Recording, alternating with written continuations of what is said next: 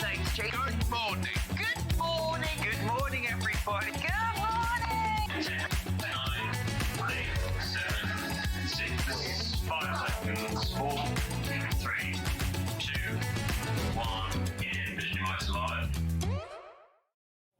Good morning, good morning, good morning. Sort of matching well with that, don't I? How are you? How is everybody's day? This is coming up at 12 o'clock. 12 o'clock, this lovely quilt. No Facebook yet. No Facebook. Ben's on it at the moment, looking into it right now. So let's start with, I'm very echoey. Is the speaker very loud in there? Let's just turn that down then. Right, that's better.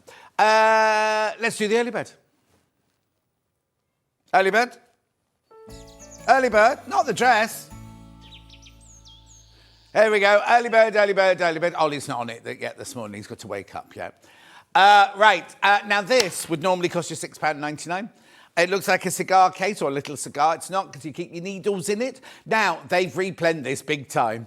We've got hundreds of these. Where are we going on the price?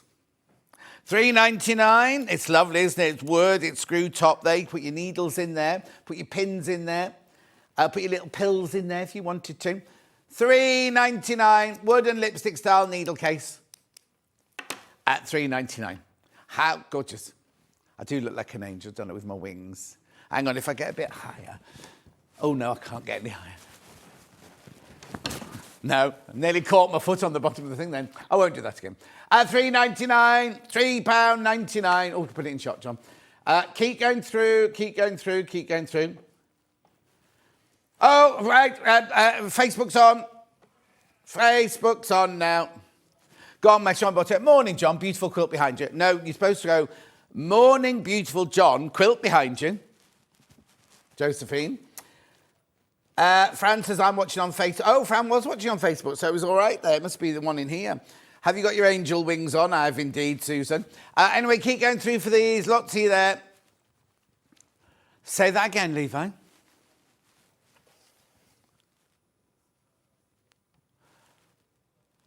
The club with the angel wings. Don't know what you're talking about. Anne says, good morning, lovely John. Good morning, Anne. How are you? Got such a cram show for you today. We've got all sorts going on. Quick. Can't spend too long on this. Well done. £3.99. Congratulations if you got yours. And remember, your P&P is paid for the day then. So whether you come in to buy a new tool, if you come and buy a dress pattern or a bundle of fabric or a quilt kit, whatever, your P&P is paid for. You don't get anything in it. It's just empty. Just don't put anything in it, look. Oh, he's coming in for a close-up, everyone. Margaret, morning, John and team. Love that shirt. Thank you very much. Oh, excuse me, hiccup. Very much indeed. Right, let's move on. Let's move on. Would you like to have a look at today's menu? Here it is. Oh, I never understand that. Anyway. Today's menu. Brand new tool brand. Oh, well, it got brand twice. Brand new tool brand launch. Brand new tool brand launch. That's at 8 o'clock. That's right now. That's me. Then at 9 o'clock, we've got the Sussex Seamstress Framfield Dress with Tash Hutchins. There, isn't it lovely? That you can make in an hour. Not cut it out, but you can do the sewing in an hour. And we've had it on 3 times in the past, and we've sold hundreds of them. It always sells out. It's a best-selling Sussex Seamstress dress, that one. Then at 10 o'clock, we've got a brand new guest for you, Kim Reynolds from Quilt with Kim. She's going to be making the Riley Blake, Berry Market Cloud. Berry Market Cloud. No, we haven't got the quilt here, but she's made a row for you to have a look at. I think Ollie took a picture of that, didn't he? Oh, hang on. There you go. There was 2 of them. There's 2 of them. Lovely. Then 11 o'clock, Maison Fauve Dandelion Jacket with Tash Hutchins. Now, it has the choice of 3 different sleeves. Got 3, not sleeves, pockets, sorry. You've got welt, you've got patch, and you've got flap. So she's going to be doing the welt pocket. Then moving on, we've got another quilt, exploding heart quilt, at 12 o'clock. Now, I don't know I can't remember who's designed that, but it's exploding. Look, gorgeous. We've got it with the white background. We've got it with Kaif. We've got it with a white background, a black background, and in cave. Loads and loads and loads. Right, shall we get going? There are 3 ways to get in touch. The first way is by email, studio@sewingstreet.com. Second one, Facebook Live, which is working now. Cousin Susan says, good morning. Laurie says, morning, handsome John. Have a great day. Loving your shirt. Pam Minihani says, good morning, lovely, gorgeous quilt in the background. 12 o'clock, Pam Minihani. Becky says, my mum Susan says hello. And then Claire says, good morning, John and all. Good morning. They were all the Facebook messages I've got so far. And then the third way is to go to the website, www.sewingstreet.com. That's your front page of your website. There you go. Top right-hand corner, click on Watch the Show Live. You will get that screen, and then you'll get the white box. You can write a message in there, and they're the ones that come on my bottom. Later, scroll down that page, and you will see everything that's coming up for the next 5 hours. Always going to give it away now. There's my brand new tools brand. It's all about the prices. It's all about the prices. Needle and Bear, amazing prices. Right, skim me through all that, because there's loads and loads and loads of really, really good values. Brand new today. Morning, John. Gorgeous quilt, gorgeous shirt, gorgeous you. Oh, you're too kind. Too kind. Still hot here. June, it's boiling here. Oh, last night, I was on a waterbed most of the night. I was so sweaty. Look, this is still the first hour. I'm going to have a lot to get through. We're doing 2 launches, one today and one tomorrow. Brand new stuff tomorrow as well. What's the matter?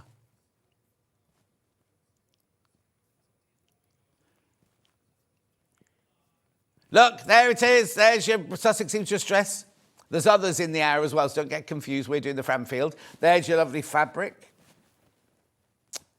Gorgeous. And then let's get on to the Riley Blake Quilt Kit. There it is. You won't pay that much money for it. The overlock and sewing machine there from Tash's hour. Then we've got lovely extra wide backings in that hour, look. Gorgeous. Then we move on to... She's going to use a lot of pins, she said. Then that should have been taken out, that Creative Grids ruler. There you go. Then we go on to Maison Fauve Jacket. And then carry on. Then I'll show you the exploding hearts.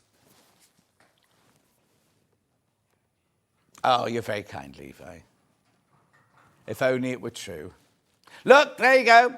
So there's the Cafe one. There's the black with brights, and there's the white with brights. Oh, it's gorgeous, isn't it? Right. Let's go then. Where are we starting? Right. You remember somebody asking, who are Needle and Bear? Well, you know when you go to Waitrose or you go to Tesco's and they have the essentials range, basically you're buying the same thing, but it's just cheaper. That's what Needle and Bear are. You'll recognise loads of these goodies. It's going to become our core stock now. We will have it all the time. But today is the big launch of the first half. Tomorrow morning, 8 o'clock, I'm going to be launching the second half of goodies, mini irons and rollers and things like that. Today, it's mainly cutting. So I've got rotary cutters and blades, I've got rulers, and I've got cutting mats today. So I'm going to start with clips. Quilted clips, you get 18 in here, $3.99. I told you, didn't I? I told you it was good price. £3.99 for assorted colours. 18 in there. Good morning, John, says Judith. Oh, he's done June.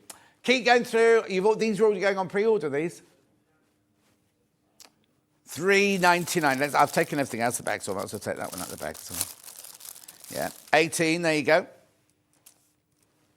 At $3.99. Keep going through. Even here, Ollie.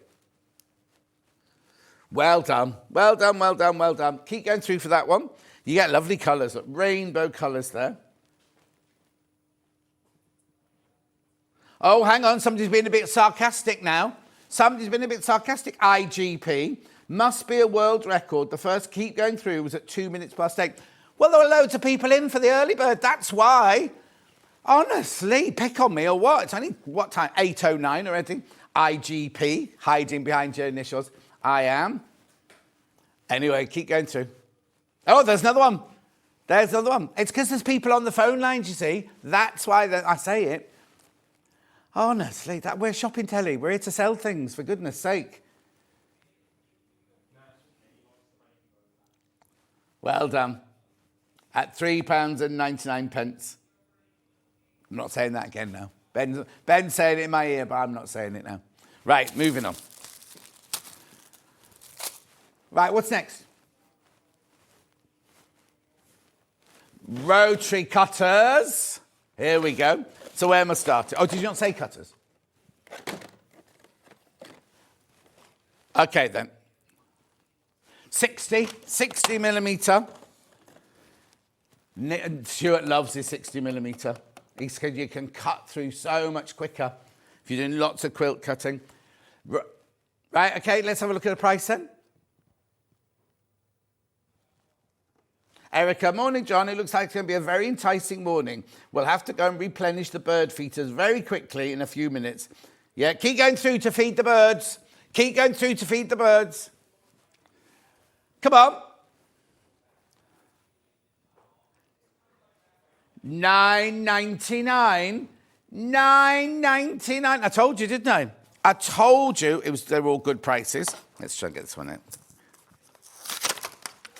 Look, really lovely. So you've got a lovely soft grip here. Lovely colour of pink as well.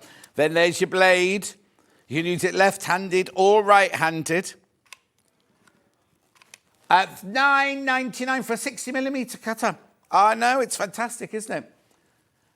Okay, now that one's there with a what's it one. That's a slightly different one that Ben's going to show you, but it's got one with it. £28.50. Morning, gorgeous John Scott. Love your shirt. Thank you, Princess. $9.99. I know. These are brilliant. Do you know what? If you go to classes or you've got a lodge or a caravan, rather than taking it with you every time, here you go. Another £19.40.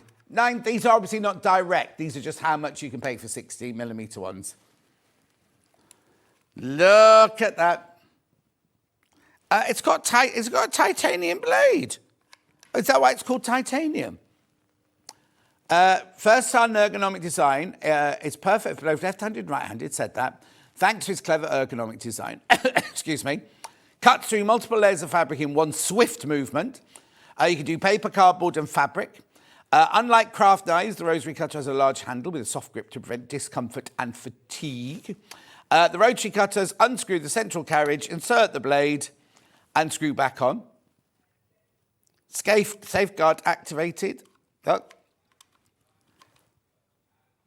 How brilliant is that? Blade extremely sharp, handle with care.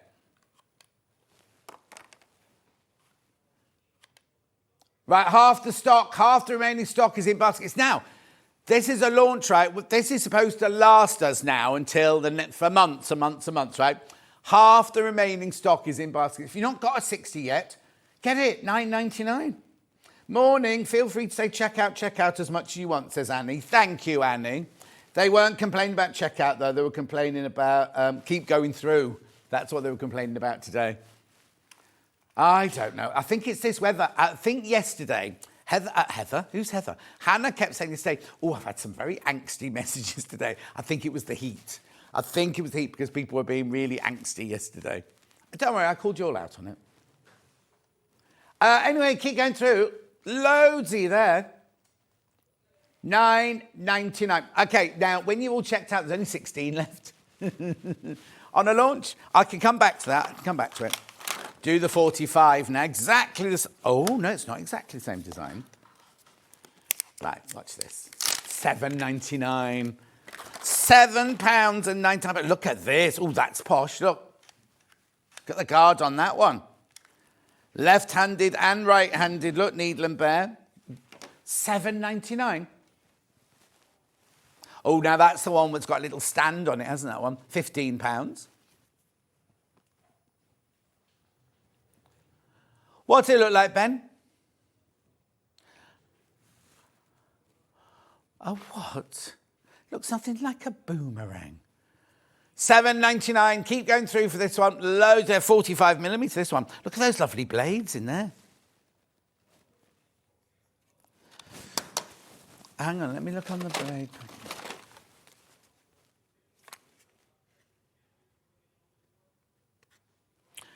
Doesn't say.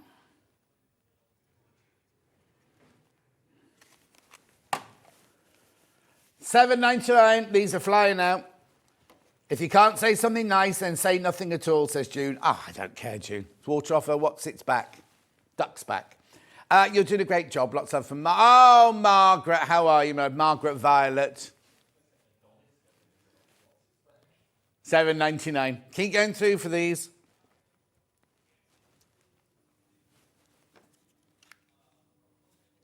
Oh, and you're not there.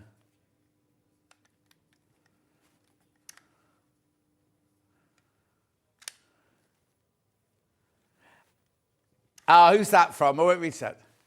Karen, thank you very much indeed, my lovely. Don't worry about the complaints. I still love you, says Jill. Oh, thank you. I'm not saying it for extra love. I just think it's funny that they can be bothered writing nasty things. That's all. Oh yeah. Oh, Ben's got a meeting today.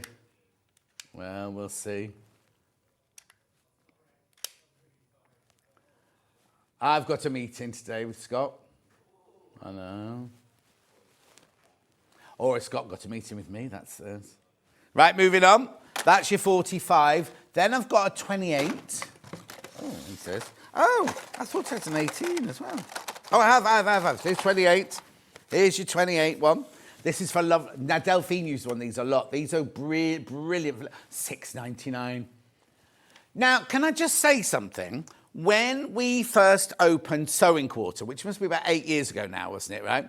In the prep, right, we needed a 28mm and ours hadn't arrived from our stockist and we needed one for a demo. So Hannah and I went to a shop in Birmingham. We drove, it was the day that she put the thing in the sat nav. We ended up in the roughest area with big bulldogs and everything like that. And she'd in Birmingham, she'd give me the wrong postcode.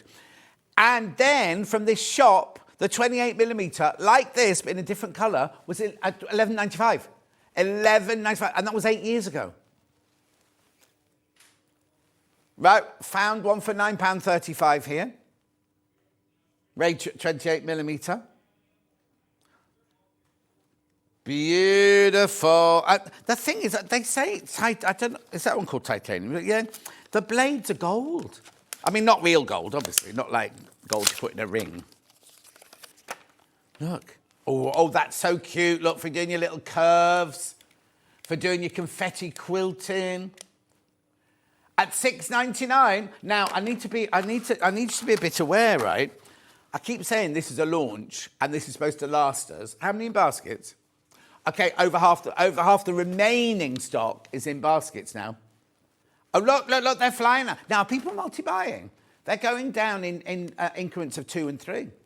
Oh, no multiple buyers. Maybe it's just the amount of buyers.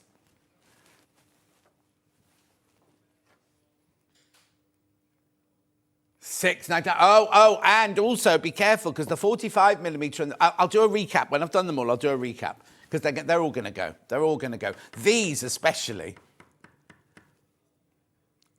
Yeah, when was the last time you bought a new rotary cutter? And when did it cost you $6.99?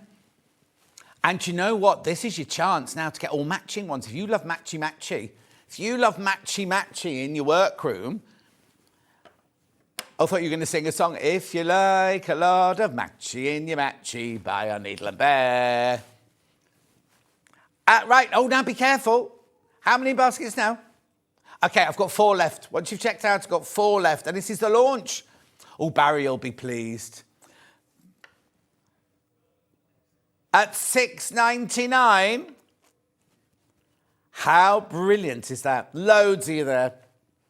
Barry, we'll do the 18. I will come back and recap in a minute. I will come back.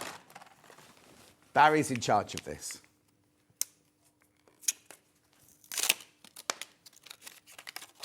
Right. Apparently, Ollie's checked it. They are titanium blades. Oh, look at this cute little thing. Look. 18mm. Is it? No, he's round and fat. He wouldn't fit. $5.99. Is he? Oh, well, you shouldn't have told me that. $5.99. My mum used to say it's a reflection on them. Chin up, chicken. You're still our favourite. Oh, don't worry. I'm not upset. Don't worry. It doesn't upset me at all. $5.99. How much would you pay for an 18mm elsewhere? Well, this one's £13. £13. That one. Ours is $5.99.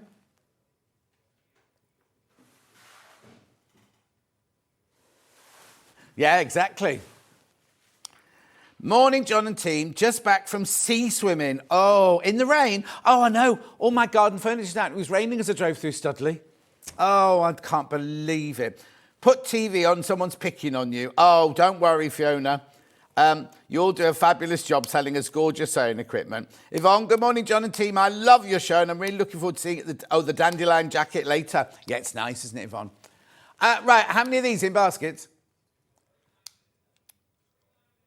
Right, twice as many. Right, I've got 17 left and 13 baskets. 16 left now and 15 left. Right, I'll come back. I'll do a recap. Keep checking out. Keep checking out. Right, hang on a minute. So they go there. Let me put all this in the bin because we're not keeping those, are we? Blades now. Right, let me just get these out. So I've got 45, 45, 45, 45, 45, 60, 28, 18. Right, let's do the 60 first then. In here, you get one 60 titanium rotary cutter blade. Oh, I'm right thirsty this morning. Thirsty. I've got my tea. I'm all right. Right, $6.49 this one for one. Does it come in little? I'm going to open it. Oh, I love these when they come in little packets. Look. So you can keep them safe. Look. How lovely is that? Look. Oh, it's gorgeous. Look, it's lovely in gold. Titanium, apparently. At £6.49. You get one in there. Oh. Well done. Oh, too many people got it in baskets. Too many. I will do a recap in a minute. But you do need to check out. That's your 60mm one.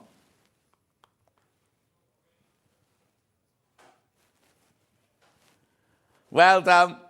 Leslie, I don't understand it, but funny. Right, yeah. Then I've got normal 45. Oh, hang on now. I've got 45, 1, and I've got 45. Let's do 1 then. So this is your 45, 1. I'm not going to rip the packet open.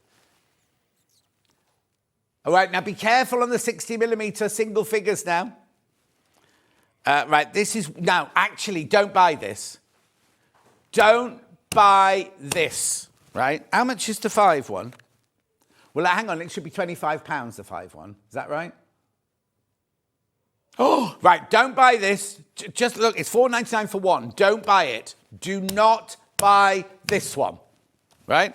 Buy this one. So that was one blade for $4.99. So you get 5 blades in here. So that should be £25, shouldn't it? $12.99 for 5. Oh, no. Buy this. Buy this.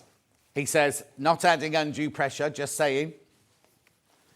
I'm not going to say keep going through. I'm not going to say check out. But you get 5 blades in there for $12.99. Titanium blades as well. They'll stay so sharp. They will be so sharp. And they come in the little, because you keep them safe in the little container. Oh, they're going to sell out. They're going to sell out. I love it when we have a sellout. Okay, oh, look, quick. There's only 8 left.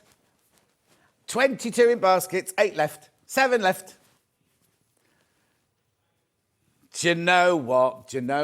6 left. It's ever so hot in here, isn't it? There's not only me here. No. Levi's not alpha male. 4 left. They're going to sell out. 3, 2. Oh, Barry. Barry won't be watching yet. He'll have to start replaying already. Gone. Sold out. Right. Now, the other 45 ones I've got this one here, which is your... Now, what do they call this one? Hang on. No, that's wave. That's... Oh, that'll be pinking. Pinking, this one will be. Why doesn't it say on it?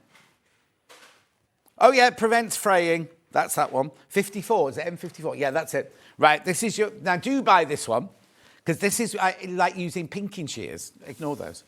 This is like using pinking shears, this one. Well, yeah, because the pinking shears prevents fraying, doesn't it? When you pink with the shears, it's because you're cutting it on the bias. If you think you cut bias doesn't fray. So this is the same. So if you're cutting out and you don't want to use pinking shears and you don't want to finish your seams, $4.99 for one. Brilliant. I am going to rush through now because I've just seen the time. So check out. That's a specialist blade. Then I've got the wavy one. And the wavy one is a unique decorative touch to various craft products, such as scrapbooking, card making, and gift wrapping. So not so much for you sewists here. Oh, have you not? Yeah, we do. No, we used to sell a box with each of these, one of each of these in it back in the day. $4.99 for your wavy one. Oh, well done. Then, now I've got a skip one. Now, I know skip. Let me read. Here you go. Creates tearaway lines on paper or fabric, which can be useful for making tickets, coupons, or other items that need to be easily separated. So basically, you make it, like around the edge of a stamp used to have a serrated edge. What this does, it cuts hole.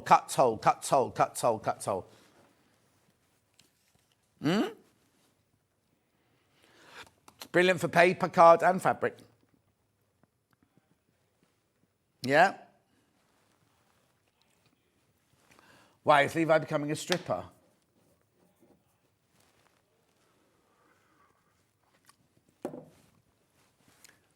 Well done. Keep going through for that one. Then I've got your 28 blades. There's 2 in here. There's 2 in your 28 ones. For your 28 rotary cutter. Oh, excuse me.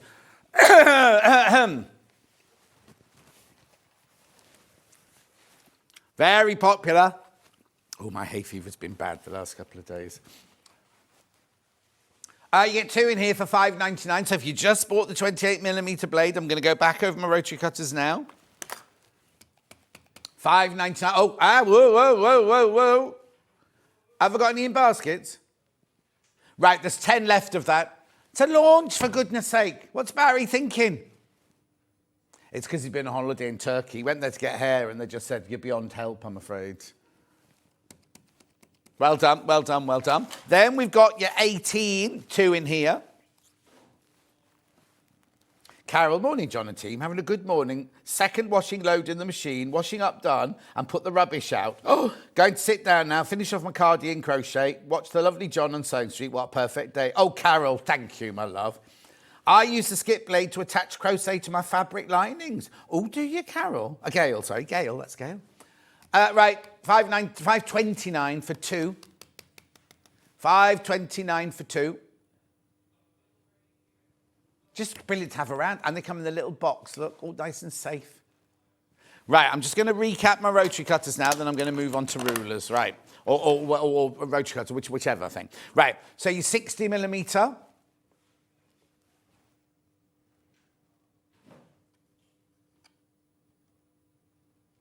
$9.90. Right. How many in baskets? Oh, how funny. There's 14 left and 14 people got it in their baskets. That could sell out today. If you want your 60mm, check out now. Then we went to 45mm, which is the one most people use, isn't it? The most popular one, this one, 45mm. $7.99. Yeah, check out on that one. There's 10 of you need to check out on that one. Then we had 28. Now, this was flying out a minute ago. Let's have a look. Right, there's 9 left and 14 people want it. Well, got it in their baskets. I think more than 14 want it, but not 14 in baskets. If you want that one, check out. And then last was the 18.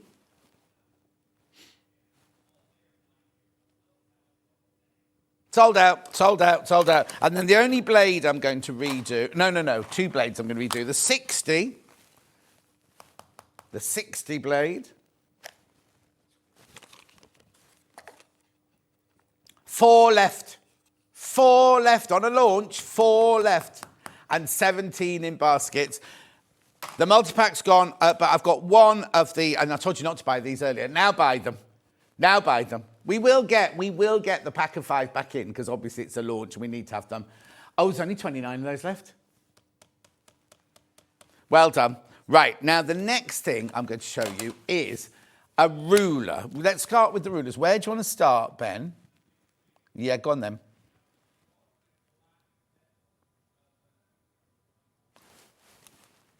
Well, oh, if you want to do that one first, that's fine. There you go. 12.5-inch squared. Now, the one thing, let's put the graphics in, right? And then I'm going to tell you what the conversation I had with Barry. Oh, it's not in the graphics. Oh, okay. They're non-slip. They're not. Why isn't it in there? The most important thing is they're non-slip. And I said to Barry, oh no, they won't be non-slip. They won't be non-slip. Anyway, they gave them for me to take them out. Oh, here you go. On the description on the web. There you go. Non-slip ruler design stops the ruler from sliding around when used. Right. So these circles here, these pink circles here, are that non-slip grip.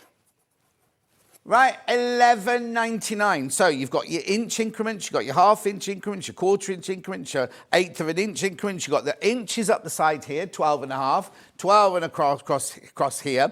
But you've got a 60-degree line, a 45-degree line, a 30-degree line. All that for $11.99. And it's non-slip, look. Non-slip. I know. A different brand, 12 by 12. How much is it? £25. £25. Different brand, so not direct. Is that non-slip, does it say? No, doesn't say. Doesn't say. I know. How brilliant is that for $11.99? So you can run your rotary cutter up here. It's acrylic, so it's nice thick acrylic. £11.99. Rona, morning, lovely man. Do we take it? Someone complained about you. How dare they? You're lovely, and if you can't say anything nice, don't say anything at all. You are loved. Thank you, Rona, my love. Right, keep going through on that one. I knew that would happen. I knew that would happen. Right, so that's your 12.5-inch square. What's next then? Right, now this is 12 by 8, but this isn't a ruler. This is like, I can't say Stripology because that's a name of another company, isn't it? But look, shape cut, I think these are called. What have we called it? Oh, just ruler. But look at this, right? So you've got half-inch increments. You've got a quarter-inch line here so you can slide it across. You've got inches and centimetres up the side there. You've got a 60-degree, a 45-degree and a 30-degree line going both directions. So you can cut strips, you can cut triangles, you can cut diamonds, you can cut hexes, you can cut all sorts of things. $22.99, and it's got the non-slip grip on. Look. So what you do is you put your fabric in, you square off at your naught there, and then you can cut 2.5-inch strips, 5-inch strips. But if you want quarter or 3/4, you just move that line across to the edge of your fabric there, so it becomes the quarters or 3/4. Not sure what this is for down the side here, and I've thrown the packet. Oh no, only came in a bag, didn't it? Not sure what that bit is there. Is that just to measure your seam allowances, you think? 1/8, 1/4, 1/2 and 3/4. Keep going through it, $22.99, non-slip grip. Got a little handle at the top. I wouldn't hang, oh yeah, you could hang it from there. 22, Kat would put a little red ribbon around it and then Stuart would cut it off. $22.99, I know, brilliant, isn't it? Okay, moving on. Now, this is a bit confusing for me, right? Because these are both 24.5 inches long, one 6 inches and one 6.5 inches wide. And I don't quite know, apart from the price, what the difference is. So I'll do the 6.5 first. You pay 50p for half an inch. And we're not even in Amsterdam. The other Jan says, morning, John, everyone. We'll catch up later off to my embroidery group. Oh, have a nice time, Jan. $11.99. This is the one where you can fold your fabric in half. You can cut straight across the width of fabric. $11.99. 24.5 by 6.5.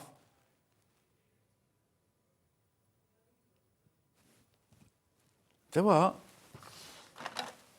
Oh, it does. It's closed now. It's closed now.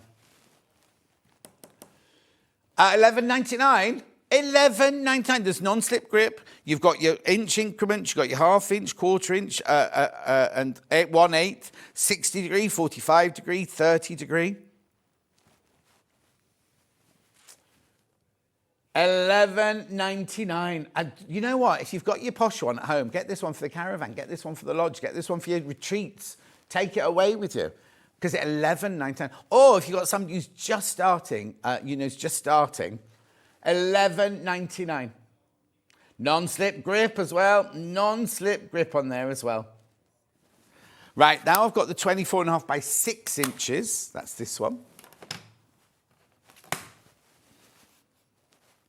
Save yourself 50p with that ½ inch.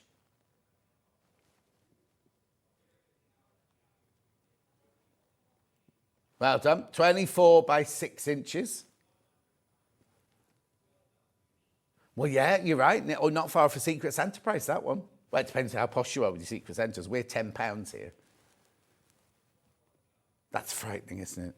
We'll get that email about the Santa, what's it, elf, something elf. You put your name in, and then it sends you messages during the year, doesn't it? Going, Barry's wish list has got this on it. Well, what did you get?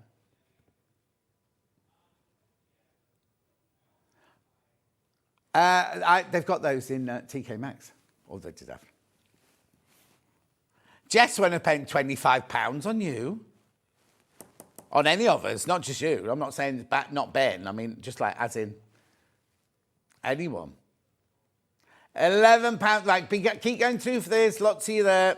Lots of you there. What's happening in this ad? Because I'm going so fast. Lots of people are checking out after I've gone past. Beautiful. Now, 9.5 inch squared is this one. Here you go. I'll be doing cut mat straight after these. $9.99. That's $9.99 for a non-slip ruler. I know. And this is a good size, this one. 9.5 by 9.5. I don't think we do a 9.5 by 9.5, do we? I've not seen a 9.5 inch one.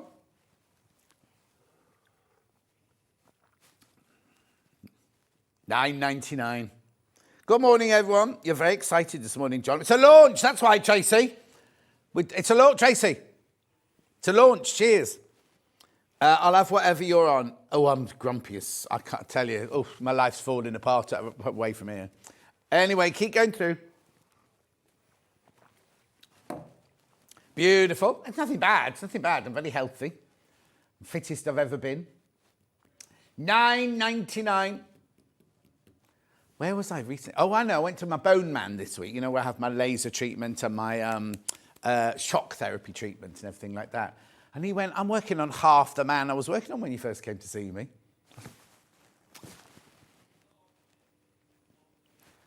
Nine and a half inches by 9. You're loving that one.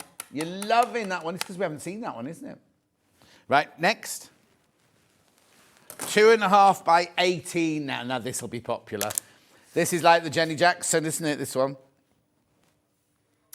This one's going to fly out. $7.99.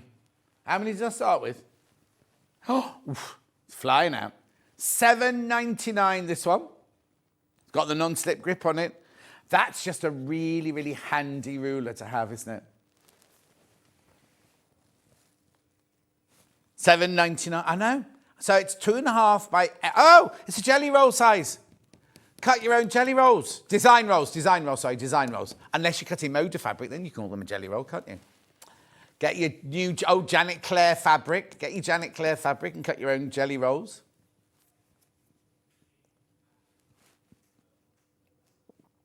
$7.99. Loads of you got this in your basket. Loads of you. You do need to check out, though. Oh, here we go. 2 more just went like that.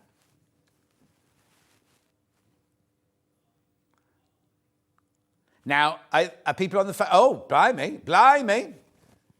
Couple on the phone, mainly web buys, but they're absolutely, you check it out in your droves now. Say that again. Oh, what? 16 left once you've checked out? 16 left. Can I just say that over half the stock's gone, and we had loads, it's a launch, right? Over half the stock has gone. But lots in baskets. What? Yeah, we're going to keep all these in the studio. You'll be able to see these every day. But actually, saying that, they're going to sell out. Barry, what's the replay? Oh, he won't be here yet. I don't know why I'm asking that. He'll be on the bus, won't he, on his way to work? Right, how many in baskets now? Right, there's 1 left once you've checked out. Okay, too many people in baskets now. Too many of you want this non-slip 2.5 by 18-inch ruler.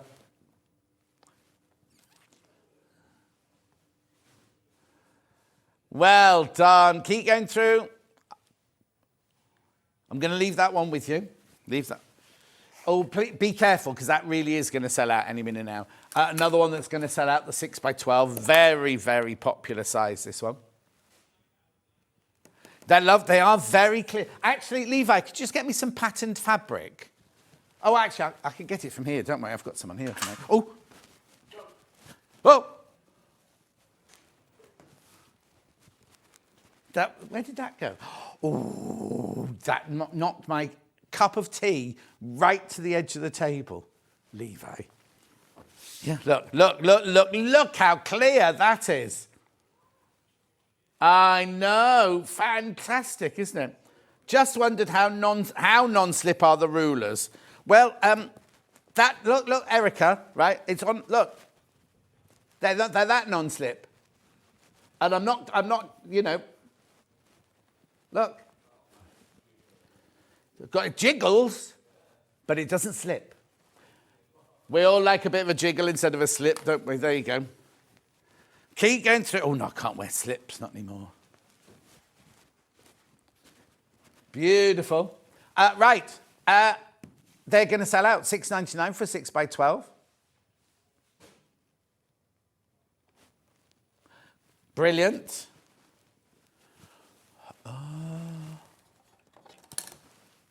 Keep going through for that one, because I've got all these to do yet, so I love that. So keep checking out on that one. 6 by 6. These have all got holes in, so you can hang all these up. That's your angle there. So it's got 60, 45, 30. It's got your increments on there. Brilliant for squaring up. Now, I wonder what size the blocks are in that heart quilt. Wait there. Oh, no, I'll leave that there. Oh, no, I can't do both. No, don't worry. No. No, it's fine. $5.99. You're going to see Kim using some of these rulers later. This one's going to sell out as well. 6 by 6 by... Oh, they should have made it £6, shouldn't they? And they could have gone 6 by 6 for 6. But no, $5.99. Oh, yeah, Erica likes a jiggle as well. Erica, it's a lady. They say, good lad, Erica. Right, they're going to sell out. The 6-inch squares are going to sell out. Now I've got a 5-inch square. Lovely. Oh, crikey, be careful on the 6-inch squares. 5-inch squares, you've already been buying these on pre-order.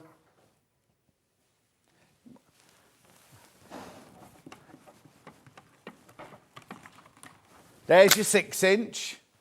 There's your 5-inch. So this is the 5-inch one we're doing now.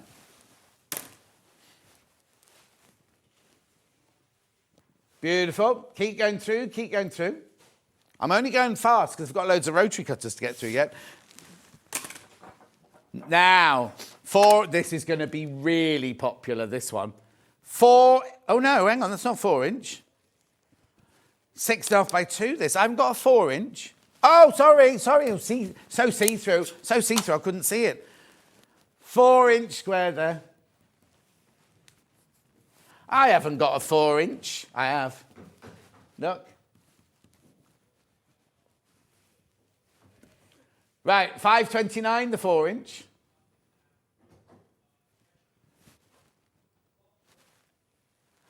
I've got what?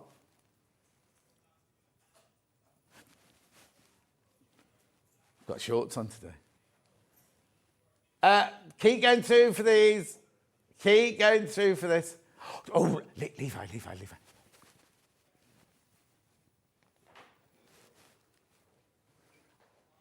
I think there could be. Well done. Keep going through. So that's your 4-inch by 4-inch there for £5.29. Sorry. Then I went to a 6. This is the one I think is going to be hugely popular. 6.5 by 2. See, even this one's got the non-slip grip on it. Look.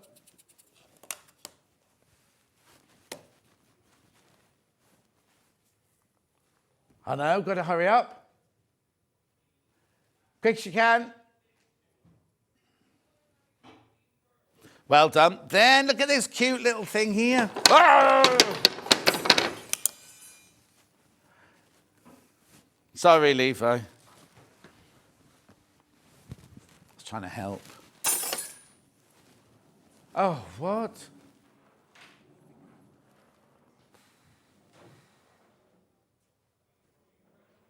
$4.99 for your 2.5 by 2.5.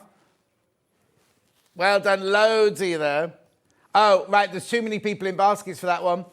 If you want that one, you need to check out. I'm only going fast. Ollie's just told us to hurry up. We've got all these cutting mats to do yet. Right, thank you, Levi. Now, say you bought a ruler in the past that didn't have the non-slip grip on it, right? What you're supposed to do, because I've got you either buy one with it, or you don't want to get rid of your favourite ruler, buy these. Buy these, right? You get 15 grips in here. They're adhesive ruler grips. Non-slip adhesive and transparent. If I open the back, you won't be able to see them. Levi will need to put these away. You won't be able to find them, will he? Where's the opening? Oh, I'm not supposed to rip the packet, am I?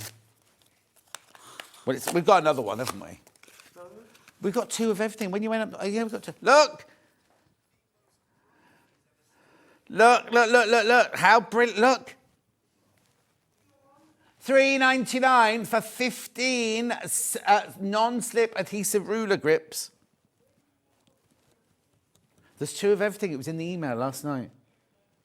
My mind goes to the other places when you... Oi, Carol, I can't read that one out. Oh, nearly. Yes. Carol, smut. Pure smut. We love it.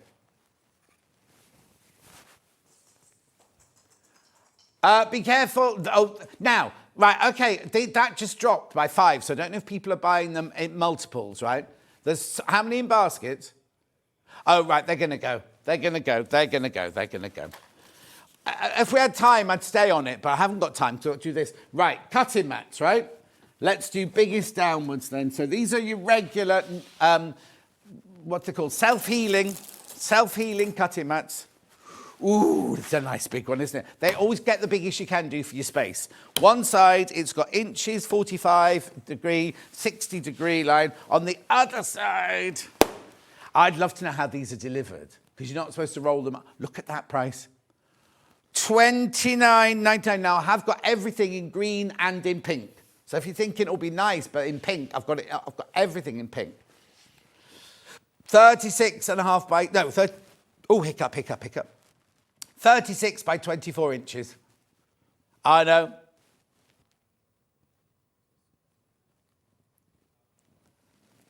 $36 by 24, which is 100... No, centimetres, that 80 by...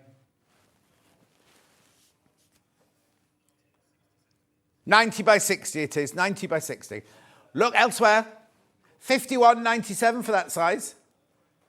It's branded, obviously, but you know what I mean. $51.97. Right, $29.99. I'm going to have to move on. Look at this. Same, but pink. Oh, it's a lovely, vibrant pink, that one, isn't it? That'll cheer you up. Oh, Viv says, cooler today, but not as cool as you. It was raining when I came in this morning. My garden furniture is going to be all... There's quilts and cushions and everything all... My lovely Bali umbrellas out and everything. $29.99. Loads in baskets. Loads and loads and loads in baskets. You've got to go through, though. You've got to go through if you want it. Righto, so that's your biggie. Right, there's 20 of those in baskets. There's 20 sitting in baskets. Oh, hang on, just check the green one before we go any further. 25 of the green in baskets and 20 of the pink in baskets. That's for the great big one. Then, they're all turny ones, aren't they? Right, so this must be my next size then. Sorry, hobby maker. This is your 18 by 24. There you go. Again, it's the green one. Inches. Oh, these are going before I've even looked. Julie Vaughan, morning, John and team. Love the pink cutting mats. I know. They're gorgeous, aren't they? I've got one of these at home. They're so cute. Right, graphics in. $13.99. Have a look. $28.95, that one for this size. No, we're not direct comparison, different make and everything, but they're self-healing cutting mat, same size, $13.99. Oh, I'm going to need a sit down after this. $13.99. Check out. I sit down in the darkened room. Tash can do the hour on her own. She's fine. I told her this morning she was like a piece of furniture. I didn't mean it in a rude way, you know what I meant? I just said she's, you know. Right, come on. There's loads in baskets, but nobody's checked out yet.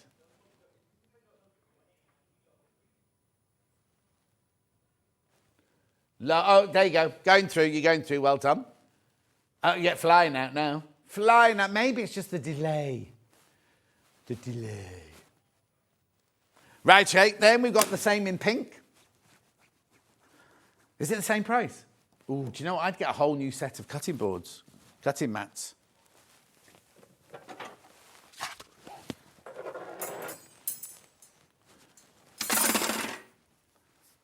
Self-healing cutting mat there in the pink. Oh, these already started going, the pink ones.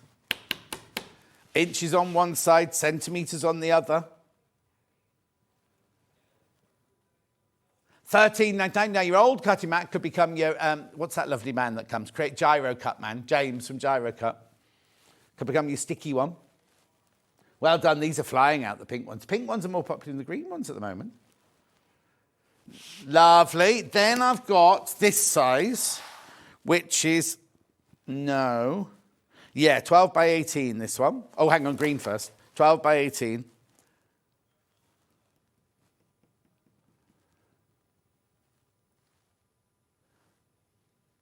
$8.99. It's traditional, this one. It's what most sewing rooms have this colour. Isn't it lovely? Centimetres on one side, inches on the other. Self-healing. Don't iron on them. Keep it flat. That's a brilliant price, isn't it? $8.99. 12 by 18. Oh, okay. Long River, $13.95. You go to Long River to find the cheapest ones, don't you? It's called Green Shiny Mary, that one. Why? No, hang on. That had lots of different things drawn on it, though, didn't it? Ignore that one. Right, then we'll move on to the pink one.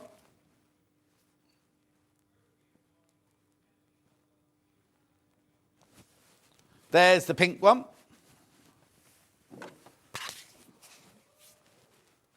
Well done. Oh, they've already... See, all the pink ones have already started going on pre-order. But when they bring the graphics in for the pink one, they've all had... the quantity have gone down. And this is flying out. Well done. Carol, off jewellery maker, she spends most of the morning on her phone. We're here from 6 o'clock till 8 o'clock. None of my friends are up at 6 o'clock or 8 o'clock. I know she's got kids and everything, but you know what I mean? They've got school and got to get ready for school.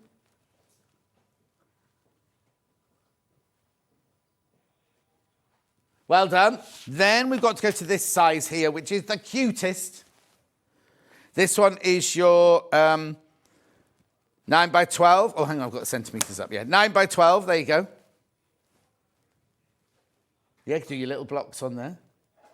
You have to watch Carol. She's so naughty. Is she indeed, Vayan? $5.99.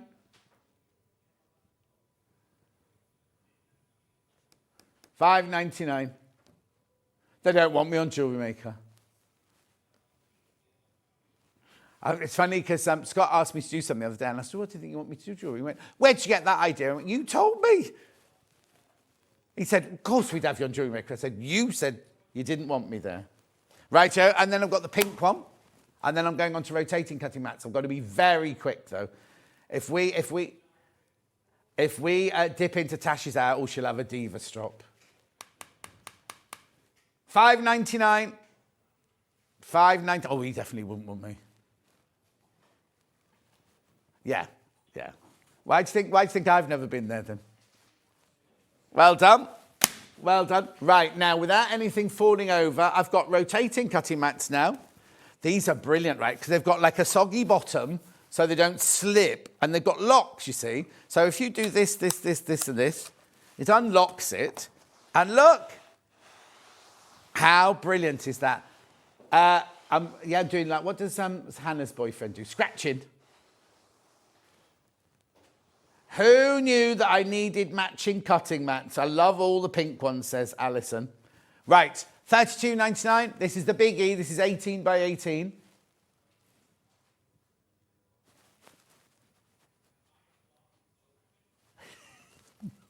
Oh, yeah, I was going to tell you, I'm talking about like, that, not this. He doesn't do this.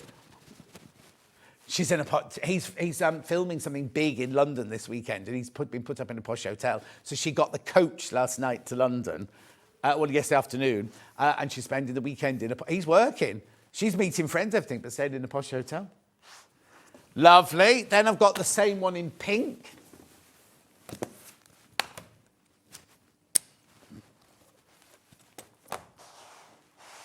Look. In London Zoo. Oh, $32.99.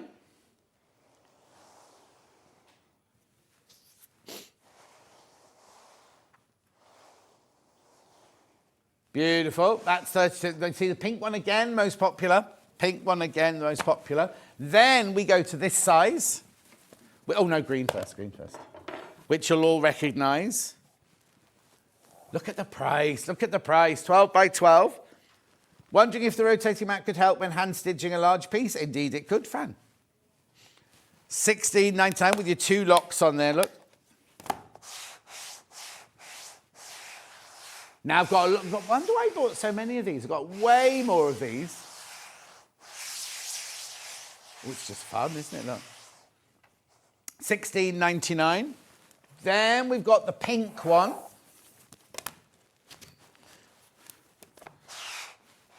Was that what it was?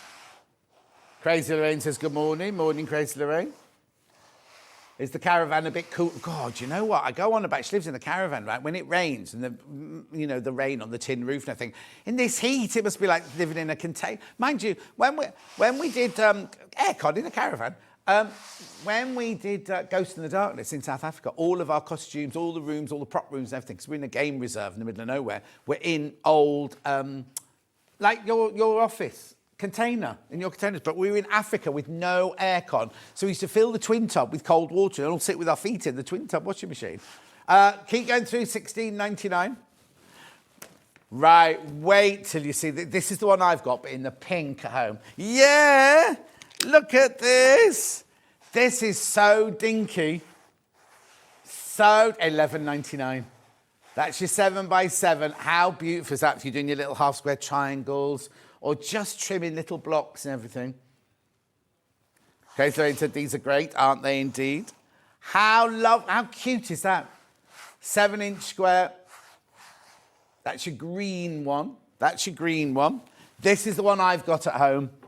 Look at this. I just saw this and I just fell in love with it. Don't know if I'll ever use it, but I love it. Oh, my word. Right, there are only 25 of these left now. $11.99. $11.99? I love it. We're just going to go over a tiny, tiny bit because I want all these to sell out. Oh.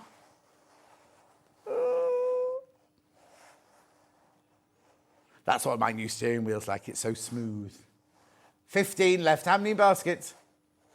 Oh, it's going to sell out. 32 people want it and there's only 14 left. Right, I've got to go now. Well done. Now, watch tomorrow morning at 8 o'clock as well because I've got the rest of the collection tomorrow. There's an iron, there's pattern weights, there's a seam roller. What was the other thing? There's loads. There's loads. I've said that. Oh, and the iron I was given comes in a pink case, right? It also comes in a green case. So everything will match together. Right, I've got, sold out. The little pink one sold out, as they say. Right, I'm going for a break. So after break, we're going to be making this Sussex Seamstress dress. Now, it's been on 3 times, right? And sold out by hundreds and hundreds, right? They're already going. Oh, it's been on 5 times and sold out. Not 3, 5 times and sold out. We saw it in 2021, sold out. And then it's been in 2022, sold out. 2020, twice in 24, sold out. And once in 25. So we're going to have a sellout again today. Right, don't go anywhere. I'll see you back here in 4 minutes from now.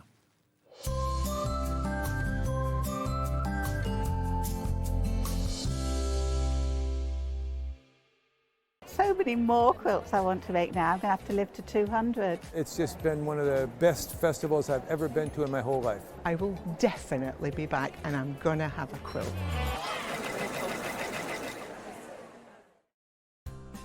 Looking for the perfect gift for the sewing enthusiast in your life? The Sewing Street gift card is just the thing.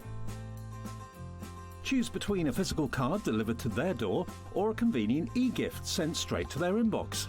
It's easy. Just head to the Sewing Street website, scroll to the bottom of the page, click Gift Cards, or use your smartphone, scan the QR code and go straight there.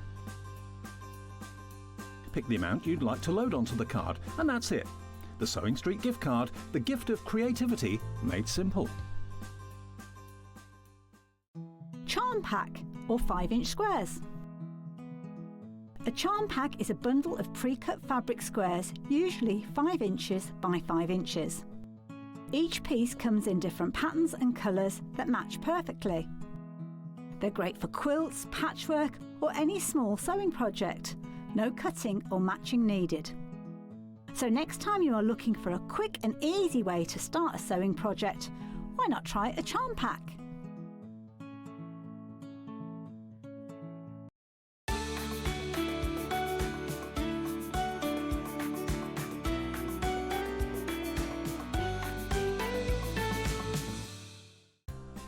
Looking for the perfect gift for the sewing enthusiast in your life?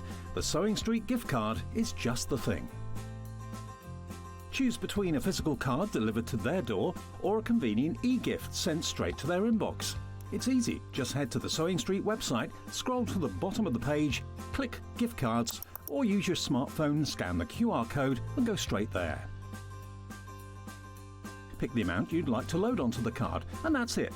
The Sewing Street gift card, the gift of creativity made simple.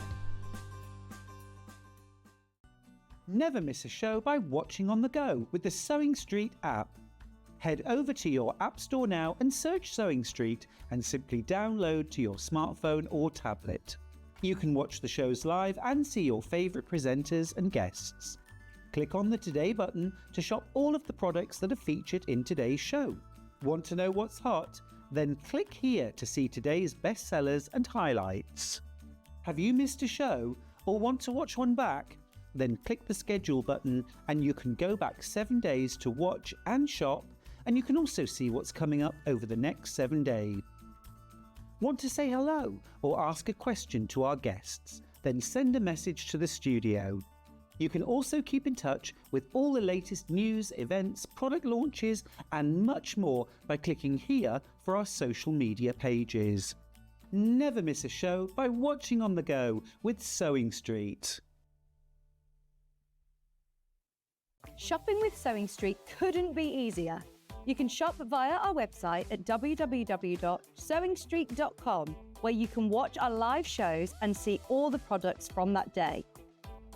We also have a huge amount of products on our website, from your sewing room essentials to fabrics, sewing machines and much more. You can download and shop on the go with our Sewing Street app. Simply head over to your app store and search Sewing Street. Alternatively, you can contact our UK-based call centre 24 hours a day on 0800 001 4433. Shopping made easy at Sewing Street. Here at Sewing Street, we only charge one P&P throughout the day. You can add as many items to your basket and check out and still only be charged once. Once you've checked out the first time and want to order again, you simply add the item to the basket and click on the Combine Order button. Remember, standard P&P is £4.95. Charges may differ for outside the UK. Or upgrade to our premium option for £6.95 on certain items. Shopping made easy at Sewing Street. Missed a show on Sewing Street? Don't worry, you can catch up on all the action from the past week on our website. Just head over to sewingstreet.com and go to TV Guide and pick a day, then a show up to 7 days back from the Today tab. Looking for something older? Check out the Sewing Street YouTube page, where you'll find our full archive of shows anytime, anywhere. Stay inspired and keep sewing with Sewing Street.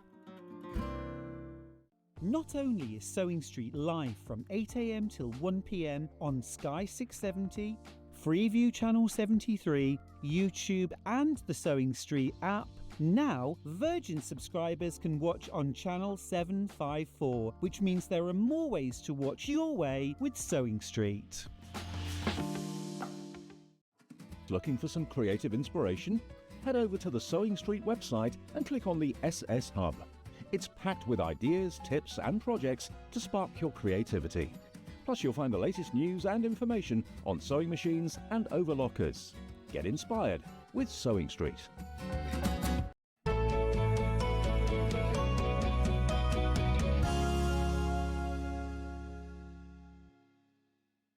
Tash is here. Hello, Tash. Hello. Wearing another version. Another That's version. your blouse, isn't it? Yes, it is. Yeah. This is number 2, version 2 with the pleated sleeves. But no pleats on the bodice. No pleats on the bodice. No, this one's because I've tied it up as well. So I think I was wearing it a while ago, but open. Yeah. And then I've tied this one up because it's a lighter fabric, so you can do that. Yeah. I think there's still some on the website. Oh, there you go. Right. So those you don't know, just who are you? Where'd you come from? What do you do for a living? I'm Tash. My brand is NH Patterns. I'm a sewing pattern designer, and I am based in Manchester. And you need to follow our social media because there's something on it all the time. Yes. And it is? Yeah. NH Patterns on everything. So NH Instagram, Patterns. NH Patterns, yeah. And now, I don't know if your next one, right, so when Tash does a new pattern, she gets people to name it. So she has a little competition for you to name it and everything like that. I didn't win. I thought I might win, but I didn't win. I got close because it was called April and I called it June or something like that. Yes, you were really close. Very close, but not to winning. Anyway, she put up a picture of this dress, right, and just went, oh, isn't this gorgeous? And is that going to be your next pattern or is that just in your pattern range? Oh, no, that's coming. That's my next one. And it's absolutely gorgeous. Are we going to do it here? I don't know. I would imagine. Even if we don't do it here, it's just the most. You're going to love it, whether we do it here or do it there. But just keep it. And also, all of your social medias are interesting to watch and everything like that. Because you find out that she works in a container and all that sort of. And then there's just so much to go to. And she's a friend of Debbie Shaw's. Yes. So you know what I mean. Right. But this today, you're here not as a designer. You're here as a demonstrator, as a maker today. I am indeed. Yes. You know Jane, the Sussex Seamstress. You love her patterns. This one has sold out 5 times in the past. And already, how many did I start with today? Oh, OK, they're going already. They're going already big time. Isn't it gorgeous? It's such a simple little stylish dress. Now, it's kind of, not empire line, but it's got a very raised waistline, hasn't it? The waistline's up here. It's not, you wouldn't call it a waistline. Yeah. So it's incredibly flattering. It's going to make you look tall. It's going to hide your tummy. It's got this really gorgeous V neckline, which isn't too low, but also incredibly flattering. Lovely if you've got a piece of jewellery that you just want to wear. It will just frame your jewellery beautifully. Cover the tops of your arms, because most of us hate the tops of our arms. Covers the tops of your arms. And it's very simple to make, isn't it? And it's got pockets. Oh, it's got pockets. It's got pockets. Hidden in the side seams. Hidden in the side to pockets, look. Yeah, and extremely easy to make. And you know how so many of you wear the Sussex Seamstress dresses and so many of you flood the internet with pictures of you wearing them and things you've made and everything. Now, it's really good because it goes from a size 8 to 30, so fantastic size range. Now, it says beginner. Is it really a beginner pattern? Yeah, I would say so. I'd say there's no real fiddly bits, and it's actually probably one of the easiest, as in the pattern itself, to cut out and everything. Yeah. It's probably one of the easiest ones I've worked with. Has it got fastenings? No, straight over the head. Straight over the head, because it's wide enough around the neckline to allow that, and it's not fitted on the waist. It kind of goes straight down. So how brilliant is that? Be careful. Over 60 have gone already, and we've only been on it like a couple of minutes. Oh, and the 60 in baskets as well. So this always happens on a Sussex Seamstress show. Now, no pressure, but Jane always watches. Oh, okay. Hi, Jane. So, Nice to meet you. she might message you in a minute. But anyway, right, so £16.99 is your pattern there. The Framfield, that drawing doesn't actually do it any favours, but it is the most gorgeous. And you could make it in all different fabrics and have a different style. I mean, that for a wedding. Oh, here we go. Bought this pattern last time it was on, and I love it. Easy to make and easy to wear. I've already made 5. 3 for me and 2 for my daughters from Sue. I was about to say that because if you make it in different fabrics, it's going to look like a completely different dress, isn't it? And you get one, when you get, it's like in the days when I used to have money and I'd go into Prada and I'd find a shirt that I liked and I'd go, yes, I love that. I love it in the green, the blue, the pink, the red. Those days are well and truly gone, especially when I bought Prada flip-flops one year and they were £120 each, right? They were leather. What, each foot? No, for a pair, but I couldn't decide which colour, so I bought all the colours. They were the most uncomfortable flip-flops I've ever bought. They ended up in the charity shop. All 8 pairs of them ended up in the charity shop. You should have sold them online. Sold them online. In those days, we didn't have selling online. I'm going back to when I had money, not now. Don't. No, in the paper, you put it at the back of Time Out. Along next to your Lonely Hearts column. Do you remember that? Back in the day, right, on a Friday, you'd get Time Out, and I'd sit on Putney Station, and I'd go to the back page, and you'd read all the Lonely Hearts, and what you'd do is, if you saw one you liked, you would write a letter with your photo in it, right? You'd send it to the P.O. box at Time Out. They would then send it to the person who put the advert in, who would then either reply to you or not reply to you, depending on whether they liked your picture. Do you know what? The only time you do that now is in prison. I hadn't even thought about that. That's the only time that you'd send a letter to someone nowadays, isn't it? Yeah, with your photo in it. With your photo, yeah. So that was it back then, and that. Anyway, right, right. Be careful. Oh, blimey! I've just turned round, right? Okay. Jane, aren't you? Oh, she's watching. Jane. Right, I've got 83 left. Right. Oh, loads. 80 left now. It's Sussex Seamstress Jane's watching. Right, there's 79, 77 left. How many in baskets? 194 people want it, and there's 75. And I can't, it's just other people upstairs. Can I get more? Jane, I'll get Jess to ring you. All right, see if we can get more, because these are going to sell out 65 now. I just looked up because it went from 160 to 70 in no time at all. They're just dropping. They're just literally just dropping, aren't they? Well, you can see why, can't you? Because it's so flattering and so gorgeous. And we sell so many. You know, Sussex Seamstress is here because of me and Mark Francis both suggested that we use their patterns. And I've not had a penny commission. Nothing. I've had nothing. I've got a cup. Oh, I didn't think I even had a cup of tea when I came to yours, did I? Anyway, £16.99. You need to check out, though. You do need to check out. 33 left. I will get Jess to call you, Jane, to see if we can get some more. Right, OK. Right, whilst the pattern sells out, let me do some fabrics, because this fabric here is just gorgeous, isn't it? So it comes as a bundle. Then, this one. Have you got it? Sorry, you went very quiet, that was all. Yeah, that was you looking.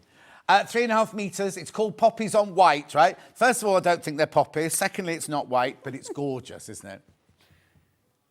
It sews up so beautifully in that dress. Say that again. It's so beautiful in that dress, the way it sews. Right, OK, now, I need to tell you, Jess has got back to us. We will order more in, but not today. We can't get them today, right? So if you want it, I'll go back to it after I've done this bundle of fabric, but I can't get any more today. Right, and there's only 9 of these left now. $39.99. Now, what is it? What is it? It's linen and cotton mix. Is this a 70-30? We're just looking up now. I think it's a 70-30, if I'm thinking right. It is 70-30. It's sad what I can remember, isn't it? Can't remember what I had for my breakfast. Things just stick, don't they? Yeah, but weird. Why would that stick? Why would this 70-30 stick? But anyway, there's 5 bundles left. It's going to sell out. It's going to sell out. 4 bundles left.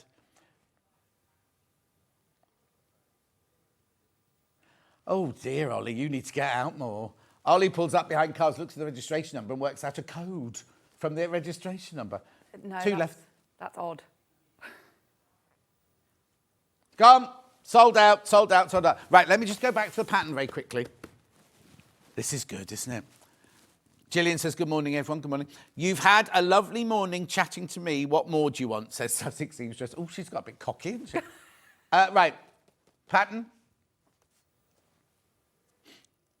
One left. None left. Sold out. Sold out. Sold out. Sold out. Can't get any more. Can't get any more. Congrats. Oh no, 2 have bounced back. 1 bounced back. 1's bounced back. 1 has bounced back. Gone. Sold out. Right, let's move on to some more fabrics then. So this fabric here, this is a beauty. Oh, hang on, I should have gone to the one you're doing it, but never mind. You're doing denim, aren't you? Yes, yeah. Right. We will get on with some sewing, I promise. $39.99. Oh, there's only 6 of these left now. That's good. I love that daisy design. Pink floral, linen cotton mix. It's a really lovely fabric. I bet it's nice to work with as well, this fabric. So nice, yeah. It cuts really easy, sews really easy. Like if you're a beginner and you're using a beginner pattern, this fabric is the perfect beginner fabric. There you go. Because it's just stable. It'll just sew nicely through the machine, won't it? And even if you don't pin loads, it doesn't slip out the way. It kind of sticks together almost when you're sewing. That's nice and romantic. It sticks together, this one. Not sticky. Sell the fabric, sticks together, this one. There's only 4 left. 4 bundles left. 3 bundles left. Oh, my word, it's busy. So many in baskets as well. I do hate it when I watch a shopping town. They go, oh, it's so busy, it's so busy. It really is busy. Like you can see, we can't sell it sold out if it hasn't sold out. We can't sell it sold out if it hasn't sold out. And I've got 2 of these left now. I'm very honest shopping teller, because if I don't like some, I do get told off upstairs. We go, why did you say that on air today? 1 left.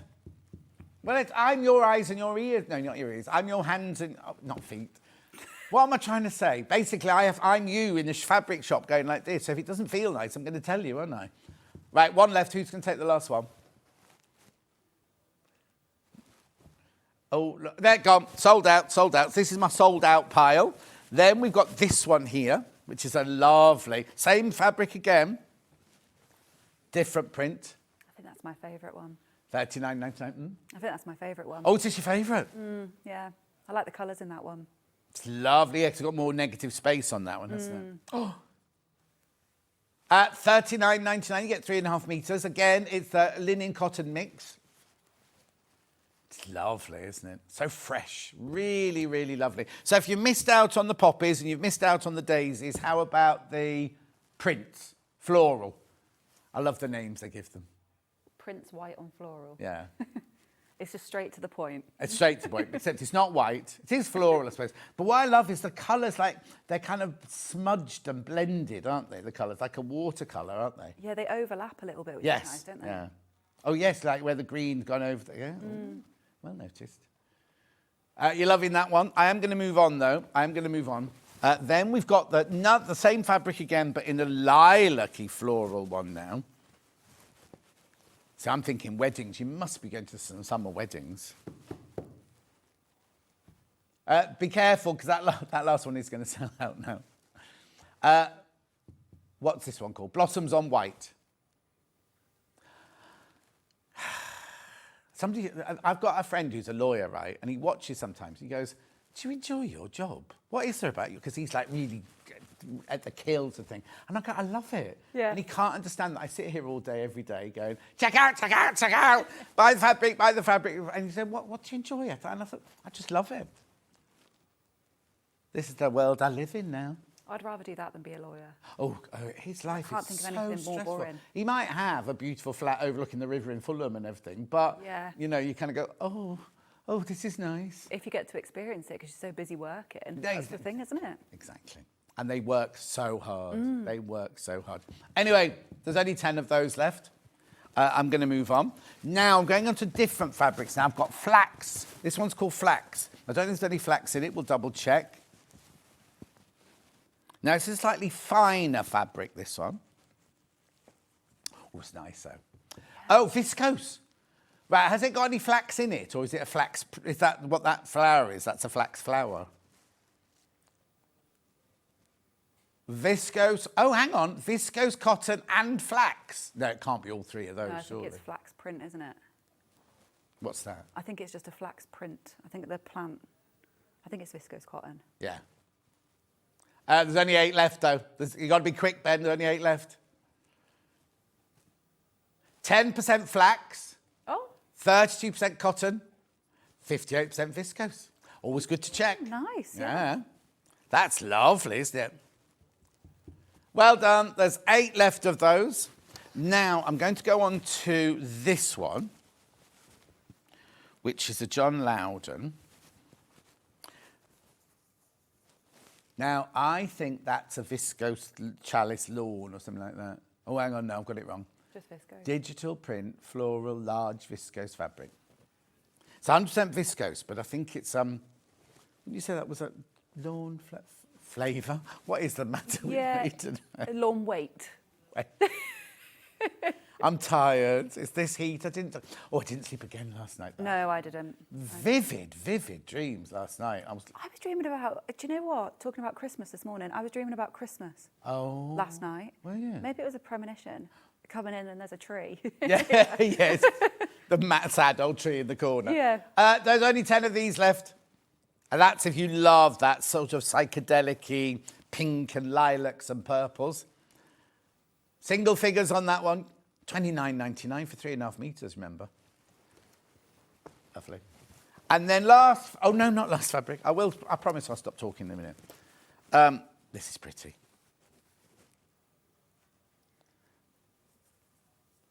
Very different look, isn't it, that one? Do what? It's going to be a very different look to the others. Very different, yeah. Chalice, that's a viscose chalice, that one there. Digital print, yellow floral. Well, you see, there's more than just yellow in there, though, isn't there? But I suppose is yellow the overwhelming colour, do you think? Yeah. $27.99. Oh, you'd call it meadow, would you? I'd call it Cotswold Garden, I'd call that. Oh. Or confetti, you could call it confetti. Right, I'm going to move on. Got 2 denims. I've got the... Now, is this in... Oh, no, this is the right way around. That's the one I'm using. Yeah. Is that the one you're doing? Yeah. There's your medium colour. Now, they call it 4-ounce wash denim. I would call this chambray because it's not a heavy denim at all, is it? No, it's really lightweight. Yeah. $29.99, 3.5 meters. You're going to see that one being made, so I can put that one away. And then we also have it in your 1980s wash denim. It's very in at the moment. This one's inside out. There you go. That's the colour you've got there. God, I remember all the jeans I had when I used to wear my big fur-trimmed boots and my big denim jacket with a fur collar. I think that's a look. It was a look. And a lumberjack shirt. Nice. Hang on, I worked at Theatre Clwyd, so it must have been 1983. And I lived in a little village called Mould. And the Welsh, that's it in English, and in Welsh it's Earwood Glwc. Oh. Because it's in Wales, all the everything's longer. It's yes, longer. Yeah. Oh, it's like when you arrive at the theatre and everything like toilets and entrance and theatre all had to be in English and in Welsh. So I tried to learn all the Welsh while I was there. Nice. $29.99 that one. Right, and then the only other thing you might need is a tiny bit of interfacing to go in the back of the collar, isn't it? Yeah, just the facings. There you go. Just your facing there. $3.99. Right, I'm going to shut up for a while. And I'm going to let... Tricia thinks that the lightweight denim colour is super cute. Steph says lawn flavour, ha, ha, ha. Tash's sienna trouser pattern has become my go-to. So far, made lightweight summer trousers, lounge pants and several pairs of pyjama trousers. Just brilliant. Oh, amazing. I'm so glad you like it. So that's Steph's pattern there. Wynne says, morning, John, Tash and team. Question. Can the sleeves be lengthened? I've bought the pattern but would like longer sleeves. Thank you, from Wynne. Yeah, you absolutely could. I'll show you in a sec when we come over. I'll show you how you just alter the pattern for that. Brilliant. Right. I really am going to shut up now. And because you said you ran this up in like an hour. Yeah. Not the cutting. I mean, the cutting was pretty quick as well. But yeah, sewed the whole thing in. I was actually trying to time myself. And then it got to like 45 minutes. And then I got distracted by the postman. And then I only had a little bit left to... No, he just bangs on the door and scares the life out of me. So when you're like focused on sewing, I'm at the back of the container and he's knocking on the front. But yeah, so I think it was about an hour. Yeah, about there. So yeah. But it's not really a race. quick. You can take as long as you want. It's not a race. But if you've got something going tomorrow and you think, oh, I could do with the dress. Yeah, it's really, it's an easy sew as well. So it's not like you've got loads of different parts to it or anything like that. So I'll quickly show you that on the sleeve. So the sleeve is just a piece like this.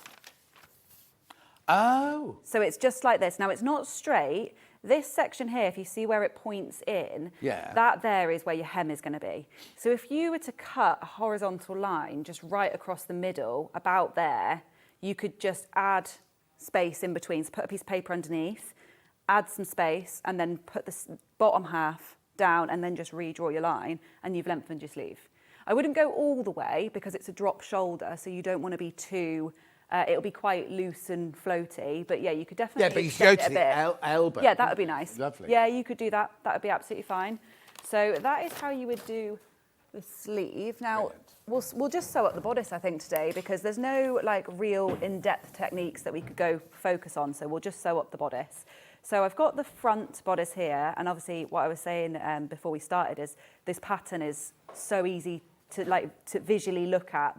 It's all big letters and easy to read. There's not loads going on. So I take that piece off. I've marked my dart. So here's my darts. I've put a small little notch at the end of each of my dart. Right. And then I've marked the point. And we're going to start just by sewing the dart. So I've used a pin to mark it. And what we're going to do, we'll open it out. And we'll take our fabric and fold with right sides together, matching up these edge notches up to the point of our dart, and we'll just sew a straight line from those notches to the point of the dart, and that is all you need to do for a dart. Now, one thing I'll say with this, make sure I've got the right pedal, is if you can backstitch at the start and the end, but what I would normally do is I would backstitch at the start, and then when I get to my pins, I leave a long tail end of thread and then tie them off, and you just get a nicer finish. So if I sew to the end there, and then I pull it out, and I leave a long piece of thread and I tie them off, you just end up with less pointy darts, because that's something people always say is, oh, why are my darts so pointy? And it's normally because you've backstitched. Pointy or dimply? You get a Dimply, yeah, and you press them and they don't quite go into a nice point. So yeah, just tie them off at the end there, and then I'm just going to do the same for the other dart.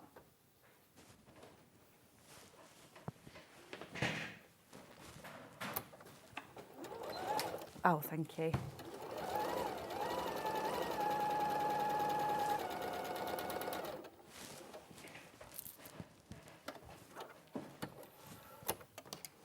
Thank you.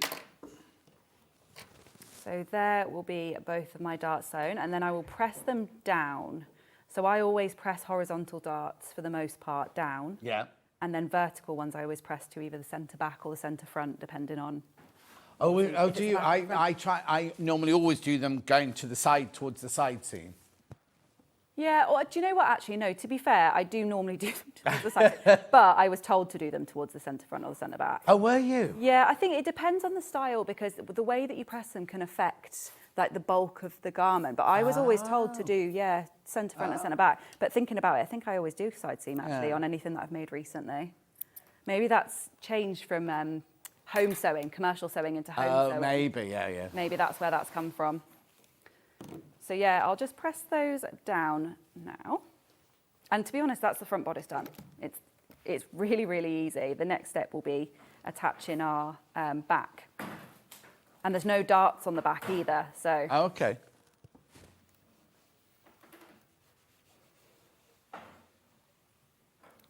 And they're only tiny little darts, because you don't actually need much shaping for this, because it's loose. No, of course. So they're only teeny tiny. Just a tiny bit of shape. Yeah. Right, I'll pop that over there so I don't... But they are in a different place for the different sizes, aren't they? So you do have to... Yeah. When you're making your size, you do have to do... Don't just think, oh, there's a dart here. You do put it where it moves, depending on the different size. Yeah, and the length of it changes, obviously, as well. So then we've got our back bodice, which is really just a piece like this. And we're going to put our front and back together. And then we'll sew our shoulders together. Yeah. I mean, when you said it's beginner, it really is. It really, really is beginner, yeah. I'm like, I don't want to rush through it. Yeah. So I'll try and be a little bit slower.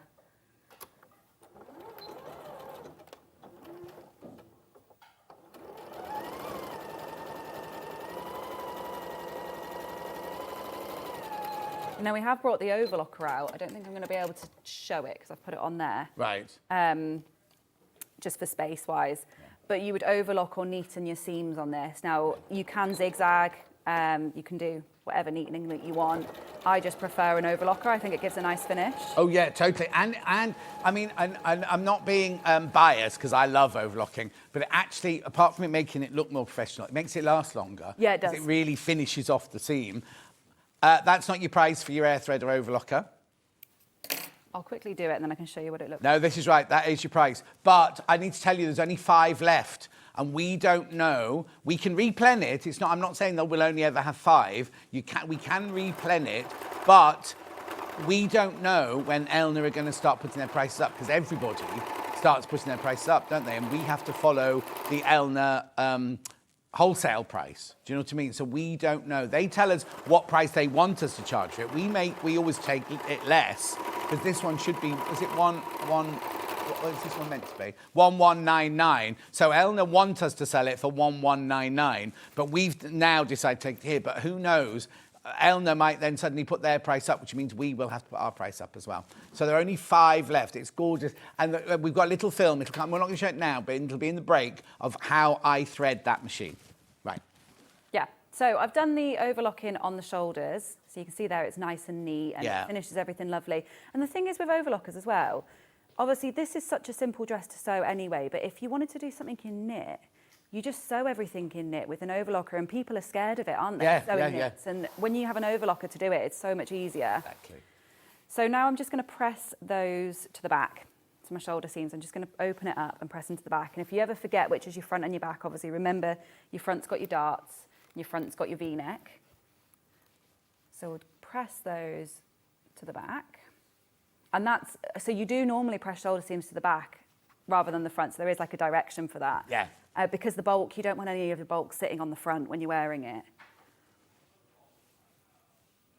There we go. So there is the front and back bodice done.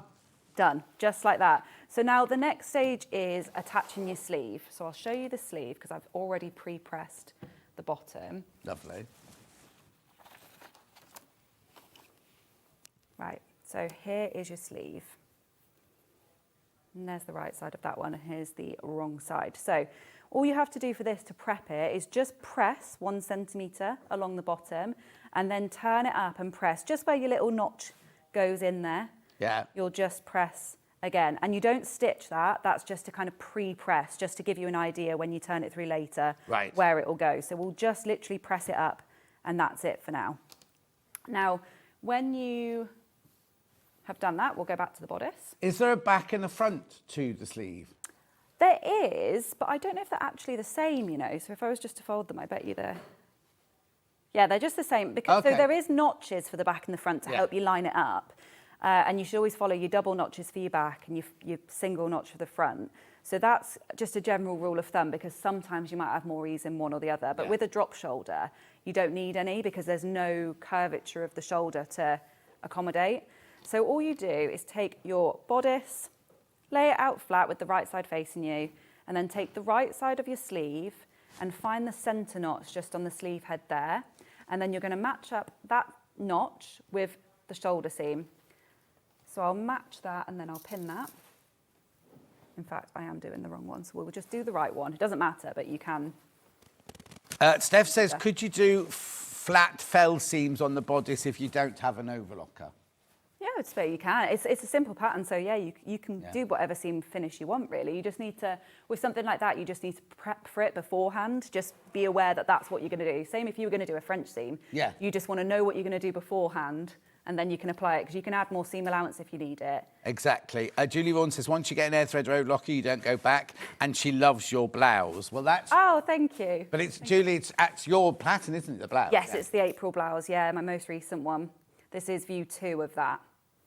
So I've matched up my shoulder notch, and then I'm going to match up my double notches, and I'll match up my single notches, and then I pin in between. So at least then you know that you've got everything lined up. Like that. And then this bit here looks a bit like loose. Because it's on a curve, you do just want to make sure you pin that, because it's very easy to stretch that out if you're not careful. Says the person that never pins anything. But Right, and then there is the sleeve just attached, and we're just gonna, I haven't done the ends, but that's fine. We're just gonna sew with 1 centimetre along here, and that's your sleeve attached. Yeah. And then I'll overlock that as well, just to give it a nice finish. Do you always overlock the seams together? Not always, so you can do, I think it depends on the garment you're making. So normally for something like this, yeah, I just overlock everything together. It's lightweight, there's no bulk really, so it's fine. But if you had something really bulky or tailored, so for example, later on when we do the jacket pattern, a lot of the seams there are pressed open to reduce the bulk and just keep everything nice and open and flat. Yeah. Especially if something's lined as well. You can actually just not overlock it and press everything open. But yeah, if you were overlocking something open, you'd overlock first and then sew together. Yeah. You see, when I used to make costumes, yeah, you automatically press open.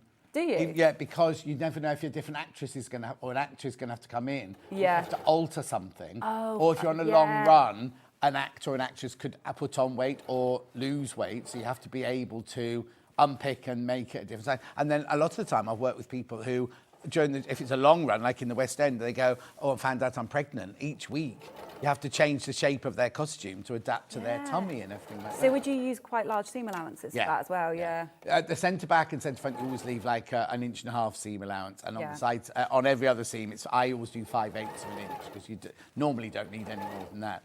And then when it gets bigger, you start having to put go-days in and things. Oh, right, yeah. Yeah, that's a good point. I hate alterations. That'd be my worst nightmare, doing that. Mm. Alterations are my worst. Oh, no, that's one thing I hate about when you, if you didn't have the money to make everything, and you had to borrow from other theatres and everything, you'd have to do alterations. That used to drive me mad. Yeah, it's not my forte. Right, I'll quickly overlock this and then I'll come back. Steph, you don't need to do a row of stitches on that sleeve before you pin. It'll just ease in naturally. You won't need to put a row of stitches. Oh. The reason it's bouncing is because it's just on a trolley. It's not the machine or anything like that. Yeah. It's on 5-way split pairs, well, I remember the overlocker.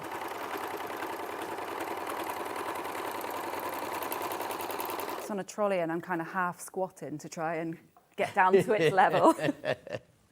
Right, there we go. So you can press your seam allowance as well there. So I'll press it towards the sleeve. I don't know if it says actually which way you press it, but I'll press it towards the sleeve. And then that is your sleeve inserted. So obviously you would do the same for the other side as well.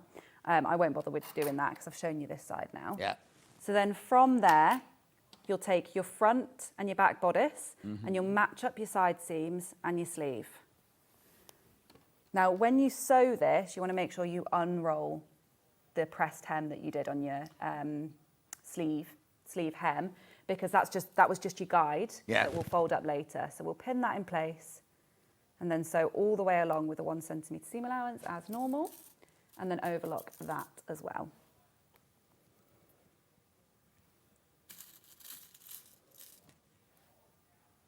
And then if you've pressed you can press it either way. I'm going to manually press it towards the bodice now. Right. Now, I think in the instructions, Sussex Seamstress does say to clip in there, but I did it without, and actually it curves fine. So you can clip in if you want to at the curve point. With this fabric, it's quite lightweight, so you're okay. But if you were using something a bit heavier and you found that your sleeve's not sitting right, clipping in does make a big difference. Yeah. So that's attached just there, and I'm just going to sew round here, and then I'll overlock to finish. Lovely. See what I mean, though? We've nearly done the bodice already, and it's... Yeah, I know. It's incredible.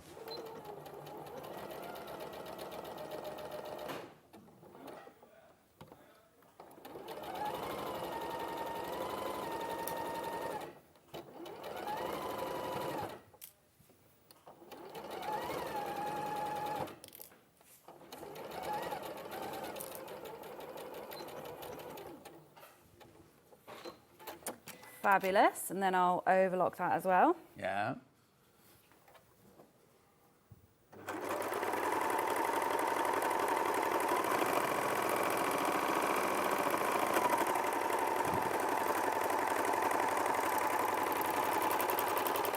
And that overlocker went through the bolt quite nicely there as well. Yeah, exactly. It's a good sturdy overlocker, that one. Yeah, so then that's your sleeve inserted. Obviously you'll have pressed this and made it all neat. Yeah. Like that. tool, and then I'll press that to the back, because a side seam again, press towards the back. Yeah.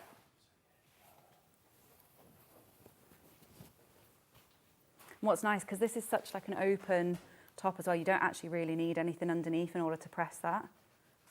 Oh, you mean like a... Like a ham or anything. Because it's a nice wide sleeve, I just press it, just fold it and press it. Yeah. So I always think that's such a, like the ham. You don't need a ham. If people don't sew, they have no idea what you're talking about. No, They're exactly. Like, what do you mean a ham? But also, when I first started, I was like, I don't know what this is for. Yeah. To me, it was like, I'm not quite sure what this is all about. A clapper, that's my favourite one. A Oh, clapper. yes. What's a clapper for? When they gave me a wooden block, I was like, Yeah. I don't know what that's for. So there we go. So now I will go ahead and finish the sleeve. So you've obviously pre-folded your 1 centimetre there. Yeah. And you've pre-folded your seam allowance. So just fold that back up along the guidelines that you left earlier with your press-in. Julie says, Jane's patterns are so user-friendly. They are, Yeah, indeed. they really are. Really, and they're quite... So Jane's got a very different way of doing patterns to the way that I have. I go really in-depth with instructions and really detail everything, whereas Jane's are quite simple and easy to follow, so they're very easy to kind of just quickly look at and go, okay, you do this, yes. and then just go ahead and do it. And because the pattern's quite simple, it's nice and easy to follow. So, and then I think that works as well for people that are a bit more advanced or people that are new to it. Mm. Well, just because you're advanced doesn't mean to say you don't like a simple pattern. No, of Know course what I not. mean? You know? Yeah, absolutely. Especially if you can knock it up really quick. Yeah. So I've just pinned that in place, and now I'll just sew right along the edge there. And I love a deep turn up like this. I think it's really, really nice. Yeah. Nice finish. So I'll just sew along the edge.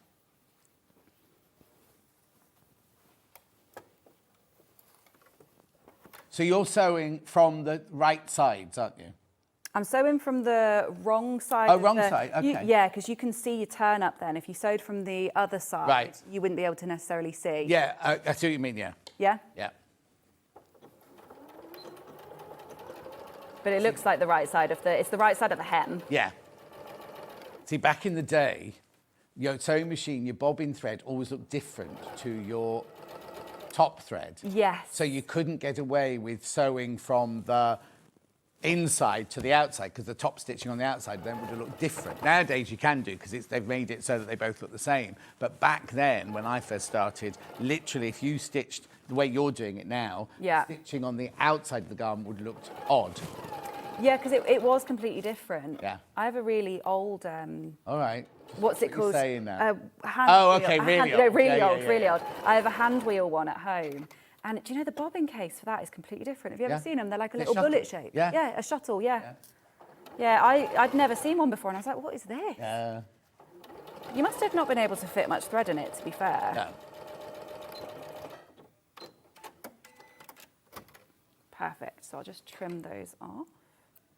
Make it nice and neat. The thing is as well, when you've got quite a simple pattern, you can really spend time on making everything look nice and neat. So there's our sleeve done. I always just press that again because I just feel like it sets everything nicely once you... Well, I was always taught press. every single seam that you sew, Yeah. you have to, in dressmaking, you press, right? Yeah, it sets your stitches. I don't know what it is. Like, I've heard that term before, but I really do think it does. Like, you can tell if a garment hasn't been pressed, not just because of creases, but the stitching looks different. It really does set it in place. Probably because we all use polyester thread now. It probably melts it in place a little bit, doesn't it? Right, so there, I won't do the other side because there's no point to show you. But yeah, if you turn it back through, you can see now your sleeve and everything is all in place. You've got a nice cuff and your bodice is, well, would be done if you'd done the other side. We just need to finish the neckline. Yeah. So for that, it's just a facing. Now I've got my facing pieces here and I'll move this out of the way. I've pre-overlocked the edges just to neaten them. Obviously, don't need to use an overlocker. You could zigzag it if you want to. So there's my front, and there is my back. And I've interfaced the other side already. So the interfacing has already been applied. Now, this is the only bit that you actually need interfacing for. So we're just going to put right sides together and match up the shoulder seams the same way that you did the shoulders of the dress and sew them.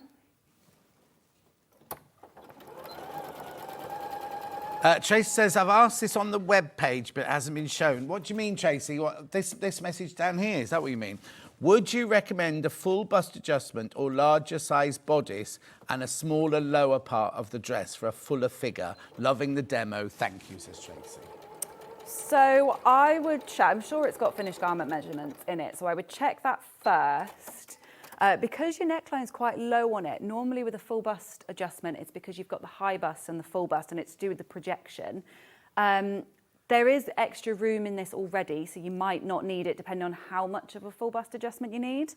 In terms of the waist, again, you've got a lot of ease there, so you don't necessarily need a full bust adjustment, but if you find that the finished garment measurements, they're just not matching up with you, then you might want to do it. But yeah, it's got quite a bit of ease anyway, and I don't think you're going to have too much of an issue with that neckline because it's quite wide, kind of sitting away from you. So yeah, I think you should be all right, depending on to the extent that you need. Just check the finished garment measurements in the brochure, JC. Leslie says, I'm a quilter and a bag maker, but I'm going to try this one as my first attempt at dressmaking. Oh, do it. Do you know what? I always think this as well with dressmaking. If you already sewed, you've already got the good chunk of it already. Yes. You're fine. It's just following instructions and knowing what terminology means, and then you're absolutely fine. Yeah. Just pressing these seams open. Now, I don't overlock these ones for facings because I always think your interfacing holds it in place anyway, so you don't need to. And then, like that. I also don't know about you, but I press from the right side when it's got interfacing on because I'm always scared of getting interfacing on my iron. Oh, yes, exactly. My ironing board's actually covered in it at the minute. Yeah. And then you take your bodice again, and we're just going to place this right sides together, so you'll see that it matches up with your neckline. And do you know what? Saying that you're going to try this one, I can't remember the name of who that was. That was Leslie. Leslie. So saying you're going to try this one, the only other bit after this is the bottom, and it's so easy. It's literally just two big pieces that have got a few folds, and that's it. You just attach it to the bottom. We've pretty much done the bodice, so you've kind of already got, if you think you could do it based on this bit, you'd be absolutely fine. Exactly. Listen, Tracy says I'll make a 12 first and see how it sits. Yes, do that. I always when doing a new pattern. But Jane, Sussex Seamstress, says you will need extra length in the bodice if you have a full bust. Yeah, that's true. Yeah, the length, because it is it's shorter on that one. So yeah, you will need the length, but you might not need the full bust adjustment. You might just need the length. Yes, she's just saying don't need the full bust adjustment, but just need a little bit of extra length on the bodice if you've got a full bust. Yeah. Yeah, I'd agree with that as well. So I've pinned that in place, and now I'm just going to sew that to the neckline. Right. The whole way around. Did you say somebody wants to see the paler of the denims? That's this one here. Oh, on the web, the image looks very different. This is, Karen, this is the paler one. Oh, is that on the... What? On the screen, it does look different. Oh, yeah, the bundle, not the bundle, the picture on the website looks much, much darker. It's this colour.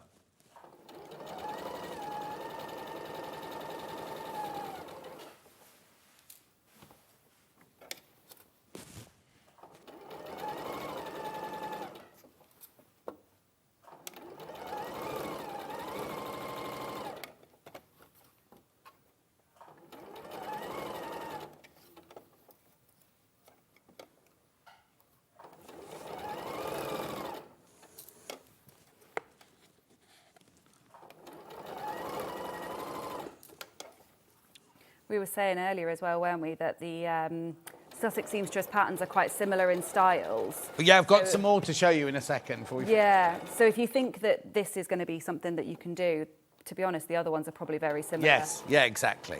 I'll show you them in a second. We've got 10 minutes to go, so I'll show you them in a second. Yeah. Well, so fabric-wise, Ben, all the florals have sold out, have they? Oh, that one hasn't sold out.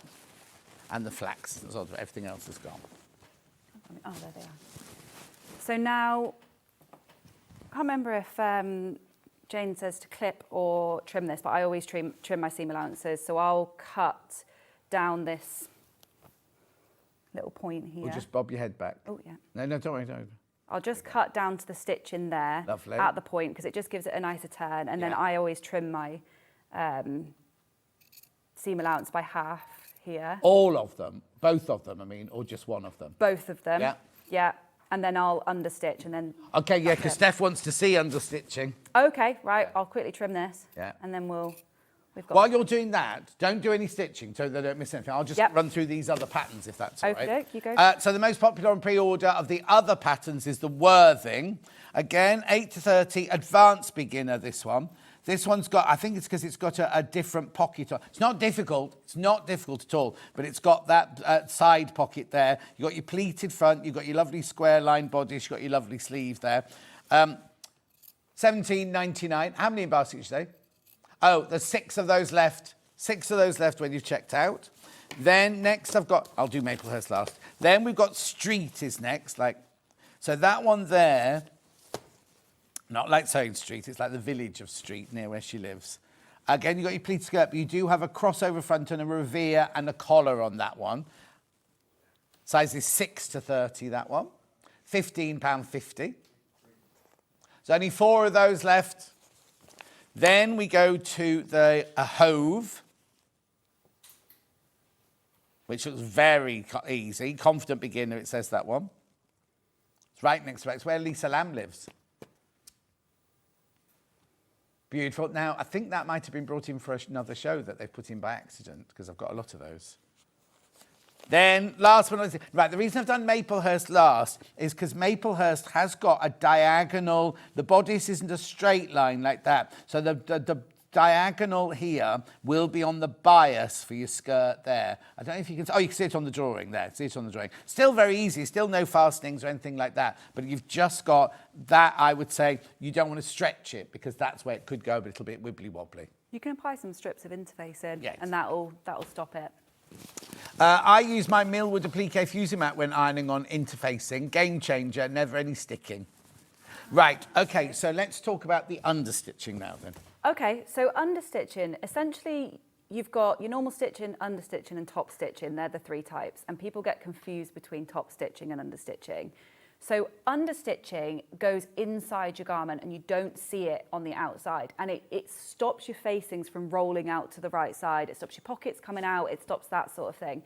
So it really is as simple as it's sewing your seam allowance onto your lining or sewing your seam allowance onto your pocket or something inside the garment.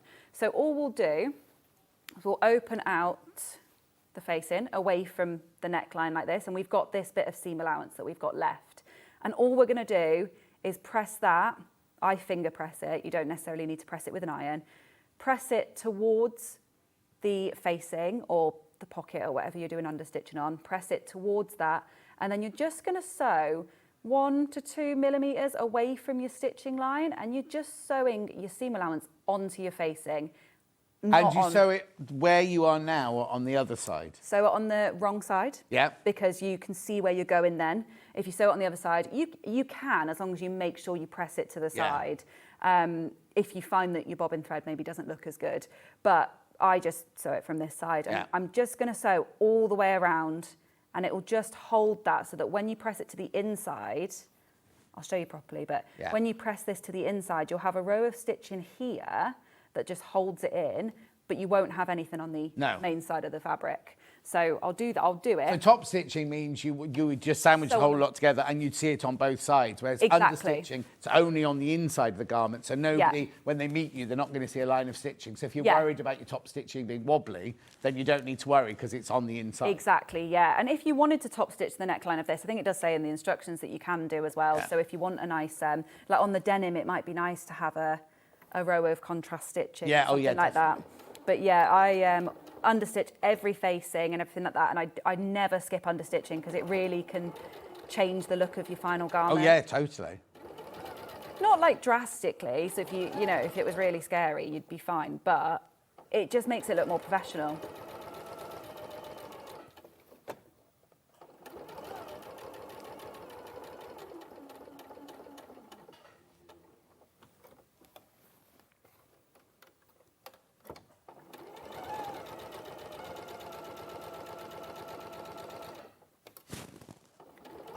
And also because you don't overlock your seam allowance here.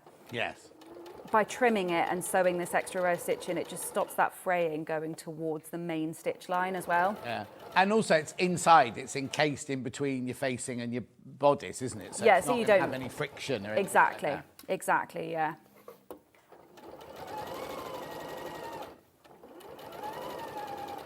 Right, we're nearly there. Oh, my tummy's grumbling now, and I'm hoping you can't hear it. On the... Well, your tummy grumbling. Yeah. Not I was any thinking packed it's... breakfast. No, I didn't. I say it every time. I'm like, bring something in. You haven't come from Manchester this morning, have you? No, I've come from Birmingham. Oh, okay. Yeah. My grandparents live out there. Oh, so. your grandparents could done your packed breakfast. They're on holiday. Oh. Yeah, they're on holiday. I'm just stealing the house for a bit. Okay. While They I come know down. you. Oh, they know, yeah. Yeah. The neighbours are ringing, there's someone in your house. Yeah, young girl in your house. So then just press Young that. girl? Young girl, that's, well, young woman. Yeah. We'll say young woman. So press that to the wrong side, and you do want to press that because it will just look a little bit puffy otherwise.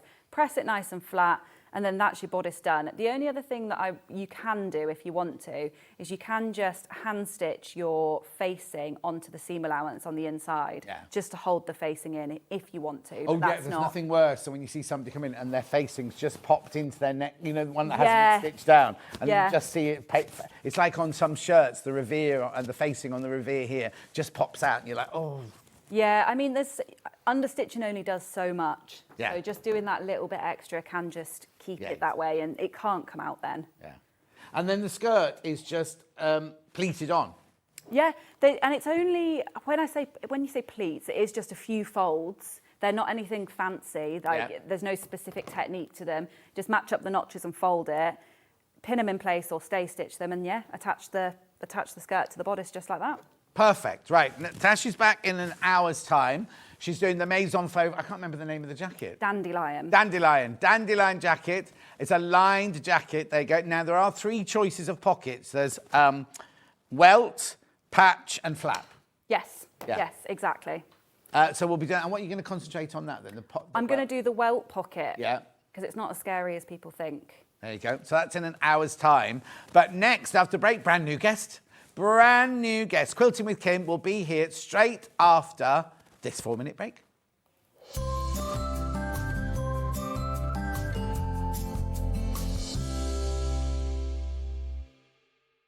The thing we all hate about overlockers is the threading. All the years I worked in theatre, I could never ever thread one. Then I came to work at Sussex Street and we had the 664 and the 664 Pro, and I thought, at last, an overlocker I can thread up. Then they brought the 864 air threader and I am in heaven. Now, I've just recently got this machine and I absolutely love it. And if you watch me on air, you'll know how much I love it because I get really, really, really overexcited about it. So let me just take you around the machine. It's a 4-thread overlocker. You can get to all of the machinery that you need to because it opens all the way up like that. But this is where the joy happens. The lower looper and the upper looper are the ones that are really, really difficult to thread. You don't have to worry on this one whatsoever. I'm going to show you how to thread it very quickly. So what you do is you turn this lever to threading, you turn this lever to lower looper, you turn the clutch until it clicks. Then what that does is all of these tubes and everything all align totally. You then take your first thread, you put it on your stand, you take it through the telescopic here. This is how easy it is. You take it through the tension there, through the tension wheel there, and then down through the looper. You take the end of your thread. Now, I always say, put about 1.5 inches of it into the hole. And this is where the absolute brilliance of this machine is. So what you then do is you then lift this lever. This lever sucks air in from outside and it pushes that thread right the way through to where you need it. Like that. Right, that's the lower looper done. All you need to do then is get your tweezers and just, I'll do it in a minute, you just pull the thread out to the back. Then you get your next thread and we do the upper looper. So again, we just put the thread on there through the telescopic, Now you always have to thread your overlocker from this one right the way through there. If the thread, that one breaks, or you have to start again, you always have to start with this one. Right again, so through the tension wheel, through the little loop at the bottom there, put the end of the thread into the hole. Remember to turn the lever to upper looper, and then you literally, this is the one I love the best. That's it done. That's it done. Now, it has a needle threader on it. You can do the left needle and the right needle. Once that's all done, you then turn this back to sewing, you turn that back up to there, you close the box here, you put your gubbins box on, and you're ready to go. So, it doesn't just do overlocking, it does rolled hem, it does picot hem, it does gathering, it does standard stitch and tight stitch as well. This machine is worth every penny. You need one of these.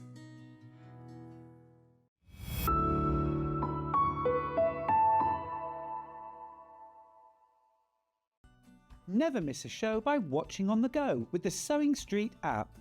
Head over to your App Store now and search Sewing Street and simply download to your smartphone or tablet. You can watch the shows live and see your favourite presenters and guests.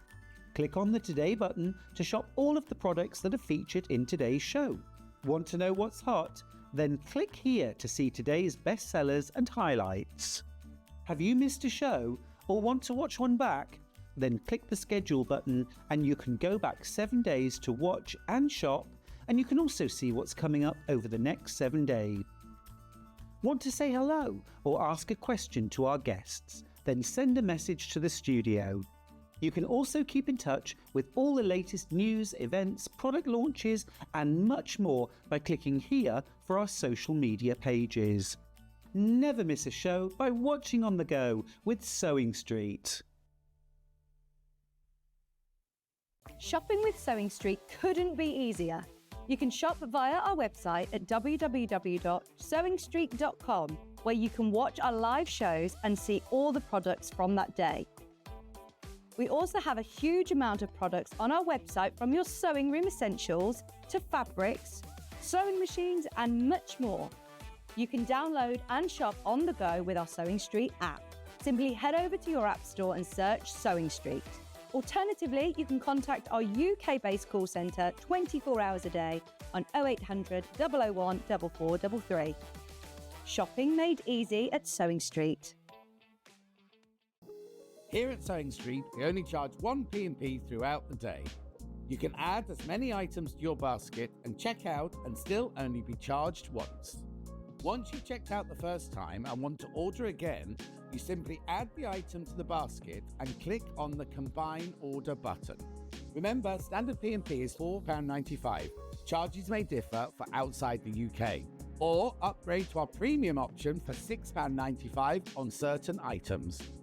Shopping made easy at Sewing Street. Looking for the perfect gift for the sewing enthusiast in your life?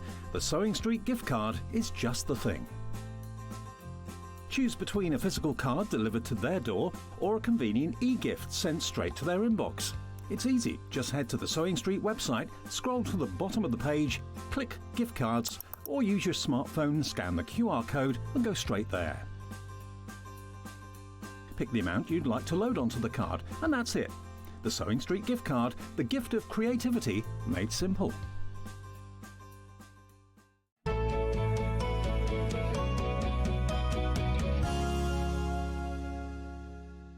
Brand new guest for you now. Welcome, welcome, welcome. Hello. So, who are you? Where do you come from? And what do you do for a living? And I got the name wrong, by the way. So let's start again. Go. You did. Right. I'm Kim.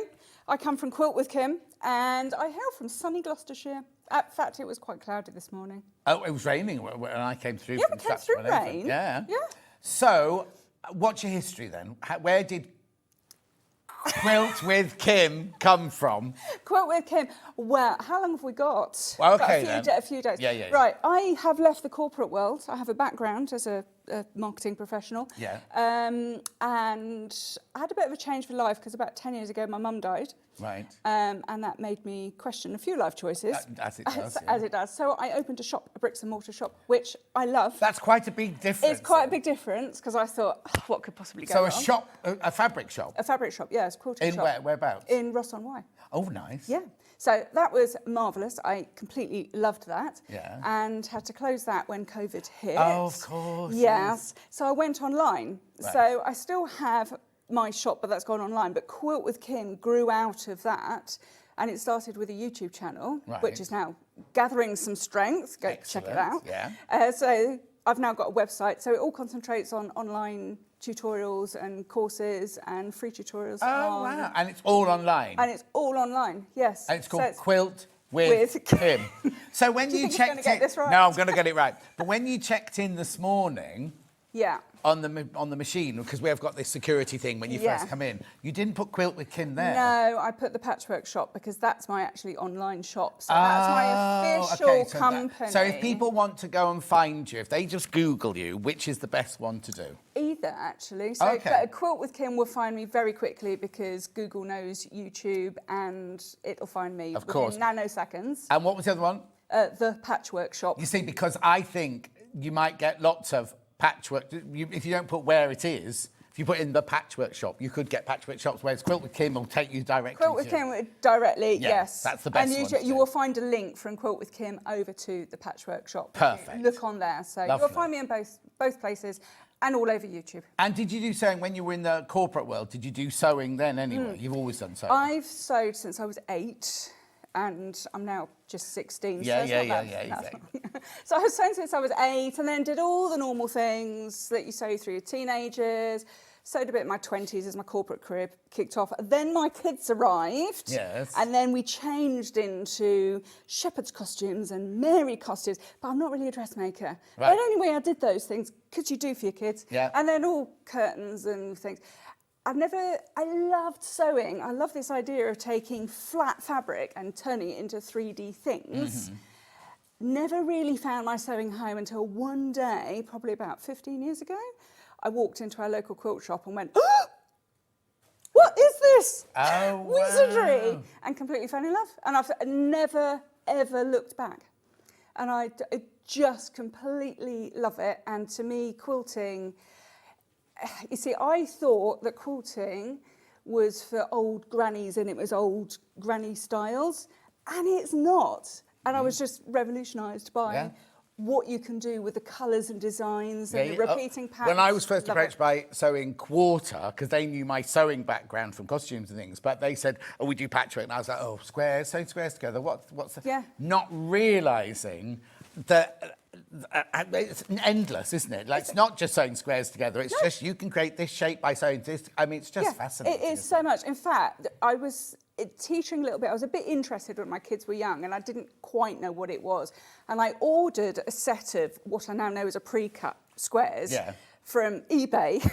And I got them and then I didn't actually know what to do with them. No, exactly. So there they sat, and I've probably still got some in my stash now. I think we all do that, though, sometimes. Sometimes we buy a 5-inch or 10-inch charm pack and go, it's gorgeous, but I've got no idea what I'm going to do with it. No. And you can do so much. Yeah. So now, just to me, So, as well as teaching, do you also design as well? Yes. And I've got some stuff coming out in the autumn, so watch the space. Oh, fantastic. Yeah. Right, OK, so today you're making a... not Lewis Snowing, whoops, no, Riley Blake. It's because I'm doing a launch, a range for them, and it's been on my mind. I do like Lewis. A Riley Blake quilt, designed by Beverly McCulloch. It's gorgeous. Now, the thing about Riley Blake quilts is they come beautifully packaged, Oh, my first of all. God, they do. The first thing you've got to do is to pack it. Right, do you know what? Let's do the price first. Let's get this out of the way, because it's not $249.99 at all. Watch. £70 off. £70 off the recommended retail price, which is brilliant. And then look at this 5-way split pay. 5-way. So we will send this out to you. They're in our warehouse now. We will send it out to you when you pay the first payment of $35.99. $35.99. Right, let's open the box then. Let's open the box because it's the bit we all love. So the box has got, it's upside down, magnetic It's got the Riley Blake embossing on it, and we've got the magnetic clasp. So you can use this box over and over again for projects, scraps, unused half square triangles, all sorts of things like that. You can't put cake in it, Ben. Well, we could. Well, you could, but it would get a bit greasy. Yeah. Right, okay. Oh. So, inside the packet, we have the quilt pattern. So this is made up of, I'll show you here. There is lots of fabric in there. There's more fabric than I thought. Oh, really? When you look at it, yeah. you think there's just those colours, and actually when you start taking it apart, there's far more fabric, like all in here. Oh, I see. So that's not a bolt of fabric folded. No, there's loads. Oh, no, I got told off yesterday for licking my fingers while I opened the fabric like that. I do that. No, everyone was very angsty yesterday. I think it was the heat. Look at all of these beautiful colours here. Look, I mean, just stunning, isn't it? Yes, because I'd have opened that and thought that was a bolt of pink fabric. Yeah, well, I thought that as well. Yeah. And then when I started digging into it... But that one is that is a piece of the striping. That is a piece of the green. So I look behind me for a finished quilt. We haven't got a finished quilt. So that's your border, that's your binding, and this is your background. And we love a background that's not just a plain background. And then all your other elements are all made from these fat quarters here. $179.99. Now, I'll take that away because we'll bring in your blocks that you've made, if that's right, just so we can see what it looks like, all put together. Okay. So it's made up of... I keep turning around. Normally we have the quilt hanging behind you. I can stand here. No, it's fine. So is it 2 blocks? It's 2 blocks, right. Yeah. And there's a slight little variation between the blocks, but don't overstress it. There is a flower block and an apple block. So I've got a couple here. So you can see here, so this is a row that I've stitched together. You can see we can vary the flowers. So it's the same block, but it's different. Corners here, the cornerstones, we can change those out. So, and the pattern is really clear. It tells you which ones to which one goes which ones to use. You know what I mean? Yep. Yeah. So we've got flower blocks, and then we've got apple blocks. You see, is it an apple or a strawberry? A strawberry, sorry. I was going to say, I was thinking berry market apples. It's a strawberry. It's a strawberry. Yeah. No, don't worry. It's fruit. It's good for you. Yeah. So we've got strawberries. They are all the same, kind of, but the idea is that each strawberry is made... I've got apple in my head now. No, so we call it an apple, it's fine. Each fruit has a different fabric in it. And when I started stitching it up, it was like, oh, hold on a minute. I've been merrily stitching and not really thought about this. So it's something to have a think about, is plan out your strawberries first before you start merrily stitching together. Oh, yeah, because each one has got... They're all different. They're all different, yes. And are the shapes within the... Are those two shapes the same and those two shapes the same? Yes, they are. Just the mirror image of each other. So you've got to sit and work them out, really, because you don't want to end up with your last strawberry having all 4 fabrics the same, don't. whatever. No. But it doesn't matter...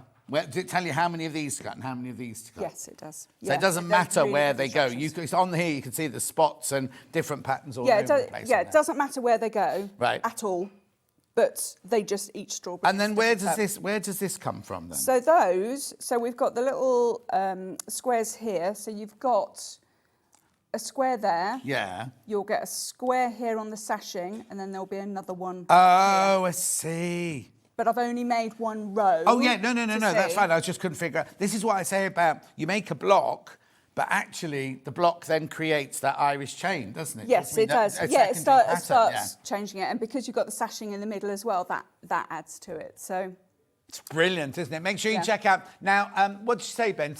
If one person has put 2 in, has checked out on 2, just check your baskets. If you didn't want to, East Riding of Yorkshire were being told by upstairs. East Riding of Yorkshire wanted 2. Now, if you wanted 2, that's absolutely fine. But if you didn't, just check your basket and just ring the call centre and they'll sort it out for you. Right, OK then. So where do we start? What do we do? We're going to start making the centre of the strawberry. And by the way, I was listening to Leslie earlier, who was a quilter and bag maker, and she wanted to try dressmaking. Yeah.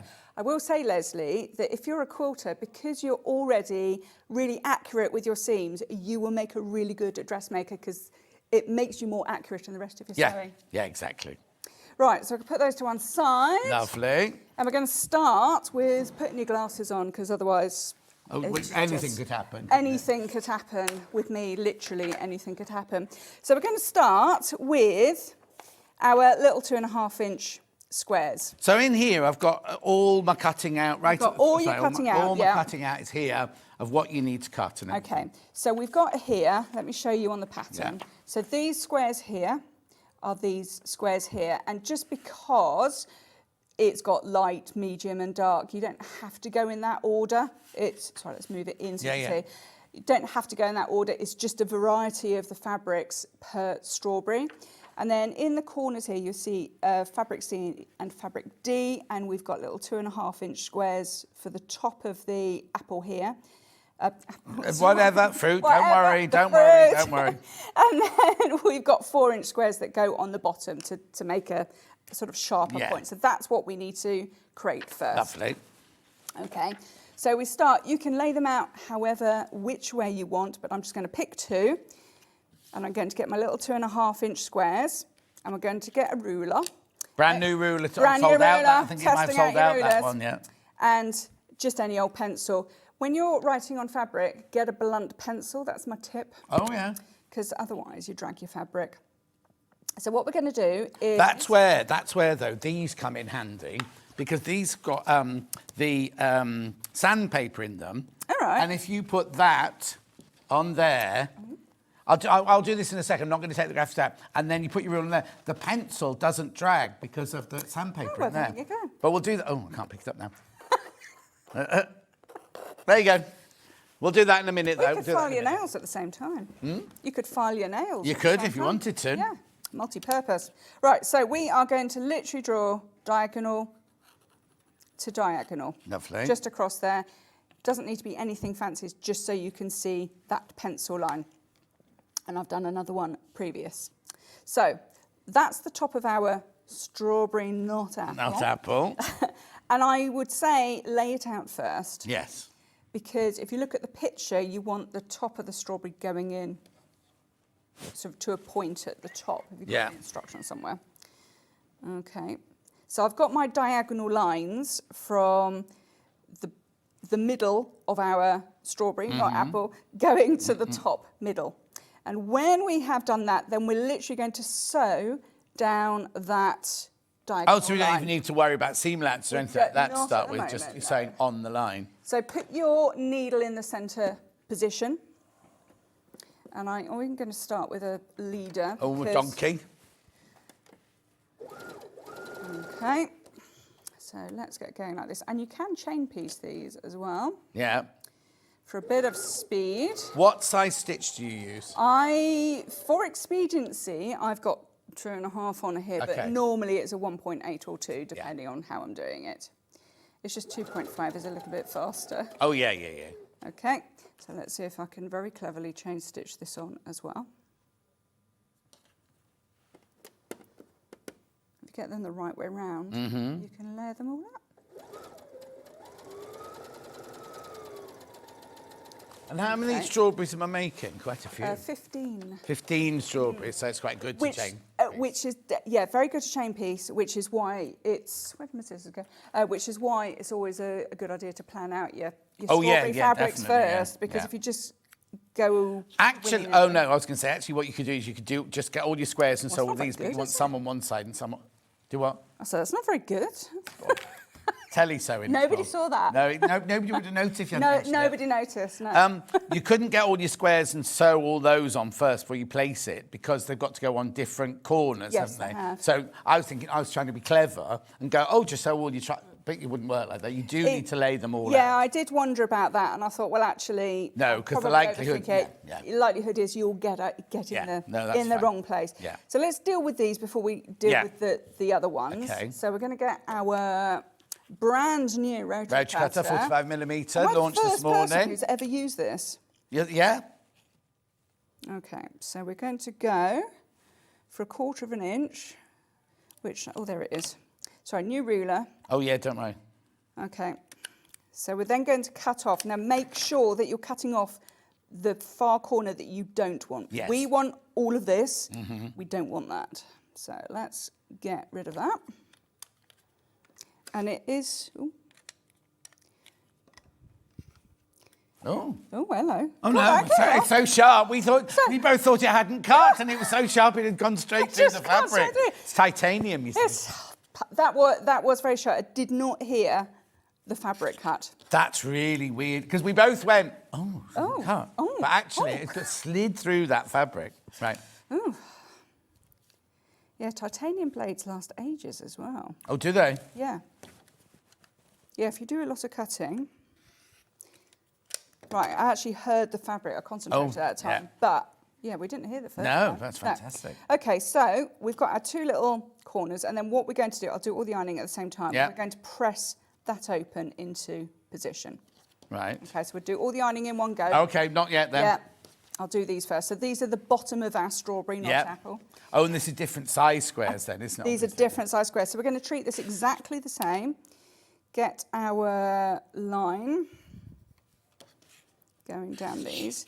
And they look huge, but actually they work beautifully. Do I need to worry about directional fabric? Because obviously some of the fabrics aren't directional. No, generally they're not. None of them are directional. OK, that's fine. I think if you did this pattern and then wanted to do it again, you probably do want to look at the direction because all the strawberries end up in the same place. Yes, yeah. It's I not think like... you don't want, not stripes, but you don't want, like, if you've got a tree pattern, you don't want the trees going in the wrong direction. No, you don't. I did worry about the bicycle fabric here and did look at that, but the bicycles go in all sorts of directions, so I wouldn't worry so much. In fact, if I'm being completely honest, I don't worry too much about directions. Well, the thing is, we all say, don't we, a quilt ends up on a bed or something, and you could be lying at that end, this end, tossing round or whatever. Exactly. OK, right, that's that. I'm going to treat this exactly the same way. Don't you just love it when thread gets caught? All right, let's get that under the machine. These fabrics, as you might expect from Riley Blake, are beautiful quality. Yes, yeah. Cindy's going to be at Festival of Quilts from Riley Blake. If you're going to Festival of Quilts, I'm interviewing her on the Thursday. So she'll be there. I haven't seen her. Come and say hello. Oh, yeah, she's lovely. Oh, hello. Getting that the wrong way around. You're going to be at Festival of Quilts? I am going to be at Festival of Quilts, yeah. You've got a stand? I haven't got a stand, no. Somebody said I ought to have a stand. I haven't this Before year. you do, just check the price. Yeah, that was what was putting me off, actually. Yeah. I mean, I'm not dissing the Festival of Quilts. I think it's amazing. But for the stall holders, if you don't sell while you're there, it's a very, very big... You have to sell a lot to just cover your costs and everything. Yeah. Yeah, they are extremely expensive. I think cost of stands everywhere is going up. No, up. it's not just Festival of Quilts, it's all but it's stands, kind of like, it's something that we as customers don't take in, we go, oh, I wonder where this is, I wonder where that is. And actually, when you think about it. Oh, yeah, now this one's important to get the right way, isn't it? Yes. So you're going as a visitor then? I'm going as a visitor, yes. Right, there we go. Lovely. Right, now we're ready for ironing. I can't bring it Oh, to you. hang on. No, there you go. Oh, I like the service. I don't get this at Well, home. no, it's because you've got to be underneath the camera, you see, so I have to I'm going to have words with my husband. What you're supposed to do is get me to do it, but I'm not doing it. OK. Oh, look, nobody told me that bit. Oh, what? That I'm supposed to do your ironing? Yes. Well, no, nobody. I haven't done it for years since I messed up one of Joe Carter's we don't projects. want it. No, we don't want it. No, and then don't Lynn want that. Goldsworthy's got into her head now that we have to do all the pressing for her. Right, you are going to press your background square, your white square, away to make your square. Lovely. And what I actually do is just press the seam at the back as well, because quite often what happens is this little seam gets a bit crinkled up. You can be as careful as you like and it still gets crinkled up. That's just the way of fabric. Yeah. It's nothing that you've ever done. And does it matter which way my seam allowance goes? There you go, just wrinkled up there. Yeah. Does it matter which way it goes? Yes. You want this going to the outside, and actually in the instructions it tells you which, okay. which way. Good, because lots of patterns don't. No, they do don't. There's little arrows on each of the diagrams of the blocks, and they tell you which way to press, which is probably easier for this one, but with the flower block, you really definitely need to pay attention of that. Okay, so it's that. One more to go.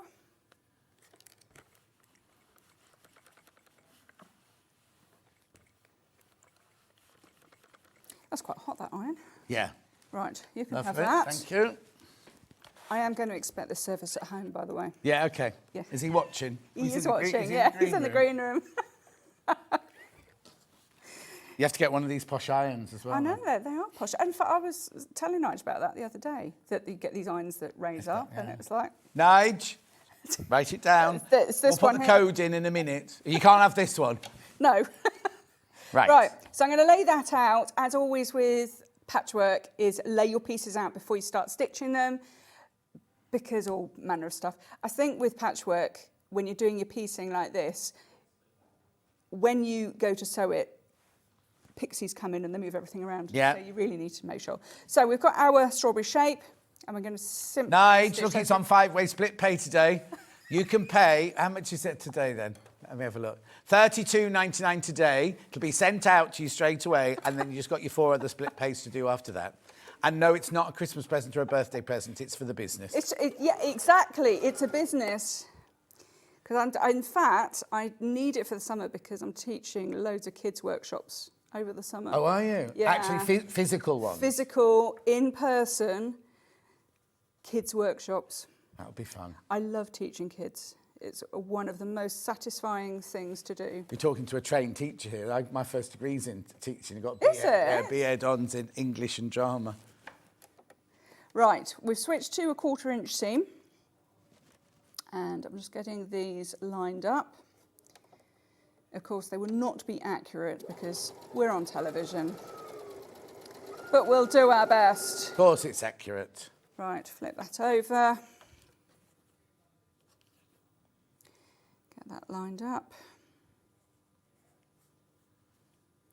Okay. So this is what I mean about Leslie will make an excellent dressmaker, because if she's a quilter, she would be extremely accurate, because you have to be. I suppose it's what is frightening is you've got curves, you've got armholes, and you've got necklines and things, and zips and things like that. But as a quilter, you know how to handle fabric. Oh yeah, no, totally. So, yeah, I mean, you get zips in quilting if you make. Pattern not available on its own, just in the box, I'm afraid. Neither is the fabric. We haven't got this fabric either. Oh, I'll have that. Throw me it. Okay. So there's those. So we need to press our seams in the opposite directions. There you go. Okay. He's really not doing my ironing for me, is he? No. I can if you want me to. But it's at your own risk. It's your first lesson. No, it's not your first lesson. It's your first show. I don't want to mess up your first show. No, let's not do that.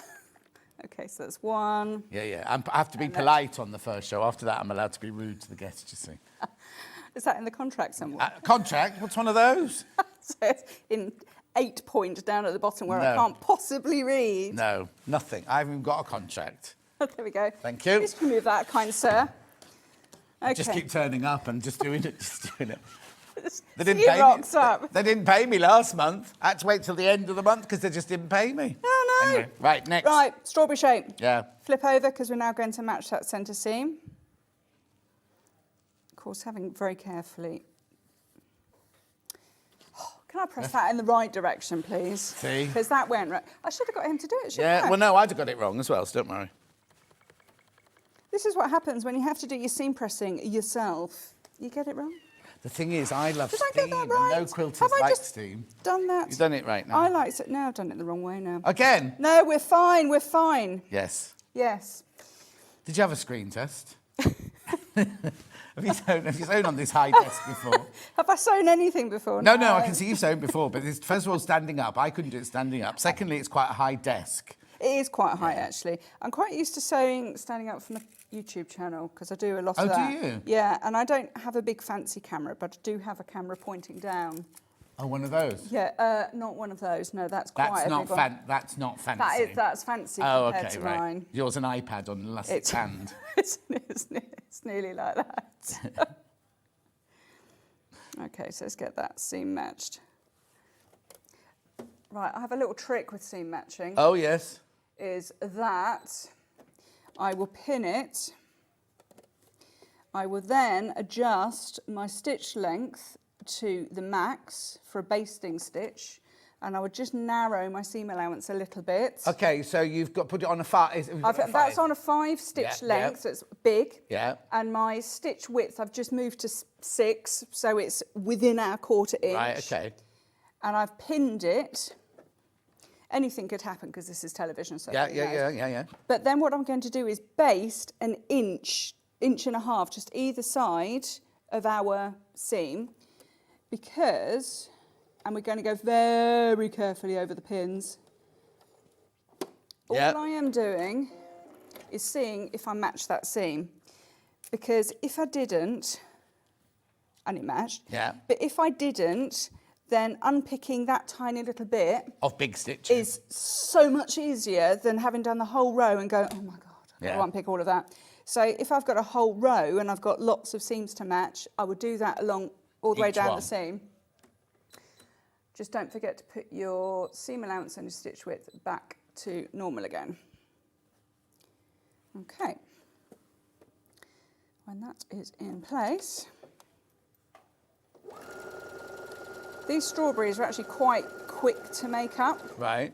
The flowers are slower if you want to do a bit of time planning. The thing is, we don't ever buy, well, normally we don't buy a quilt kit thinking, oh, I've got to get it finished by tomorrow. No. You, coming on telly, have got a deadline, so you know you've got to get them done, sort of thing. Whereas we buy, I mean, the amount of people on the Facebook page who go, oh, I'm just making this. And I think, we haven't sold that for 4 years, you know what I mean? But they buy things and they're going to do it when they want for their leisure. So it wouldn't bother me that was more time consuming, because I'm going to enjoy the process. I'm not going to try and race it up. Absolutely. Yeah. It's just one of those things, if you've done the strawberries and you think, oh, marvellous, they went together, and then you're going to go onto the flowers, they just take a bit longer to make. Would you suggest making the strawberries first then? It's entirely up to you, but the pattern says make the strawberries first. Okay. So that's what I made. That's what you did? I like the strawberries. Well, really apart from that, you thought they were apples, but there you go. Oh, here you go. Leslie says, thank you for your comment and for remembering my name. It's given me confidence to try it. Of course you can do it, Leslie. Right, let's get that all pressed. Okay. Lovely. So there is our base strawberry, but we need some leaves next. Oh, yes. Strawberries need leaves, as do apples. Yeah, well, no, I can see why you were thinking it was an apple. Okay, so the leaves are made up of various parts. Let's move those to one side.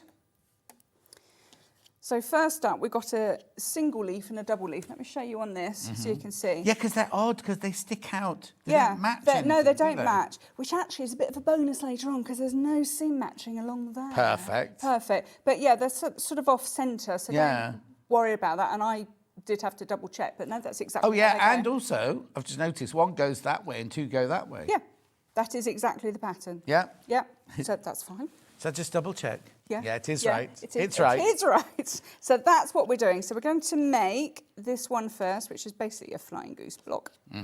So we're going to draw our same line. There's a lot of drawing lines in this. It's a lot of drawing lines. Get your blunt pencil. I like sharp pencils. This is one of my big pleasures in life, is sharpening pencils. I possibly need to get out Have a you bit got more. one of those machines at the end of your desk? God, no. But do you remember when you were at school and you went up to a teacher and you put it in and... Where was it? You get ones you just Can put you it in still get there. them? Does it? Yeah. Anyway, I like sharpening pencils. How? To the...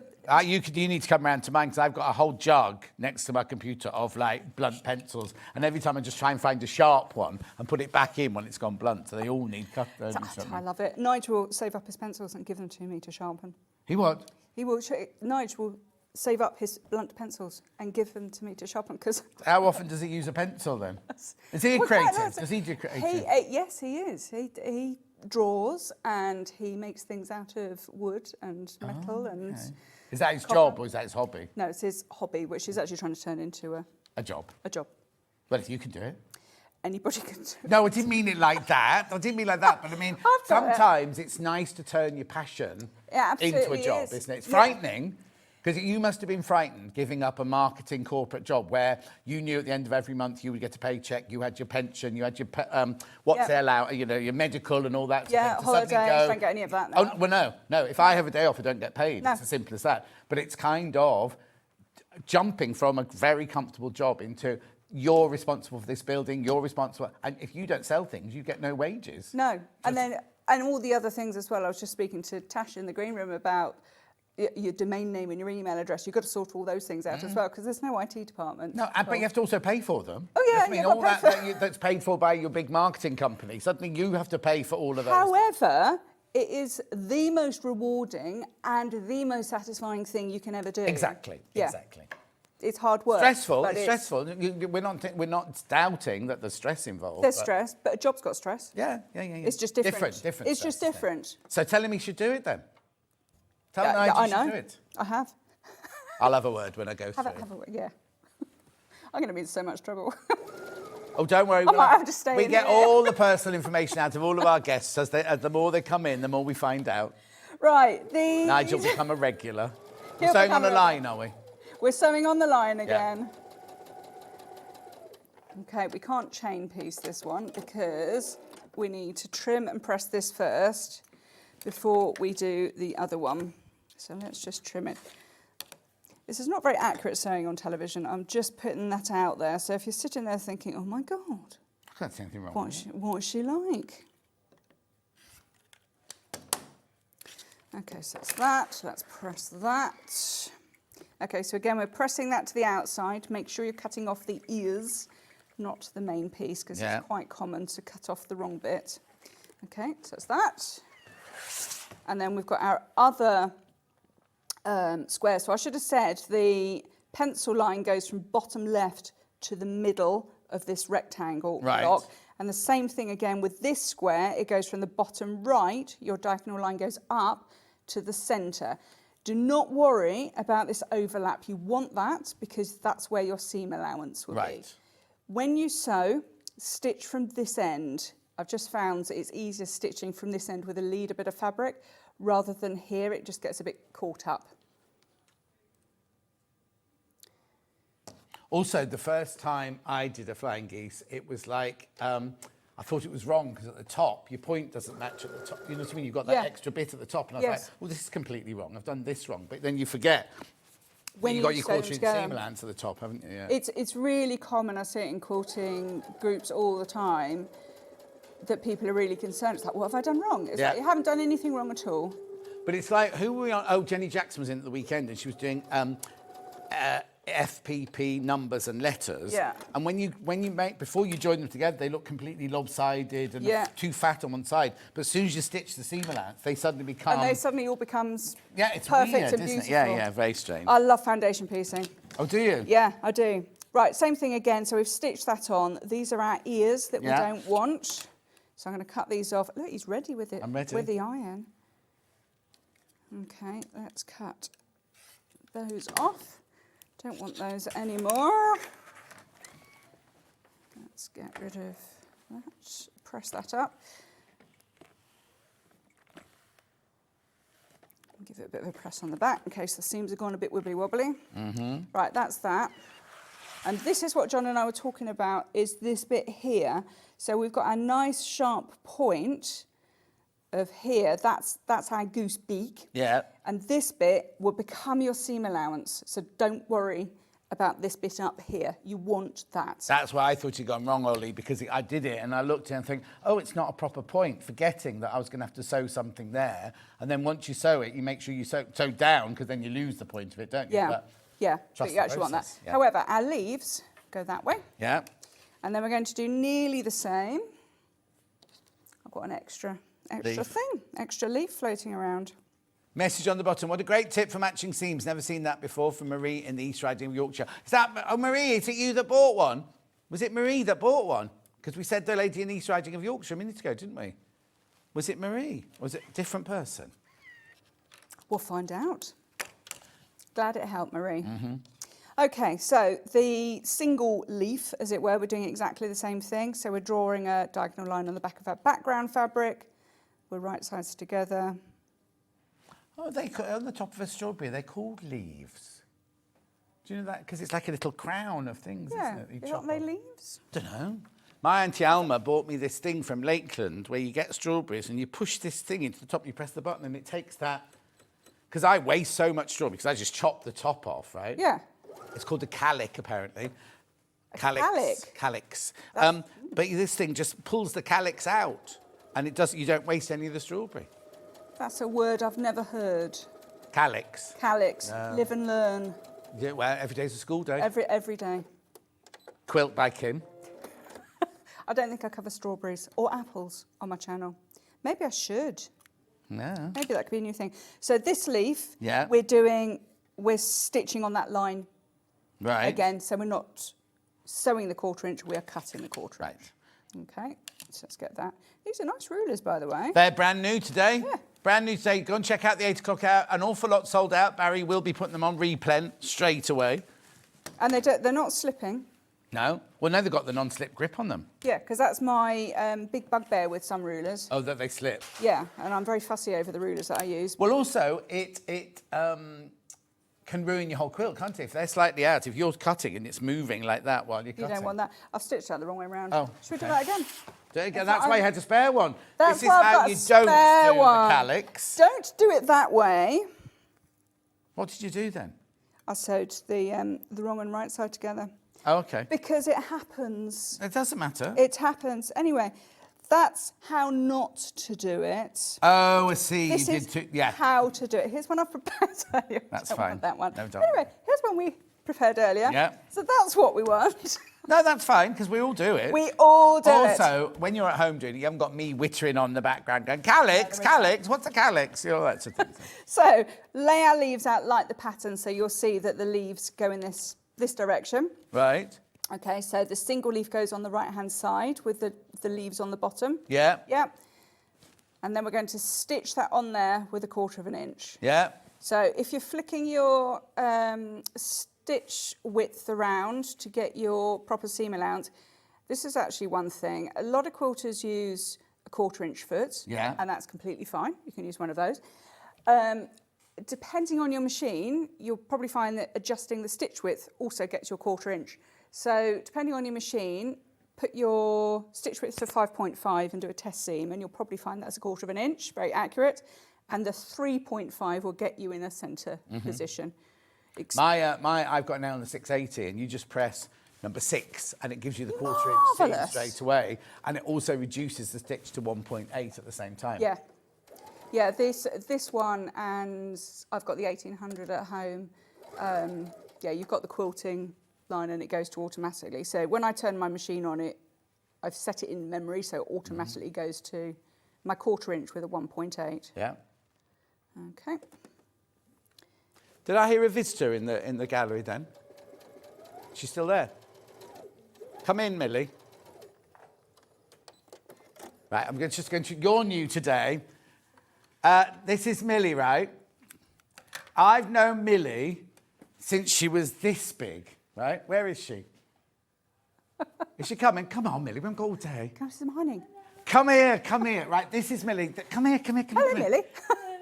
How are you? Oh, my goodness. You were like this. When the last I nearly told me. Is it true you're coming to work here? She's going to be our new floor manager, aren't you? So this is Millie, everybody. She'll get a lot of abuse because I'm family friend, know your dad and everything, don't I? So welcome. Thanks. And this is Millie. Now you can go. Thanks. Right. Lovely. Right. Can I have my arm back now, please? Oh, sorry. There you go. Honestly. Right. We're very informal here. Let's get that all folded down. Right, that's pressed into. And then we have 2 little natty shapes, and I can't quite remember the size of them. I think they are 2 inches by 2.5, yes. And these go on either end. Yeah. Okay. Preferably right sides together, because that seems to be the trick of my day, is to sew the wrong way round. to the wrong things. Where did my little leader go? Oh, there it is. Things move around Yeah. in studios. That's the TV ghost. Yeah, it's a TV pixie. I've left my sewing room pixie at home. Oh, have you? Yeah. Yeah, they wasn't invited. In fact, we left early this morning, so he probably wasn't up. No. It is an early start coming here. That's the wrong seam allowance. Do you know it's all going on? I'm going to unpick that. Why? What happened? What happened? Oh, yeah, bit Wrong too big. seam allowance. Right, while you're just unpicking that, I'll remind you about the kit. £179.99. It's on 5-way split pay, £35.99. Make sure you check out. There's 5 of you need to check out of your baskets there. Somebody's just asked the finished size. It's 76 inches by 90 inches long. Someone's just asked, well, how much extra wide would I need? You need to buy the length plus about 6 inches. So I would say 96 inches. So what's that in meters? What's that in meters? That's quite a lot. 2.5 meters. Is that right? 280. Yeah, 2.5 meters you need to buy. 5 units. 5 units. Yeah. So you need to buy 2.5 units. Right. Okay, which one do you want to do first? Okay, this here. I think isn't this by the same designer? It's a Riley Blake, but it's... Oh, no, it's Laurie Holt. Oh, don't do that. It's Laurie Holt. Very famous fabric designer and quilt designer.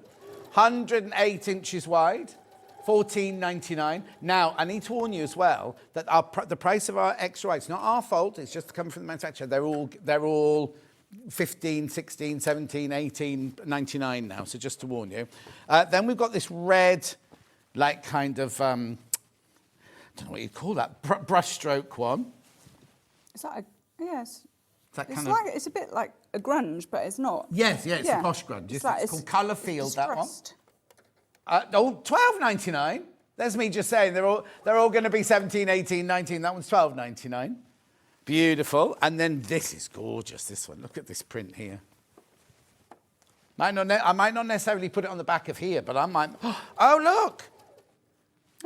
Hummingbirds. Yeah. Oh, it's Riley Blake. Hummingbirds. It's Riley Blake. That's Riley Blake. That's lovely, isn't it? Oh, can you see? Sorry, let me just put it there. $14.99. Got hummingbirds. It's called... no mention of hummingbirds. It's just called Botanic Blast Pansies. But that is a hummingbird. Yeah. Lovely. Then we've got this one in black. That's a nice fabric. Yeah. Midnight Meadow in black. Lovely. $14.99. They're all extra wide, these, remember. And then we've got this beautiful, soft, subtle one here. Very pretty. Plum Petals by Diane Bombardier. I'm saying the word. La Bombardier. Yeah, I'll go with that. La Bombe. Oh. We could start Right, dancing. see those labels there? On no account must you lose these labels. I've lost it. The label that's just got lost. Yeah, right. Okay, carry on. Right, can I have my iron back? Oh, yes, of course. There you go. Thank you. Is that the reject one? Isn't it? Yeah. I think that was a reject one. Yeah, we don't want those. Right, I'm not checking which way these seams go, just for expediency. Yeah, that's fine. As I said, the pattern will tell you which way the seams go. So I've joined... Sometimes the fabric tells you, though, doesn't it? When you do yeah. some seams, sometimes it just wants to go a certain way. Right. We've lost our apple. No, it's out. Strawberry. Strawberry. Got it the right way up. Okay, so these go on there. Right. It's a bit wibbly-wobbly. But no... No seam matching at all. Perfect. However, what I will do is pin each end. So the only seam matching we've actually had to do is that centre one there, isn't it, on this block? Yeah, so far. Yeah.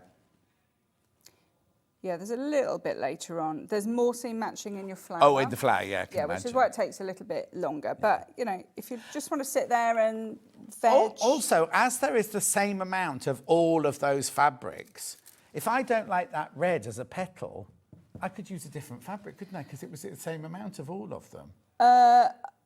Hang on. No, I would say follow the pattern, follow the fabrics, because there's enough fabric for the strawberries and there's enough of the right fabric for the flowers. And I thought there was the same amount of everything. So no, you so it's a bit more of the red fabric for the flowers. I thought they were all the same There's size. a fat quarter each of the strawberry fabric and the leaf fabric. Right, so okay. There's a little bit of wriggle room, but for the strawberries and the flowers, they need to be the fabrics that they've designated. Oh, okay.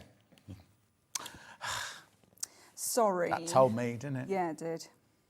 Okay, just make Okay, sure I've so got my you- leaves on the right way. Yeah, and you pin them at the end and the end. And I pin them at the end and in the middle, because if I've got any issues going on, so there's a little bit of bagginess there because my seam allowances on camera aren't terribly good. If I've got anything that I need to adjust, now would be a good time to adjust it. Also, if you just start sewing here and go down with no pinning, what can happen is that your border or your leaves or whatever can end up longer than your actual block. So what we want to do is make sure that this piece fits on properly. Yeah, and it's been designed to sit on. It's And not it like has you're been guessing. designed. It's kind of No. the designer has worked all the maths out for you to actually. Exactly. So if you have got a piece that's way too long, you know you've gone wrong at this point, or Yes. it's way too short. And it now would be a really good time to adjust. I can see there's a bit of bagginess. I'm just going to make a little tiny adjustment. Yeah, Sally Ann Harrison always says put the bagginess on the bottom because your feed dogs will ease it out as you're going through.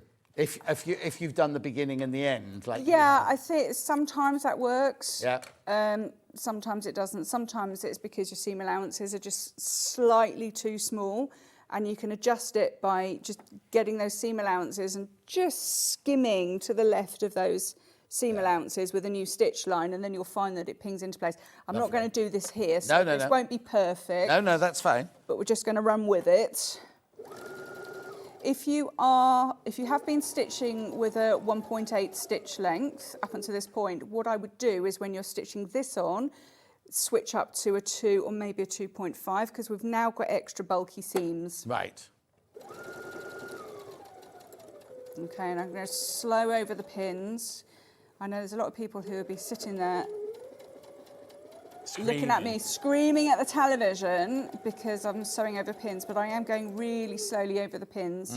And when you go slowly, your needle will slide off. If you go fast, you're likely to cut it.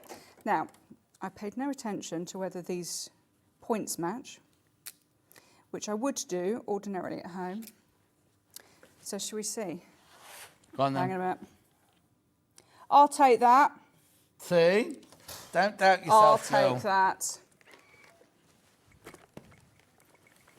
Okay, and then we're going to press that. And that is essentially your centre of your strawberry made. Lovely. And then what we're going to do is put some borders on. Excellent. And then it finishes the block, and then you're And then, are there any cornerstones on this bit? No. No, the cornerstones go on there. Oh, okay, and in the sashing. And then they start building in at that Yeah. point. And I would say, here we go. Right, we've got some strips to go on the side. If I can take my pin out. Okay, so those go on there. And we've got a little thin strip to go at the top.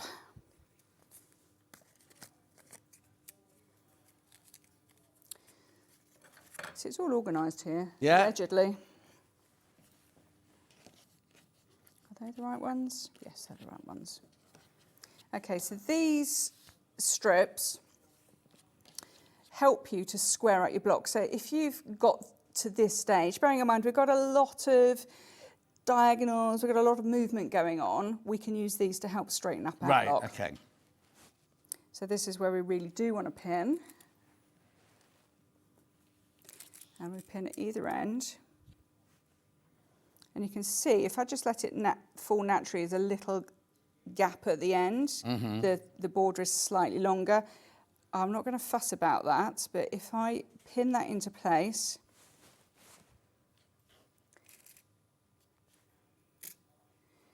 and then if I gently pull and put my finger in the middle, I can use the bias that's going on the fabric, the weft of the fabric, which is the stretchy bit. And then that'll all sit into place. I'm going to pin that into place whilst we're here. Same thing again. I seem to have got my students' pins in amongst my pins. What? I know. Well, you're stealing from your students. I think they give them to me, actually. What, the students? The students. They throw them at you at the front of the class. My lovely, lovely student, Carol. I have some very lovely students, but Carol has the tiniest pens, and I don't know how she handles them, so Carol, it's just Carol's fault. It's Carol's fault, and I somehow end up with her pins. I think because they get left and they fall on the floor. And then you pick them up. And then I pick them up and I put them on my pin thing for safekeeping, and I never quite make it back again. You should have a different. You should get to know your students by their pins. So you I have do- one I of each. literally Go, do. oh, that's a Carol pin. That's a. I definitely know my Carol pins and I know my Sheila pins. So are your classes? Obviously, a lot of them are online, but are your only around your area? Or Yes, do you they travel? are. So Yeah. whereabouts would people find them? I live near Newent, so Ross-on-Wye, Newent, that kind of Yeah. So area they can see in them on your Gloucestershire. website, can't You they? can see, yeah, they're all going on my Patch Workshop website because they're in person. But I am starting retreats from the autumn, so you can come for a weekend and learn to quilt And with stay me. with you? And not stay with me, no. I don't think. I don't think our house is actually big enough for that. But because I live in the middle of the Cotswolds, it's a really lovely lots of place to Airbnbs. come in. Lots of B&Bs. I've got a lovely room at a golf club. Oh, very nice. So partner can come and play golf. Yeah. You can learn to quilt. Yeah. Or you leave the partner at home. Or leave the partner at home. Either is fine. Yeah, because you want to socialise with the retreat people in the evening. You don't want to be bothered with the other half. It depends. So yeah, I've got retreats coming up. And is Nigel like a butler in the buff then? No. Oh, okay. I'm just putting ideas your way, you know. He would be sitting out there in the green room with his head in his hands. I've tried there's an apron on out there. You'll get out there and you'll have a sewing street apron on that. Making your cup of tea and you're breaking. Just a sewing street apron. I can't sew when I'm laughing. Sorry.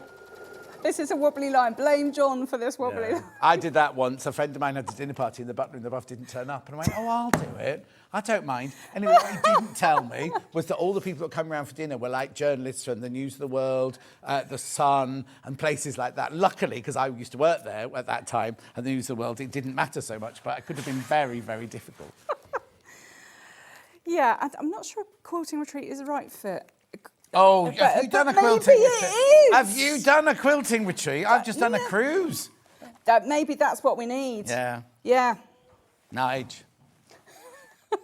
Yeah, maybe this is Nigel's new career. It's not making beautiful clocks and lamps and candelabra and all these beautiful things he makes. It's actually his whole new career. Yeah, exactly. I'm right. dead when I'm outside. Well, you're going out now because we're at the end of the hour. Right. Just that goes on there. That one goes on there and that makes you And that's the same thing. Yeah. Lovely. And then your floral one has the cornerstones on, which then, and the sashing, which mends makes the Irish shape. Yep. Right, so, oh, hang on. Yeah, just put the graphics for the quilt back in. £179.99, the £70 off the recommended retail price. Lots in baskets you need to check out. And it's 5-way split pay, by the way. Now, your next hour, there's been so much chat about the quilt you're doing in your last hour, the Exploding Heart. There it is, beautiful. That's it. We've got it in Kaif, we've got it in white jewel, and we've got it in black jewel, black background with jewels. It's absolutely gorgeous. And we've got the pattern on its own in that one as well. So a lot of people wanting the pattern on their own. Well done, you got through your first hour. Enjoy your cup of tea with the butler in the buff in the green room. Tash is back. We're making the Dandelion Jacket coming up with welt pockets straight after this break.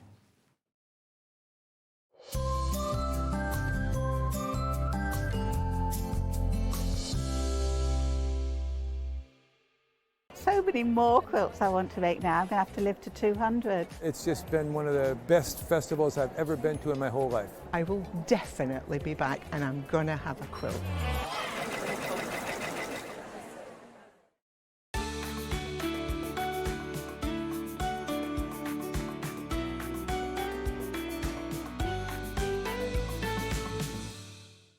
Missed a show on Sewing Street? Don't worry, you can catch up on all the action from the past week on our website. Just head over to sewingstreet.com and go to TV Guide and pick a day, then a show up to 7 days back from the Today tab. Looking for something older?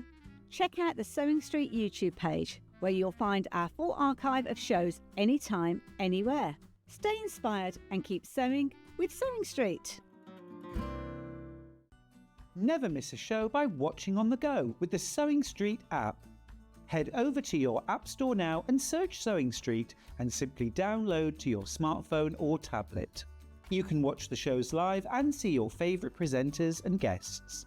Click on the Today button to shop all of the products that are featured in today's show. Want to know what's hot? Then click here to see today's bestsellers and highlights. Have you missed a show or want to watch one back?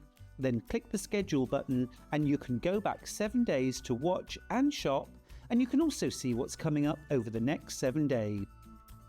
Want to say hello or ask a question to our guests? Then send a message to the studio. You can also keep in touch with all the latest news, events, product launches and much more by clicking here for our social media pages. Never miss a show by watching on the go with Sewing Street.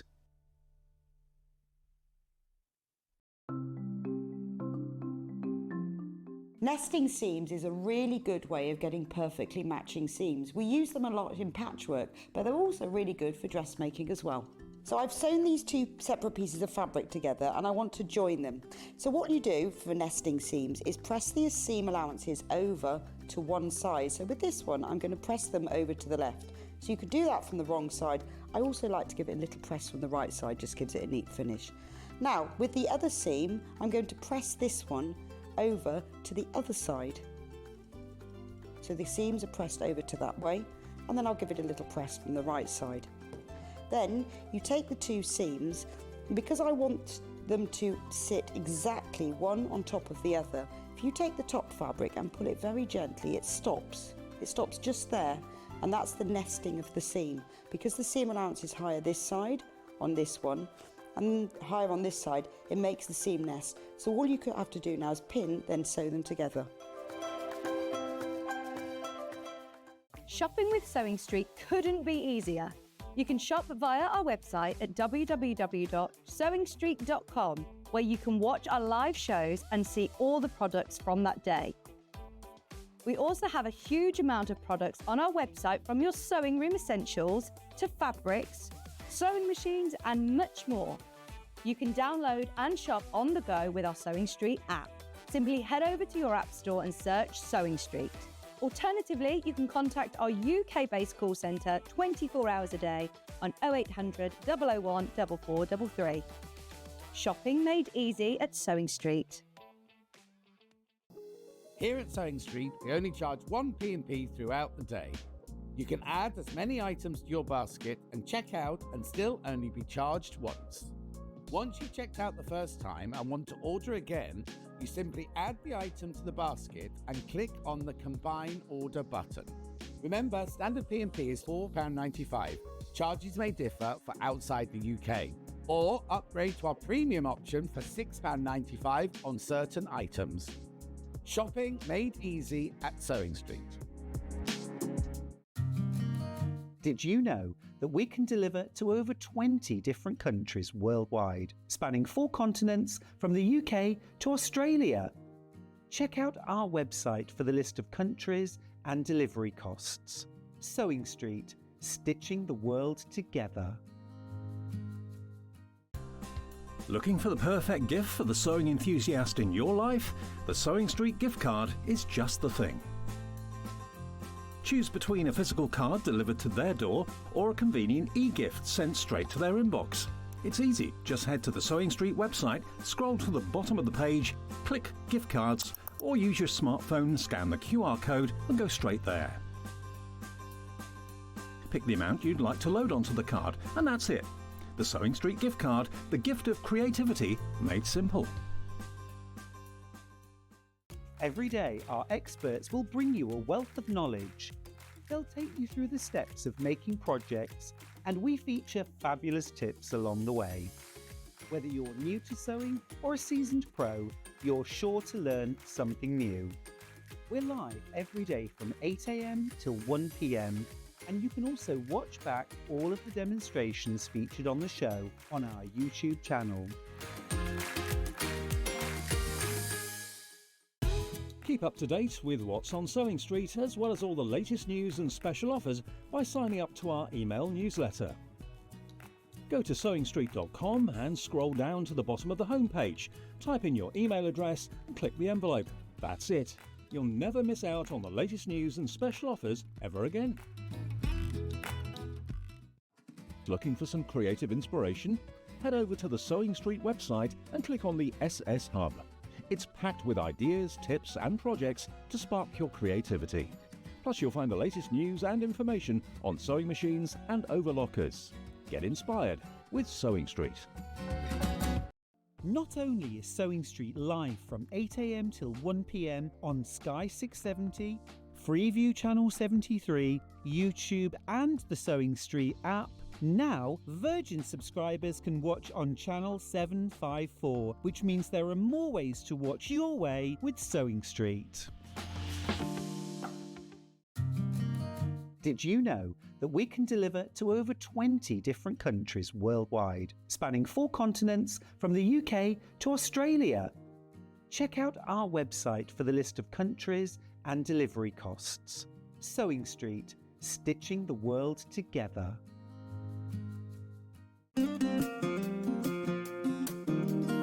Pressing your seams in dressmaking is not like ironing your clothes normally. You have to properly press it. It's not rubbing it over really quickly, but it will make your sewing look 100% better, so don't forget to do it. Sometimes you have to press your seams open.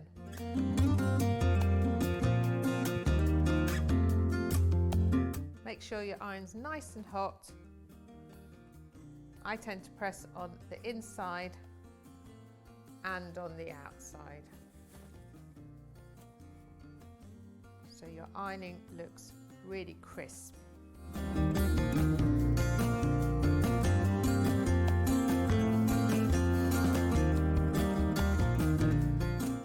Shopping with Sewing Street couldn't be easier. You can shop via our website at www.sewingstreet.com, where you can watch our live shows and see all the products from that day. We also have a huge amount of products on our website, from your sewing room essentials to fabrics, sewing machines and much more. You can download and shop on the go with our Sewing Street app. Simply head over to your app store and search Sewing Street. Alternatively, you can contact our UK-based call centre 24 hours a day on 0800 001 4433. Shopping made easy at Sewing Street. Here at Sewing Street, we only charge 1 P&P throughout the day. You can add as many items to your basket and check out and still only be charged once. Once you've checked out the first time and want to order again, you simply add the item to the basket and click on the Combine Order button. Remember, standard P&P is £4.95. Charges may differ for outside the UK. Or upgrade to our premium option for £6.95 on certain items. Shopping made easy at Sewing Street.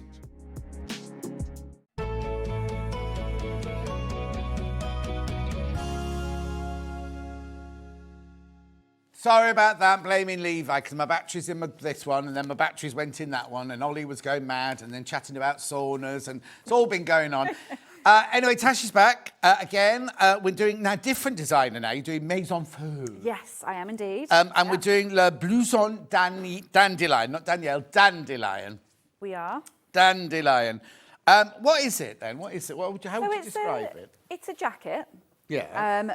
It's somewhere in between, I'd say, like a bomber jacket and your kind of traditional sort of like denim jacket. Not denim because of the material, but that sort of style. So it's got a little bit of gathering at the bottom and your kind of waistband and all of that. But it's just it's not got a huge collar either. It's got a stand collar. Yeah. So it's a very simple jacket. It is lined. Right, all right. But in these fabrics, it's still quite lightweight. Right. So it's a good transitional jacket, I think.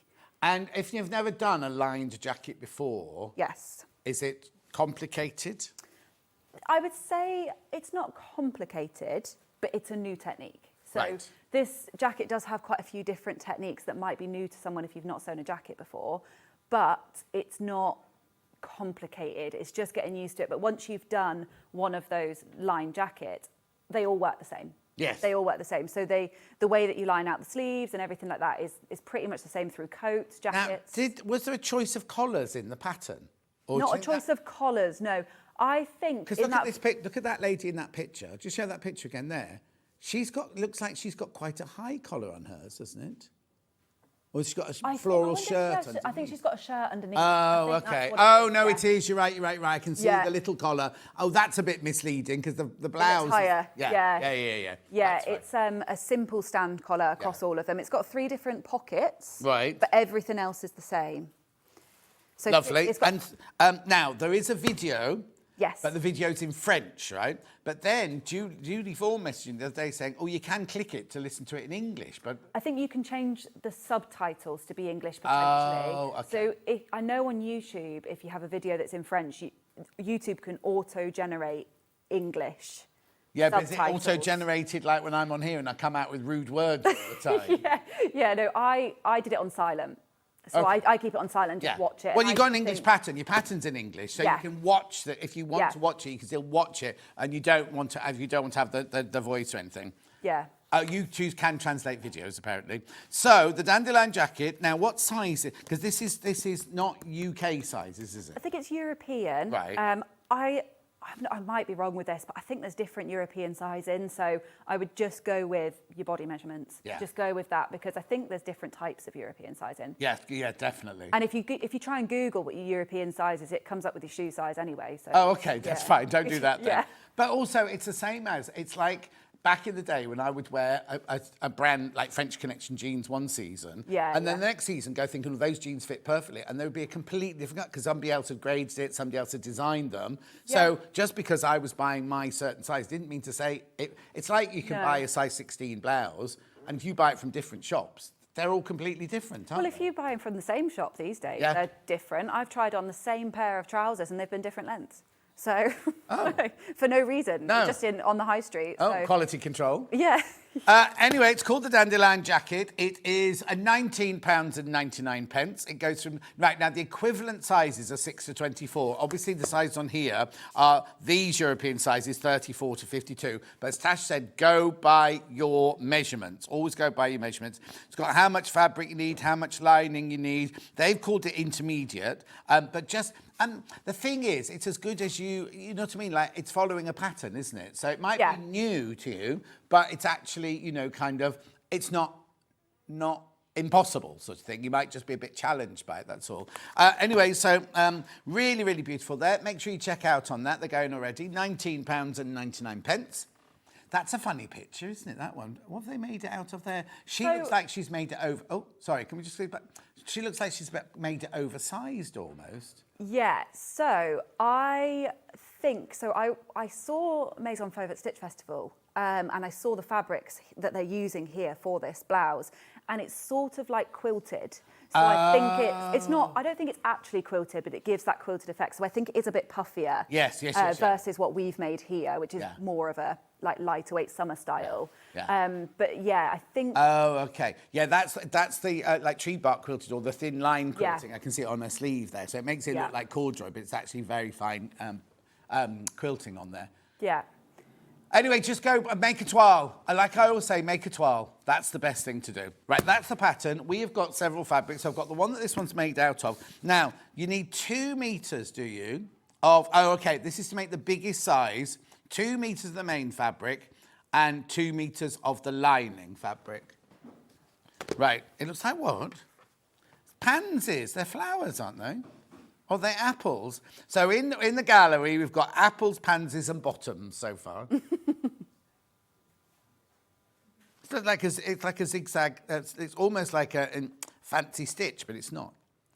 $15.99 for your 2 meters of that one. I didn't think bottoms. I thought it looked kind of like hearts. Hearts, you see. Hearts, apples, strawberries and bottoms we've had so far. Or peaches. Or peaches, yeah. Yeah. It's whatever you want it to be, anyway. So that's that one. You're making it in this one, are you? The light one of the light denim. Yeah. There you go. There's your light denim there. And I think in the pattern with this, so you can use light or heavy fabrics for it. Yeah. Because the lining kind of pads this out a little bit, so it works pretty well. This is what I always... I don't call this 8 ounce, right? I call this 4 ounce, but we call it 8 ounce. It's not a great big heavy denim. It's a lovely, lovely soft denim. Yeah. But it's heavier than the chambray that we had in Tash's last hour. So it's not the same denim as we had in the last hour. It's beautiful, but it's not... I wouldn't call it 8 ounce myself. $18.99. That's that one. We've also got that one in the... Oh, now. Right, this is the medium. There's very little difference between medium and indigo. This is your medium. Let me just show you. So that's your medium. That's your indigo. Right, very little difference, but there you go. So I'll do the medium first.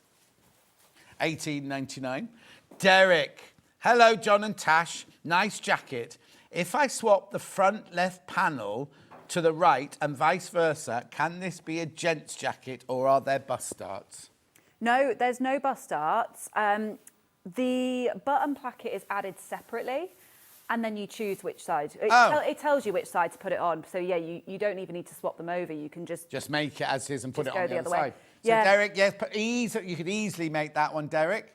And then wear one of your purple shirts underneath it. Look, 'cause we've got a purple mannequin here. Do you know what I do, though, with that is I just measure your shoulder. So on the pattern, just measure what the shoulder's doing to make sure you're getting a good size. Right. Because it's oversized here, but women's shoulders tend to be narrower. Oh. So if you're making it for a man, you just might want to just check your shoulders. I don't know how buff Derek is at the moment.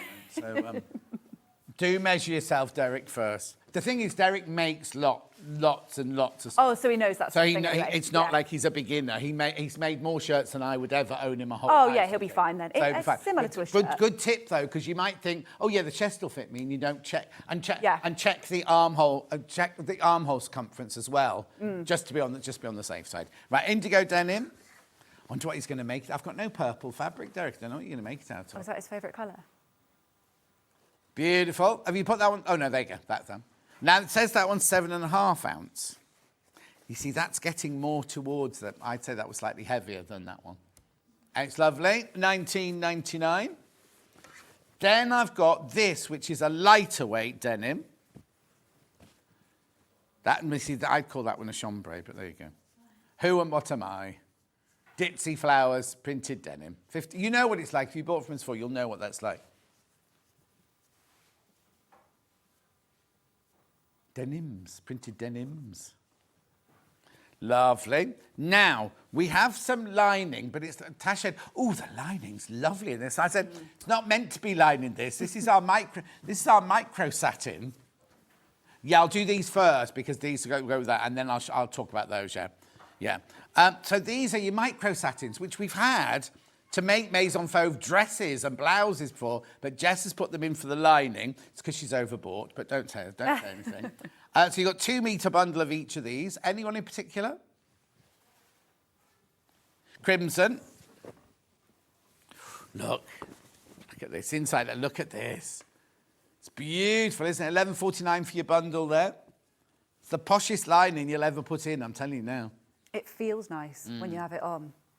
Yeah, you can just wear a little cami top under that and that'll feel lovely on. And it's surprisingly easy to cut.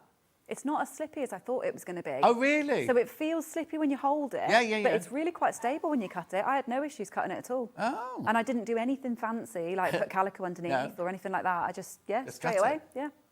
Beautiful, that's your crimson. Then I've got a coral. Ooh, that's pretty. Look. Oh, yeah, it's nicer on the... It's a lovely colour, isn't it, that one? Because you don't see any of this, do you? It's nowhere. No, you don't. Mind you, I noticed that one of the ladies in one of those pictures had her sleeves rolled up. Yes, I suppose you can. So you could line it and roll it up, couldn't you? You could Oh, there you go. There she is. Think she's coming home from a party, isn't she? She's gone out for lunch with the girls. They've had a few too many Prosecco's, and she's off up to the bus stop to go home now. And she's going, oh, where's my Oyster card? Got it here somewhere. Lovely. Then I've got a purple. Oh, Derek. Oh, are you going to line yours in this one, Derek? Why not just make it? Make a satin bomber jacket. A what? Make a full satin. Oh, yeah. Oh, he would. Don't. During lockdown, I've told you about Derek, during lockdown, he's a school teacher, a music teacher, and during lockdown, every Monday night, he would do songs from the shows. He'd tune in to his YouTube or his Facebook, and he'd be at the piano in his house, and he would sing all the show tunes. Oh, that's amazing. Then you voted for which ones you like best, and he'd repeat those next week, and you could request them and things like that, because he does loads of musical theatre as well, apart from in the school. So he's always rehearsing, like for pantos or for big musicals in Scotland and things like that. Yeah. Very full life, says Derek. Right, Joe. Then I've got it in black. Ooh, oh, no, it's not black. Green. Oh, this is why I got confused earlier. They kept saying it's green, it's green, it's green. The inside's green. That's nice. That's a lovely shade. They could all see the green, I couldn't.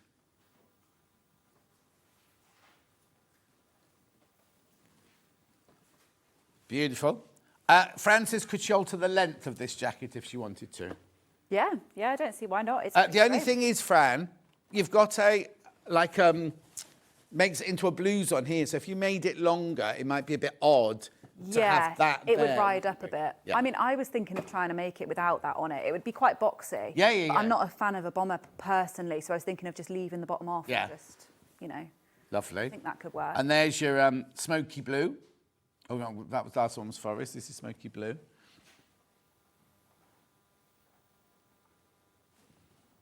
Lovely. Then I've got some of Hayley West's fabrics here.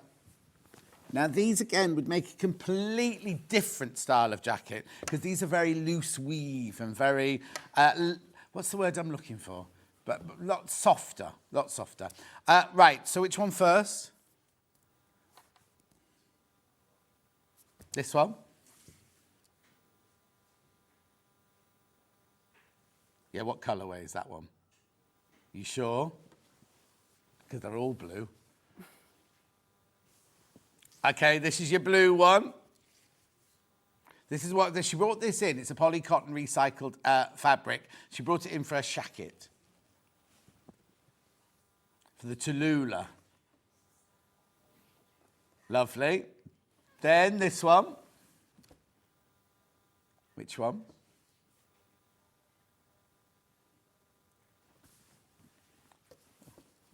This one's called Multi. Apparently, is that one called Dark? Oh, Multi-Green, this one's called. Yeah. It's got to be finished now, and it's not on next year. Oh, is it every 2 years? I thought it was they did 3 years and a year off. Is it every 2 years? Glastonbury. I think every other. Oh, is this every other year? Yeah, tried to sign up for next year. See, Rebecca Reed. Oh, no, yesterday Rebecca Reed was meant to be in. And I did her shift yesterday because she thought she wouldn't be sober enough.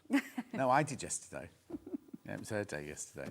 So she's doing Friday. I'm not in on Friday. She's doing Friday. Then this one, Dark.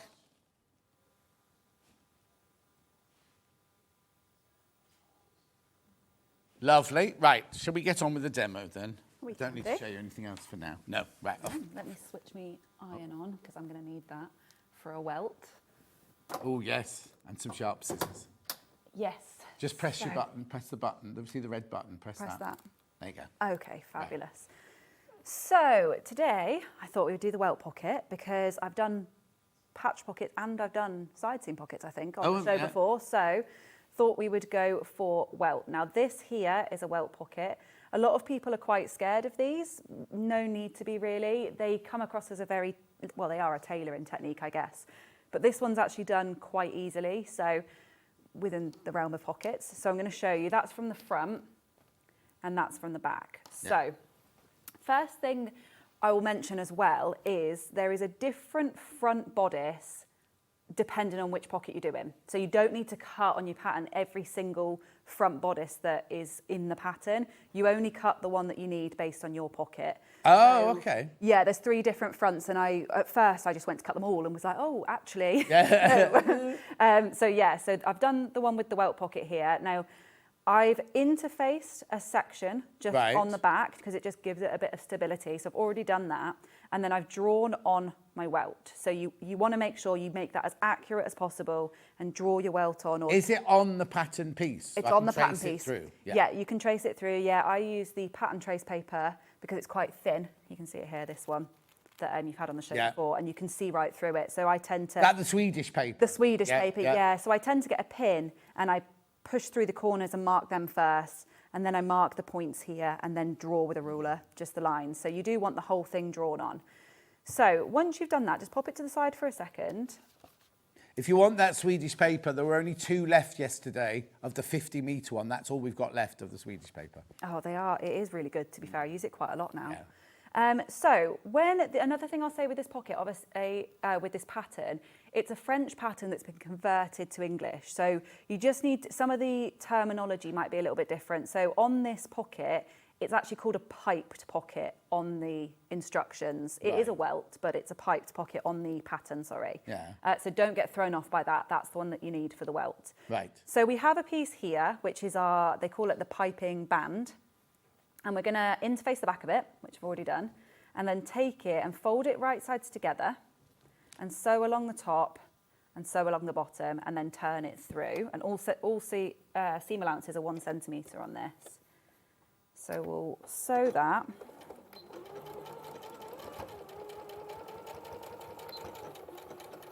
And this creates the main opening of your pocket that you can see from the front. So make sure this one's nice and neat.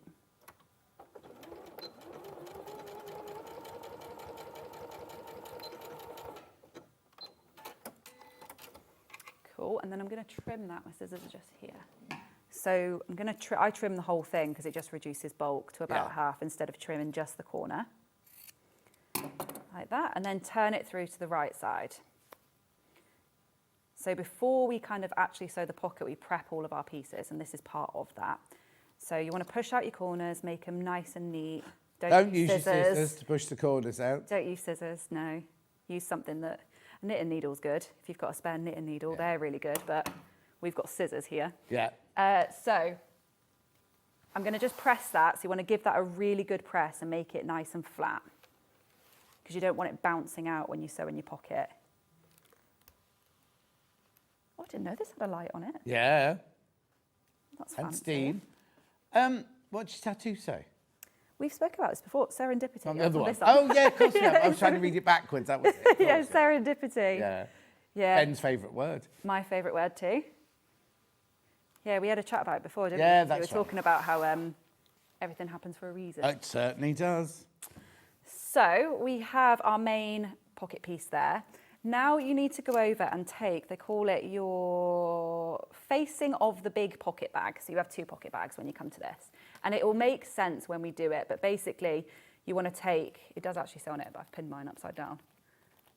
Yeah, that's my big pocket bag. So we're going to need that in a sec. Just make sure you're using the right one. Right. Put your small one out the way for a minute. So you need your facing for that one. Make sure your notches are marked on all of this as well. And then take one of these pieces. I just need to check mine because I've got what's it called? Because I'm doing a different, what's the word? Because I've only got one pocket. I need to check I'm doing the right side. Oh, yeah. But you would do the same for both. Yeah. So you want to take your piece, and then you want to take the edge, not the edge with the notches, the longer edge, and fold it in by 1 centimetre. Okay. And you're going to do something a bit weird with this, because I was a bit baffled when I first saw it. I was like, what do you mean? Sew it onto the pocket, but it makes sense when it goes through. Every day is a school day, isn't Every it? day We think is we a know school how to do something, and then a different technique comes along, and you think, oh. Yeah, I mean, I was just like, I've never done this before. Yeah. So you take your pocket bag, and you've got your folded edge here, which is your longer edge. Now that goes in towards the pocket, and you line up your notches on top of the pocket bag like this. Right. And then you're going to sew it in place all the way along. Oh, okay. Yeah, so you're sewing on top of the pocket bag. And because I'd never done it before, I was looking at it like, why would I do that? But it creates the facing piece inside. Yeah. So instead of attaching it separately, you just attach it straight on top. Yeah. So I'm going to pin that in place, and then I'm going to sew all the way around the edge just to secure it right on the edge. The stitches that you're doing, do we see those? No, they'll all be inside. These are all inside the pocket. Inside the pocket, yeah. Yeah. So the only time you would see it is if you kind of pull your pocket out. Yeah. Which I don't know why you would, but you might. Could be doing a party trick. Yeah. Be a bit of a boring party trick, pulling out your pocket. Oh, do you not know that I can do an impression of an elephant then? I can't do it on telly, it's rude. No, I didn't know that. Okay, well you can't do it because you're a girl. Oh, okay, I get it. Yeah. That is rude. Imagine if he tries to do that on telly. Ollie's doing an banned. impression of a baby elephant in the gallery right now, apparently.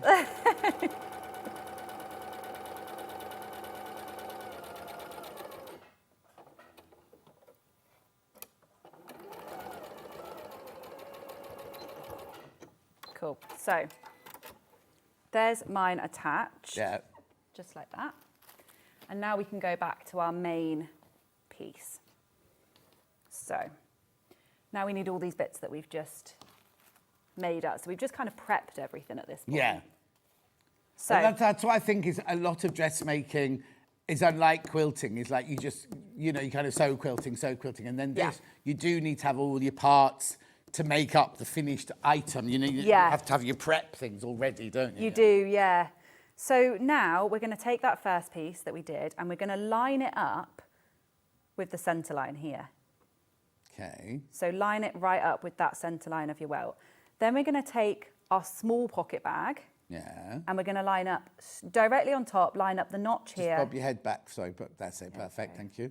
We're going to line up the notch with the edge of that piece underneath on Yeah. both sides and then pin that. This is very different to how I've ever done a welt pocket. Yeah, it's actually quite easy because I haven't done it before, I was a bit like, oh, am I going to be able to do this on telly? Because you get into your head, don't you, a certain way, and you just start naturally doing it. Yeah, exactly. Yeah. And then I was like, no, it's actually a really easy way of doing things. So that's why I thought I'd show it, because it's not No, I do the same. If I open the complicated. pocket, I go, oh, I'm just going to do it my way. I'm not going to do it their way.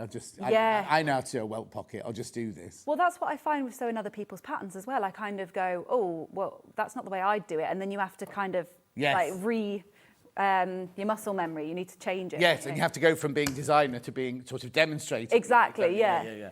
So now what you're going to do is where the notch is, you're going to sew 1 centimetre along and you're going to stop at the other notch and backstitch. And you want to try and be as accurate as you can with this. So what I do is I pop it underneath and I hand wheel my needle right onto the edge. Right. And essentially what you're doing under here is sewing along this line. Yeah, but on the other side. But on the other side, but you can't see it. So you just want to be as neat as possible. And I think with anything like this, with like a welt or anything, it's all about just being accurate, more so than it being difficult. Yeah. But they always come out all right, even if you're not perfect. The thing is, the first time or the second time you do it, it's terrifying. And then the more you do, the more you just do it automatically. You don't. Yeah. Well, that's what I mean when we say, like, we've got different ways of doing things. You just get used to certain techniques. And you just do it whichever way you find the easiest. Some people might go that way is way more confusing than the way that I would do things. Yeah, exactly. Or,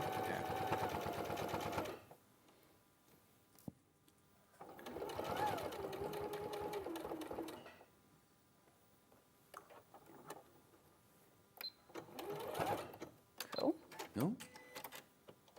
that was just me checking my if I'm right over the edge. And it was like if I'd gone past it or on it. So what we've done there is this, look, and then basically when it folds back, it's going to fold back like this. Right. So you always want to make sure this piece is facing towards your centre front. So once you've done that, you need to take your other pocket bag and you're going to line that one up again. But this is the one with the facing on that we With made the facing. earlier, yeah. Yeah, you're going to line that up with your centre line, making sure your notches match this top line, the same as you did on the other side. Right. But you can actually move your pocket out just to make sure, like that. And then line it up, pin that one in place, and then do exactly the same. So you can also, let's see if I can be able to show this. So you're going to want to sew from this point to this point. Right. So what you can do at this point is fold it and just pop your needle through, or your pin through, just to find that point. Right. And then I leave it there for a sec. And then I've got a heat erasable pen. And then I just mark it with a dot. Right. Now you don't really need to do it the other side because you've got the under piece, which is kind of giving you your start point. You can see where you're going, but with this you don't. So then I'll line it up and I'll do the same with my bottom one. Make sure I've got my point and then mark.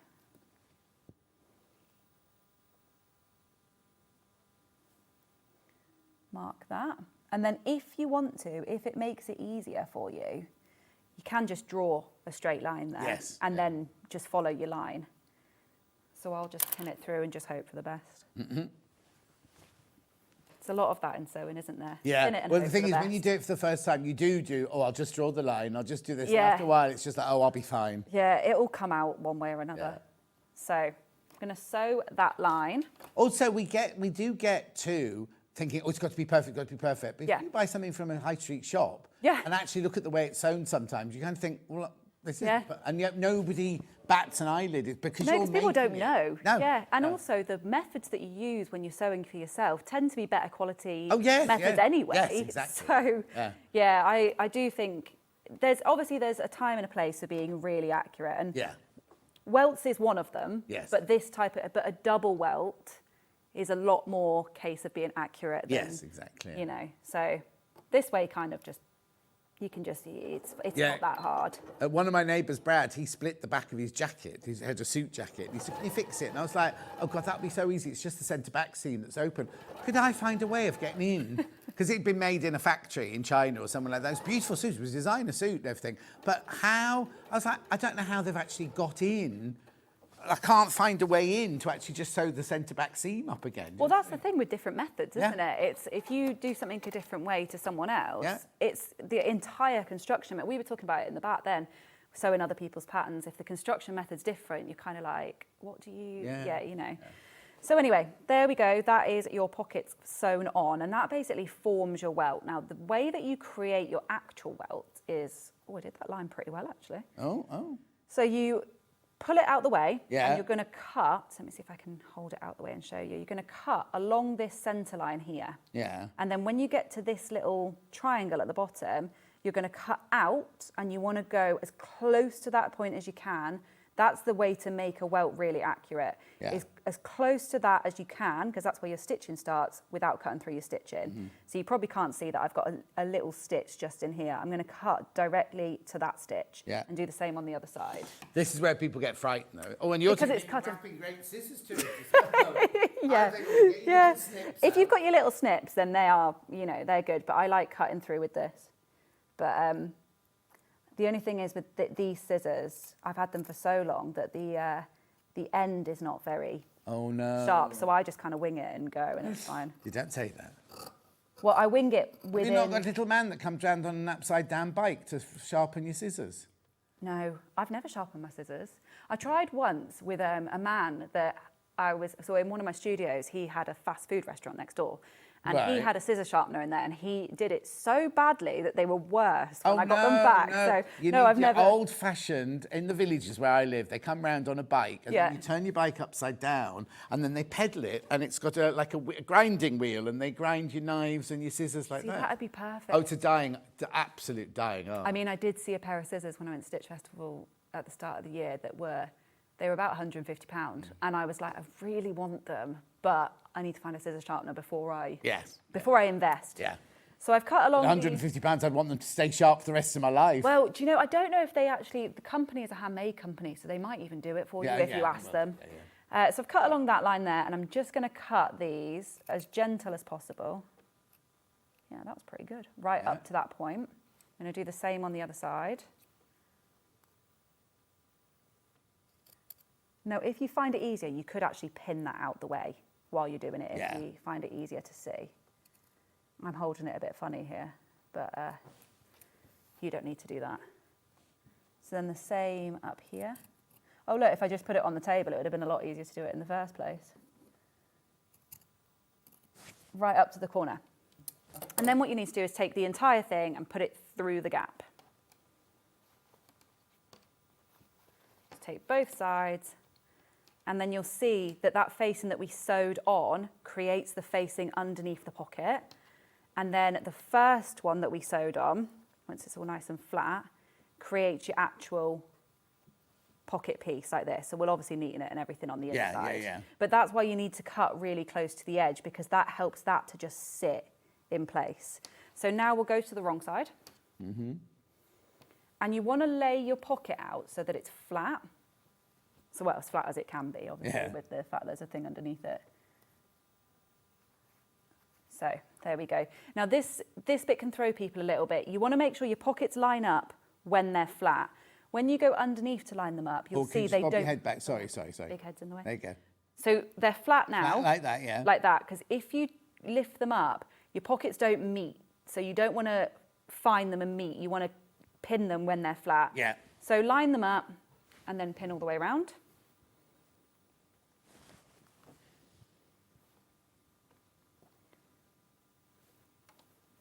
I won't pin loads because for time, but you want to pin enough because it's obviously lining fabric. But essentially what you're going to do is you're going to sew around that pocket, not worrying about where they don't meet. That doesn't matter. Keep your seam allowance as it is. I'll just do this bottom one and then I'll show you what I mean by that. So we'll now go underneath and sew them. And if you can see there. Let's just have a look at that. Just pop your head back. There you go. Perfect. So if you can see there, that's where your pocket starts, and you've got this bit that it just naturally folds back. Yeah. So you can just continue all the way around, keeping it folded back. Don't worry about any of this for a minute. Just sew around all the way. So keep your top out the way, sew around. And to be honest, that's nearly your welt.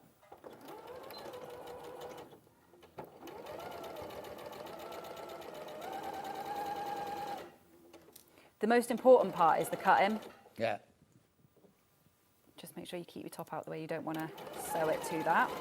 What Director Ollie can't get his head round is because he doesn't do sewing, so it's not a bad thing. But he said it's taken the same amount of time to do one pocket as it did to make a whole dress earlier. Yeah, but the difference with this is like a tailoring technique. So it's a really, really nice technique to do, but anything that's kind of tailored or anything like that does take time. Oh, yeah. It's like it's way worth more. it. And it is worth it. You get a really nice look. And it's another technique that you've got in your basket then, you know what I mean, that you've tried.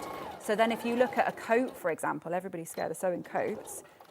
Once you've done this sews in the exact same way as a coat. Yeah. So you've pretty much sewn a coat. So we're nearly there. On the back, now all you need to do is go back like this. Now you just want to fold up the edge. And do you remember we had those little points? They should be poking out this way. Just check they both are, and if they're not, so this one's not, see it's tucked inside, just pull it out to the right side. I just get a pin normally and just hook it out. So just make sure you... Yeah. I know it now. yeah. So I've just pulled it out, so you want that on the wrong side. Yeah. And now what you're going to do is you're literally going to sew across this triangle here, from seam to seam on both sides. Just with it flat like that? No, I'm going to hold them together, and then I'm going to turn it this way. Oh, okay. Yeah. So you're sewing from this side, and you're just sewing straight across. Definitely.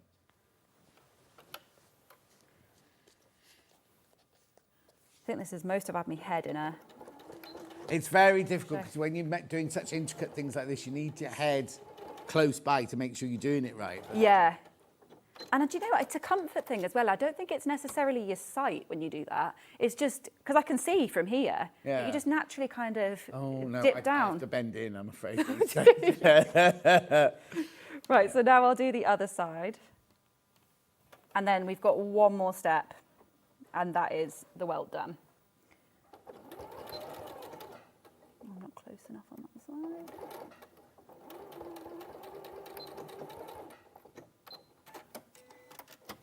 Cool. So then if we go to the right side again, so we've just laid that all flat, go to the right side, and then you want to give everything a really, really nice press and just line up your edges. And then we're just going to top stitch just on the edge here and just on the edge here to secure it. So I'll press it, secure it, make it all nice, just sew on the edge, and there's your pocket. Done. That is. I mean, it's a brilliant. I mean, it's one I've never ever seen before. But Same. It's a brilliant technique. Yeah, I think there is different methods that are kind of cropping up now that have been done maybe before, but just weren't popular. Oh, and I'm sure that was if you went to Savile Row. Yeah. I'm sure tailors have been doing that for donkey's years. Probably, yeah, but it's just not something I've come across. No. Be interesting to know who designs for Maison Fauve, whether it's I think it's the lady that, not the one that was in the white top, but the one that was in the blue jacket. Okay, yeah. I know. Did you meet, because you met them? Yeah, so there's a few of them, so it's not just one person, Yeah. it is a team. But I'm pretty sure I read on the website that they design everything. Yeah. And then it gets sent to be professionally graded and everything like that. Yeah. Well, that's what a lot of the time does happen, doesn't it? Because designers don't know how to grade. Yeah. You know what I mean? Yeah, exactly. I just wondered if any of them have got a tailoring background. Yeah. So Or yeah. factory, because some of the dresses, the techniques, some of the dresses are very much like you do in a factory. I'm not demeaning it, but like in a factory rather Yeah, than I'd noticed that. Yeah, method sort of thing. it's things like the sleeves. Yes. So I was always taught to set in a sleeve by doing the armhole and everything first and then put a sleeve in. Yes, yeah. Which is not the only way. No. And not the best way necessarily, depends on what you're making. But all factories do it on the flat. Like obviously what we did earlier, because it was, that's not because it's factory, that was just because Yeah, but I don't know how they do the style. Like the shirt factories in East London, all the shirts going on the flat, like men's They shirt. do, yeah. And you just kind of think, oh, I find it much easier, only because it's what I'm used to, Yeah. making an armhole and putting a sleeve into it. So Yeah. trying to, how do you put a great big sleeve head like that into a flat? I don't think there's as much ease. Oh, is that what it is? I think. So I was looking at one of my shirts and it doesn't look like there's much ease. That could be what, because you can do it, even if you've got a little bit, you can do it on the flat quite nicely with a little bit of ease. Yeah. But nothing's really fitted and tailored now, is it? It's all a bit looser, Yeah, so you don't need it No. as much. So we've done the pocket now, and I'm literally just going to sew, so the pocket's got this flaplet. So you want to line it up and then just top stitch here once you've lined it up, like that, and that's your pocket sewn in place. So I'll just do that now. Yeah. What I love as well is when you do, it's tricky, but when you do a welt pocket like this in wool, yes, and then you steam it with your muslin, your very wet muslin at the end, and that all cinches in. And the welt pocket, if it's worked, looks so beautiful in like a proper wool worsted or something like that. Because it just, when you steam it all like a tailor and you get a clapper on it, it's so neat and so sharp. Yeah, and that's the thing, isn't it? It's about all those little like techniques like the clapper and things like that that really help.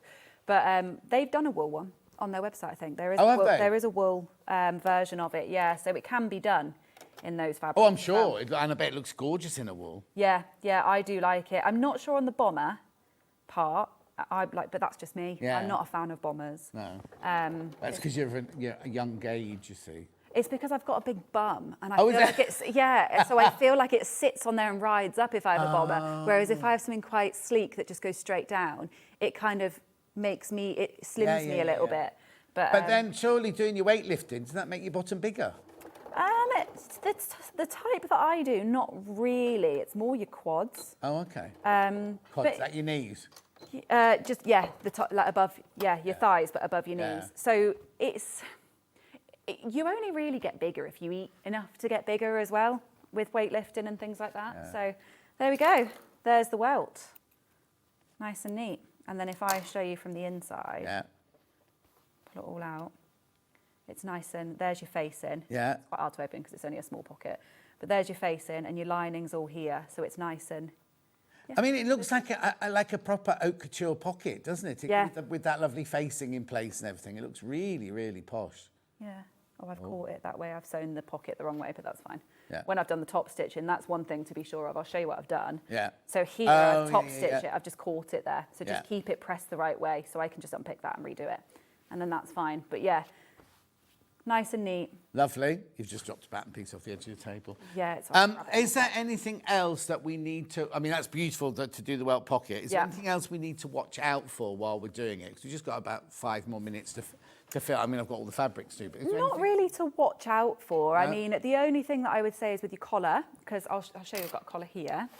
When you're attaching your collar, make sure you do your notches. That's really important. It is the whole way through this anyway. Mm-hmm. But your collar piece is like this. And naturally, people think to attach this side, the shorter side, to a neckline, just because it looks like you would, doesn't it? Yeah. But you don't. You attach this piece. And because obviously it's a curve and you're attaching it to a curve, you just want to be quite careful about making sure that everything is pinned nicely, everything matches up. It will match. Sometimes people are scared that it won't, but it will match. Everything will be fine. But yeah, so then obviously as it attaches, it sits like this. Yeah. But yeah, I mean, there's nothing in here is overly tricky. It's not that it's like really difficult or anything like that. It's just a lot of different techniques. Like that pocket that I did is one technique. A collar is another technique, but you've seen that wasn't that hard. The collar's really easy. The collar is literally just attached and then another piece attached. And attaching a lining, the lining's made in the same way pretty much as the rest of the jacket. So do you make a whole? Do you make a complete complete whole lining? Yeah. So you make your jacket for the most part, apart from the bottom piece. Yeah. You make your lining, you attach your collar, and then you attach that whole thing onto the main jacket. The only thing that's a little bit difficult is attaching your sleeve to the sleeve. So your lining sleeve to the main sleeve. Yeah. But the video talks you through that and, shows you through that if you're watching in English. Yeah. But it shows you everything, so you don't need to worry about that. Just go straight in and, you'll be fine. Perfect. It's just about matching it up. Brilliant. It just looks a bit, when you match a lining to a main sleeve, it just looks a bit odd, doesn't it? Because you've got to attach the right side to right side and you kind of baffles you a little bit. Exactly, but, yeah. I mean, I do it, again, a different way to what they show, but it works, so. Exactly. Yeah. Brilliant. Thank you very much indeed. We'll just do a little recap here. So the pattern, Le Blouson Dandelion. Now, isn't it funny? I just thought it would be La Blouson rather than Le Blouson. Well, I didn't think it'd be blouson, because blouson's like blouse, isn't Yeah, it? I thought there was a different word for it, but... Yeah. I mean, Oh, I yes, don't know. yeah. I mean, I don't speak French, so I have no idea. Chemise, no. Chemise, I want to say... shirt, isn't it? Yeah, chemise is shirt, robe is dress.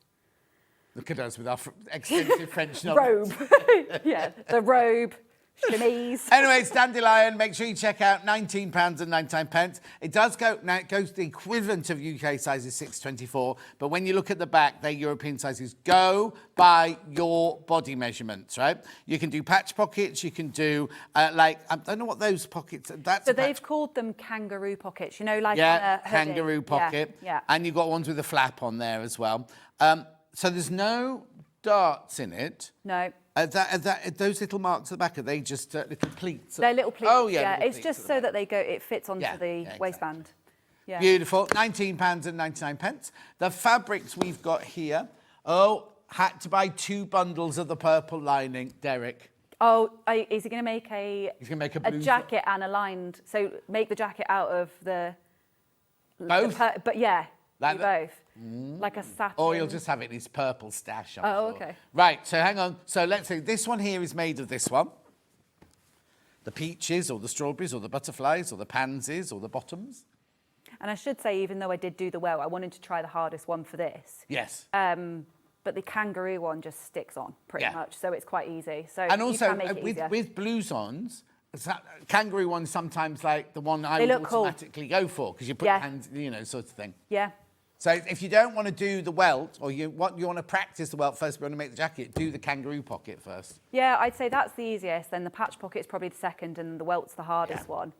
But I just wanted to show the hardest one to show it's not as hard as... No, exactly. you But think. also good if you just got some stash of fabric and you can just practice. Just get a piece of, you don't even need to make the whole jacket. You just practice doing the welt. And do you know what? I was thinking about this the other day. I think you could just copy that onto any jacket. Oh, yeah. You could literally just take their welt template and use the same pocket bag pieces and put it on any jacket. Is it the same size pocket for all the sizes? I think so, yeah. Yeah, it doesn't Pretty matter. sure You it just is, take yeah. your size because Yeah. what you've got to match it to is you just got to match it to the The square, opening. yeah. And if you just traced that off onto a separate piece Yeah. of paper, you've got a welt pocket template. Exactly. Anyway, here's the denim that. Do you make yours as this one? Yeah. This denim, $18.99. Few in baskets. Make sure you check out. Then we had the the medium. This is the medium one. It's quite dark. I'd call that dark, but they've called it medium. Yeah. That's quite nice. I think... Oh, no, it is dark blue. It is dark blue, look. It's medium weight. It's dark blue. Yeah, it's dark blue. That's why there's not much difference between that one and the indigo one. The indigo one feels different. The indigo one, this one feels like workwear. The indigo one feels like workwear denim.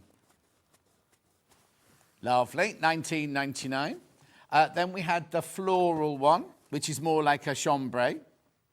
That would make it a very soft blouson-y blouson. Actually, that's the one, I would quilt that one. Yeah, and that's the thing. I think you could. If you Yes. didn't use anything too heavy, I think you could do a light quilting. Yeah, and then, because you're lining it anyway. Yeah, perfect. That's fabric-wise. Then linings, I've got the steely blue or the smoky blue. Danu. Oh, sketchy. Beautiful. And then we've got it in the forest.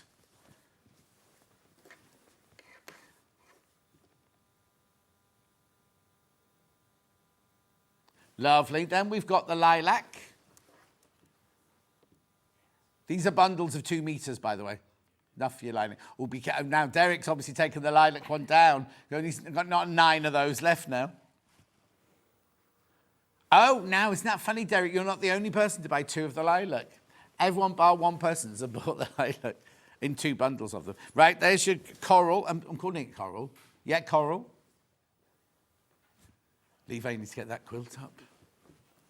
Come on, you only got a couple of minutes. I got the red one. That'd be nice to line a coat in the winter, wouldn't it? Mm. Even if you didn't make this jacket, lining a coat in the winter. When I worked at Hitchcliffe, the lady around the local pub always wanted a black velvet cape, long cape, lined in. Oh, it took me forever. Lined in red. Yeah. Beautiful. And we didn't do any buttons. Then we had the Hayley West fabric. Oh, she's not called Hayley West anymore, is she? Hayley. Is she named Tickle? Is her surname Tickle or something like that? What is it now? Anyway, this is dark. It's not Hayley East. Hayley. She just got married. What's the matter? I just got the joke. Hayley West, Hayley East. Oh, well done. It took me a minute, but... Then we got the green one. Oh, what's it? Kitty. Kitty, is it? Oh, Kiddie, like Kidderminster. That's because she was Miss Kidderminster in 1959. That's what it was. Beautiful. She's abroad. She won't hear it.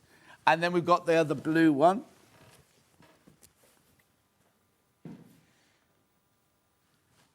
And then I've got 3 sets of... I thought I had 4 sets of buttons. Yeah, I think you're missing the one that I've got on there. Oh. Is there not some there? Is it under there? Can you see it? Oh, there it is. Well done.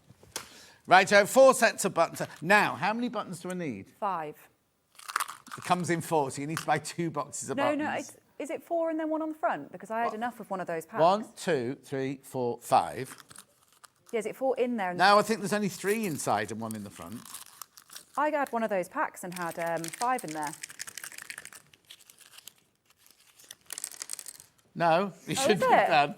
Oh, well, I had hang on. mine. Which ones did you have? I'll open yours in a minute then.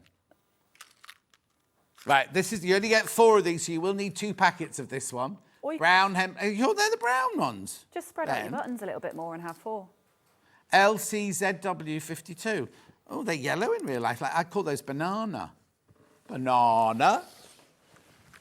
Right, this one here is called XEZW35. Oh, 5. No, there are 5 in that one. There's 5 in that one. There's 5 in that one.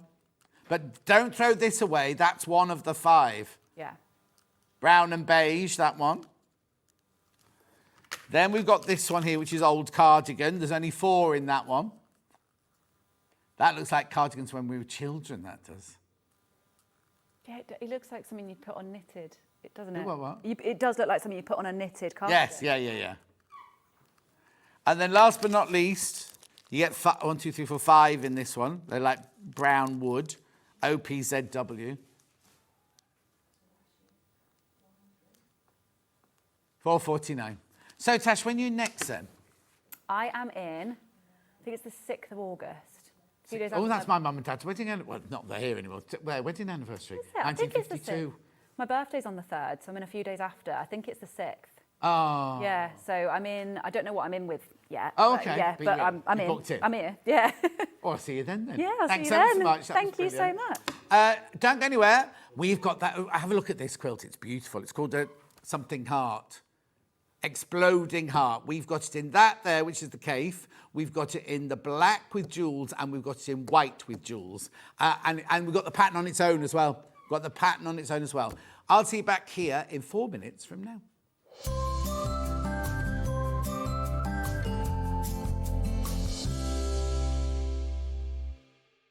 So many more quilts I want to make now. I'm going to have to live to 200. It's just been one of the best festivals I've ever been to in my whole life. I will definitely be back and I'm going to have a quilt.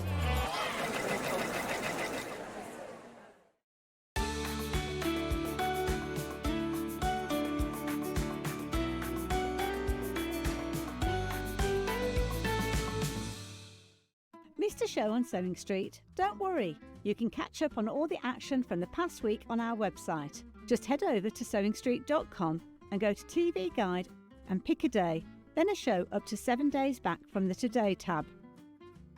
Looking for something older? Check out the Sewing Street YouTube page, where you'll find our full archive of shows anytime, anywhere. Stay inspired and keep sewing with Sewing Street. Never miss a show by watching on the go with the Sewing Street app. Head over to your App Store now and search Sewing Street and simply download to your smartphone or tablet. You can watch the shows live and see your favourite presenters and guests. Click on the Today button to shop all of the products that are featured in today's show. Want to know what's hot? Then click here to see today's bestsellers and highlights. Have you missed a show or want to watch one back? Then click the schedule button and you can go back 7 days to watch and shop, and you can also see what's coming up over the next 7 days. Want to say hello or ask a question to our guests? Then send a message to the studio. You can also keep in touch with all the latest news, events, product launches and much more by clicking here for our social media pages. Never miss a show by watching on the go with Sewing Street. Did you know that we can deliver to over 20 different countries worldwide, spanning 4 continents from the UK to Australia? Check out our website for the list of countries and delivery costs. Sewing Street, stitching the world together. Looking for the perfect gift for the sewing enthusiast in your life? The Sewing Street gift card is just the thing. Choose between a physical card delivered to their door or a convenient e-gift sent straight to their inbox. It's easy. Just head to the Sewing Street website, scroll to the bottom of the page, click Gift Cards, or use your smartphone, scan the QR code and go straight there. Pick the amount you'd like to load onto the card, and that's it. The Sewing Street gift card, the gift of creativity made simple. Here at Sewing Street, we only charge 1 P&P throughout the day. You can add as many items to your basket and check out and still only be charged once. Once you've checked out the first time and want to order again, you simply add the item to the basket and click on the Combine Order button. Remember, standard P&P is £4.95. Charges may differ for outside the UK. Or upgrade to our premium option for £6.95 on certain items. Shopping made easy at Sewing Street. Keep up to date with what's on Sewing Street, as well as all the latest news and special offers by signing up to our email newsletter. Go to sewingstreet.com and scroll down to the bottom of the homepage. Type in your email address and click the envelope. That's it. You'll never miss out on the latest news and special offers ever again. Every day, our experts will bring you a wealth of knowledge. They'll take you through the steps of making projects, and we feature fabulous tips along the way. Whether you're new to sewing or a seasoned pro, you're sure to learn something new. We're live every day from 8 AM till 1 PM, and you can also watch back all of the demonstrations featured on the show on our YouTube channel. Looking for some creative inspiration? Head over to the Sewing Street website and click on the SS Hub. It's packed with ideas, tips and projects to spark your creativity. Plus you'll find the latest news and information on sewing machines and overlockers. Get inspired with Sewing Street. Are you ready for a creative journey? Stay right where you are, because from 1 PM to 9 PM, Hobbymaker is here to inspire the crafter in you. Join us for an exciting lineup of crafting demonstrations, exclusive deals and expert tips that will spark your imagination. Whether you're a seasoned pro or just starting out, there's something for everyone. And you're in safe and crafty hands as we work with the biggest brands the crafting industry has to offer. So grab your favourite drink, get cosy and don't miss a moment of fun. Stay tuned and make sure you keep it right here and let Hobbymaker fuel your passion for creativity. See you at 1 PM. Did you know at Sewing Street that on various products we offer split pay? That means on certain items you can spread the cost over 2, 3, 4 or sometimes even 5 interest-free monthly payments. Just pay the first instalment when you purchase and you're away. So shop your way with split pay. Not only is Sewing Street live from 8 a.m. till 1 p.m. on Sky 670, Freeview Channel 73, YouTube and the Sewing Street app, now Virgin subscribers can watch on Channel 754, which means there are more ways to watch your way with Sewing Street.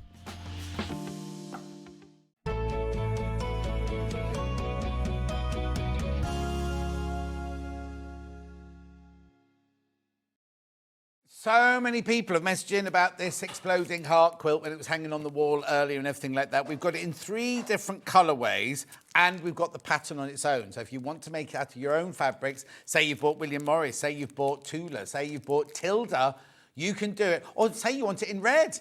Say you just want it in all different reds and not yellows, reds and pinks and things like that. It'd be lovely, wouldn't it? Very romantic. Anyway, we've got 3 bundles to show you. Starting off with the Cafe bundle, which is over here.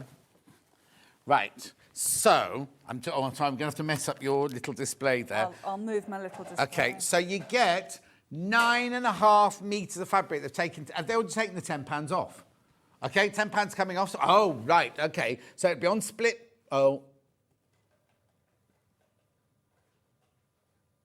it's more than £10 then. Save more than £10. Watch. And what split pay is it on? It'll be 2 split pay, will it? Because now it shouldn't be on split pay because it's gone over and done to 100, but we'll look in a minute when it drops down. Right, so what you get in here is you get 1/2 metre of your blue, 1 metre of your pomegranates. Oh, where's the split pay? Oh, you need to put it on split pay. Then you've got 1 metre of your Michaelmas, 1.5 of your blue, 1.5 of your dark blue. So that's 1, 3, should have been adding up, 4, 5, 5.5. So there must be 4 metres of your white there for your background. Lovely. Actually, it's not. It's Cafe. It's Cafe coloured in by. No, hang on, get this right. William Morris coloured in by Cafe, isn't it? That's what it is. Yeah, not the other way around. And this is on yours. This is yours. Yes, that's that. That's that fabric.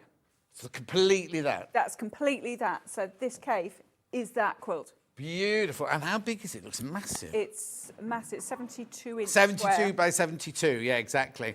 Oh, there you go. It's going on split pay. Well done, Ben.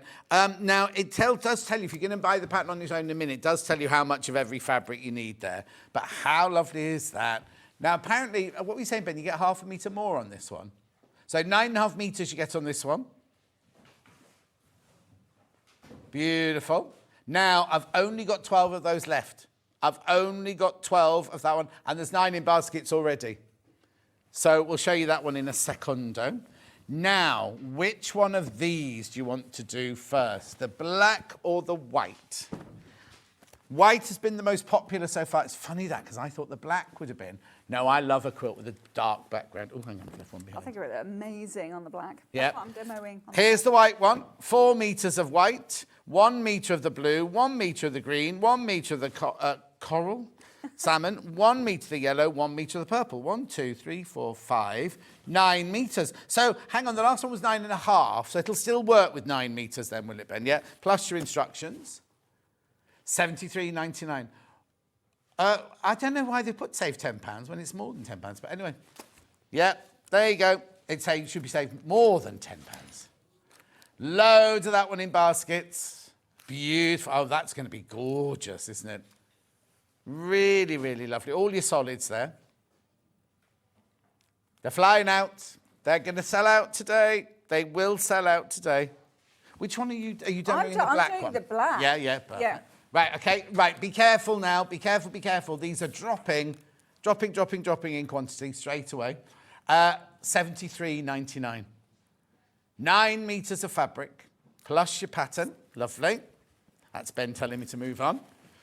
And then we've got, now this is the one I'd go for. This is my favourite one.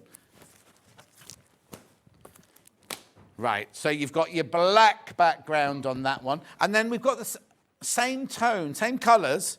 Same colours, you've got the blue, the green, the yellow, the coral, and the purple. £73.99, saving over £10. Don't show them yet. Okay. No, that's fine. Surprise. Because we've got the blocks here. We've got some blocks We have.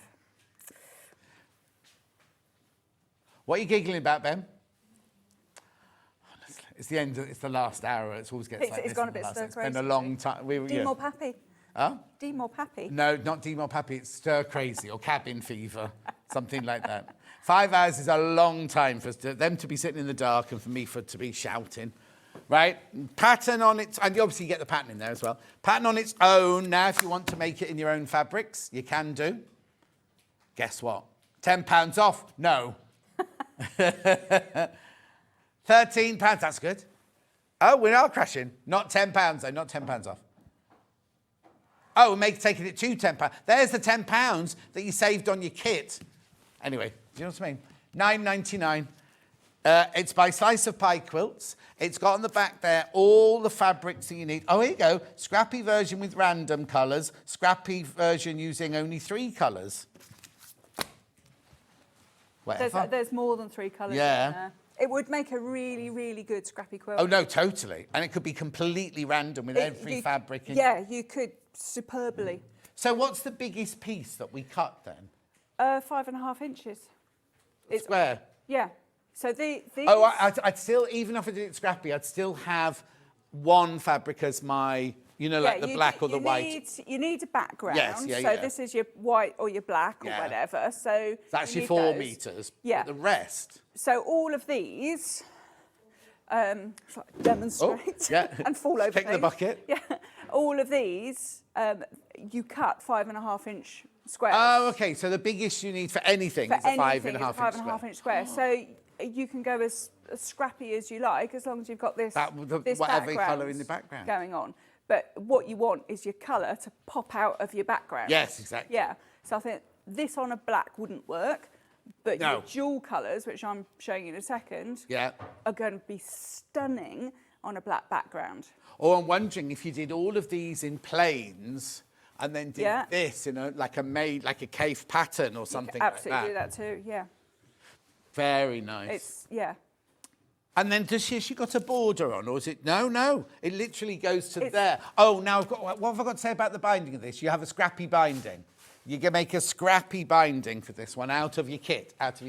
So there's no sashing. No. There's no borders. No, so it's really, really easy. Yeah, it is actually an easy quilt. I would not say, if you're a complete beginner, do it. Oh, okay. Because there's too many diagonals. There's a lot of quarter square triangles, which is fine, but there's a lot to handle and there's a lot of points matching going on. So I think for an absolute beginner, steer clear, and it's a big quilt to manage all the quarter square triangles. But if you're kind of getting to advanced beginner, a bit more confidence, and you're fine with your half square and your quarter square triangles, go for it. In fact, if you're fine with half square triangles, you've handled a whole quilt, and you're ready to go into quarter square triangles, by the time you finish this quilt, you will be a pro at quarter square triangles. And do we put it together in rows? Yes, all goes into rows. So there's 18 rows and 18 squares in a row. So I'm sure there's some math there somewhere. And then literally it just tells us how to lay out each. So in here.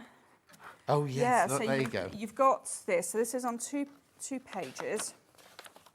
Oh, yes. Okay, and they all go together. So if I show you mine, just as a compare and contrast. So I was making it together, you can see all my little ticks. So at the beginning, it says, make so many of these, make so many of these, make so many of these.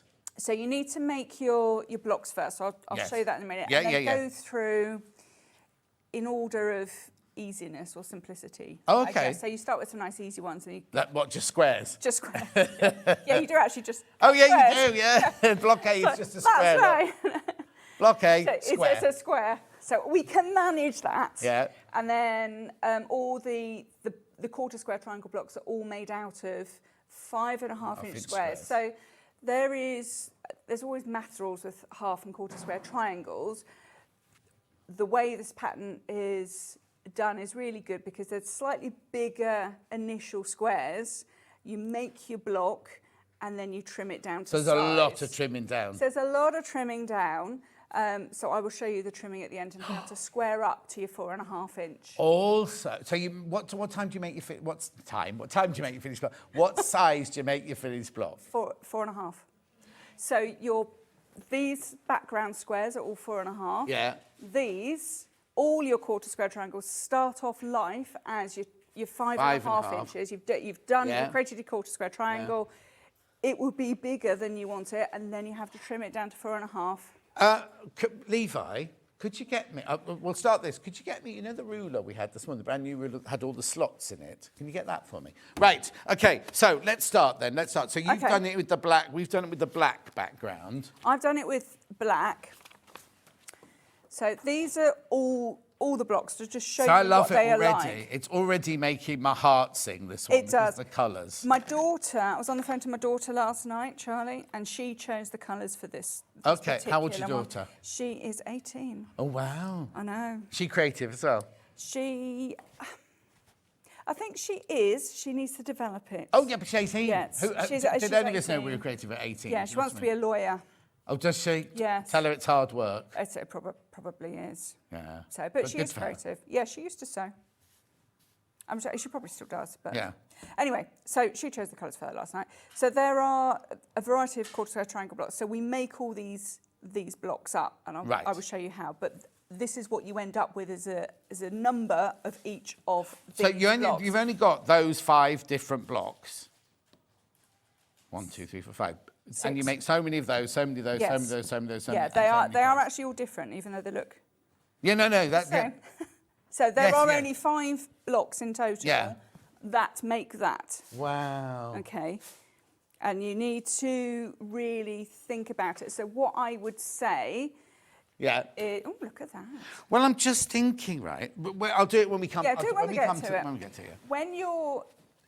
Actually, I know I'm skipping ahead, but that's fine. I want to say this now, because when you're putting this together, so you make all your rows, you make all your blocks, you put your rows together, and then you will notice that there is a heart shape that starts to form. So if you're not so great at the points matching, a lot of them can be hidden. Oh, yes.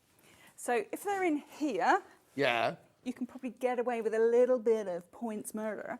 But on the point of the heart here and the bottom point of the heart here, you really want to make sure that those are accurate because they're going to show. Yes. But it depends on your view and points. So don't zoom in on it. So you can see on here where it starts making row 13, we've got the bottom of the heart here. Yeah. So I'm just pointing that out because I didn't spot it when I was doing the construction of it, and I think it's worth pointing out when you're getting this. It's actually relatively easy when you put these rows together, but keep your wits about you. Look at row 18. I know. Whites go, whites go, whites go, whites go, whites go, whites go. B. Whites go, whites go, whites go, whites go, whites go. That's my kind of row, that one. Christine says, morning, gorgeous people. This quilt is amazing. It is, Christine. You've just woken up. She's got a broken foot or something like that. She's a lady. Poor Christine. She's a lollipop lady. Oh, right. I didn't know there were lollipop ladies. That's an amazing job. Well, we've got two of our regular ladies are lollipop ladies. One came on the cruise. Anyway. Right. So I am sewing this with white thread. Right. So that you can see. I wouldn't suggest doing it with white thread on black and all these colours in real life. I just want you to see. And thank you to my student Sheila for pointing that one out, because on my YouTube videos I was very merrily using the right colour thread for the right fabric, because we do, and then you can't see. Oh no, it's like when we do a dressmaking show and they choose a black garment, make it in black garment with black thread, and it's like can't see what anything. No, can't see anything. Yeah. Right. Okay. Right. So I've done this in stages because I want to show you, and I'm going to show you with the pattern because I think it's good to see it alongside the pattern and how it translates across. So this is what we're going to end up with. So you will see they all start with a variety of half square triangles. So this one is a background and a coloured. Oh, it's so good for visual learners as well. It's really good for visual. So I just want to point the both out. Mm-hmm. And we start like we do with any half square triangles, is we put our fabrics right sides together. Now, these are solids, so there is no right or wrong side, because the fabric or the cloth is dyed all the way through. And the ruler's disappeared again. Oh, there it is. You got it? These are really clear rulers. Is that one going to be long enough? No, it's not. You have to go that one. We need a longer ruler. All from 8 o'clock this morning. We launched all these brand new rulers at 8 o'clock this morning. A lot of them have sold out, but please go and double check. These you can see really clearly. A lot of rulers have loads and loads of lines and you can't see anything. They're very good. And they've got non-slip grips on them. And they definitely have. I can attest to the non-slip grips. Okay, so as before, if you watch the first hour, we're going to draw a line with a blunt pencil. With a blunt pencil down the diagonal. It just needs for you to see it. So what I have got is one coloured and one background. And the same, again, we're going to make 2 half square triangles. Make sure it's all in position, and then again... Now, would you also use a pencil on the dark fabric, or would you use a white pencil? Yeah, you can actually, because it shows. Oh, yeah, so it does, yeah. If I show you here, here's one I prepared You might not be able to see that earlier. on the camera. It may not show on camera, but in real life you can see that pencil line. Definitely. Yeah, so it's just enough so that you can see it. It won't see afterwards, so don't worry about it. You're going to cut down that line. You are going to cut down that line, exactly that. And if you really can't see, you know, if you used a biro, honestly, nobody will notice. No, exactly. And I won't tell anybody either. No. Okay, so then what we're going to do is not separate them, but we're going to sew a 1/4 inch either side of that line. Oh, you know what you need for this? Have we got any seam guides in stock, Ben? We've got a ruler that's got an open bit down the middle like that, and it's exactly 1/2 inch wide. And you line it up there. It's even got a pointy bit there, so you can line. And then you draw down either side of the ruler. Oh, look at that! And then you stitch on those It's called a seam guide, and you stitch on them, which means you get got the 15-inch one. We haven't got it. Oh yeah, we have got it here actually, Levi, haven't we? Well, if we've got it, I will test it out. I'll show it to you. You know the seam guide, that long 15-inch one with the gap in the middle. Okay. But this is how you do it in the pattern. I'm just thinking of like little gadgets to help you with it. So in the pattern, you draw a line right down the centre. Right down the middle. And then you sew 1/4 inch either side of that. The only good thing about the seam guide is if people who are a bit worried about getting the 1/4 inch or sewing a straight line, you've drawn the sewing line on rather than the guideline, as it were, and it's just so much easier. Yeah, it's also, as anybody who's made half square triangles will attest to, it is very easy to draw that line and then immediately sew down that line. No, totally. Because we all do that. And if you do, don't worry about it, because you cut down the line, as John said, so actually it doesn't matter. Oops.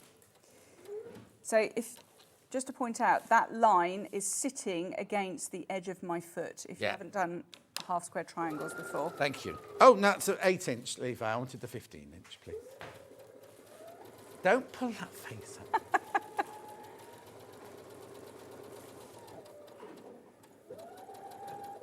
Okay, so that's one done. And we'll do the same with the other one.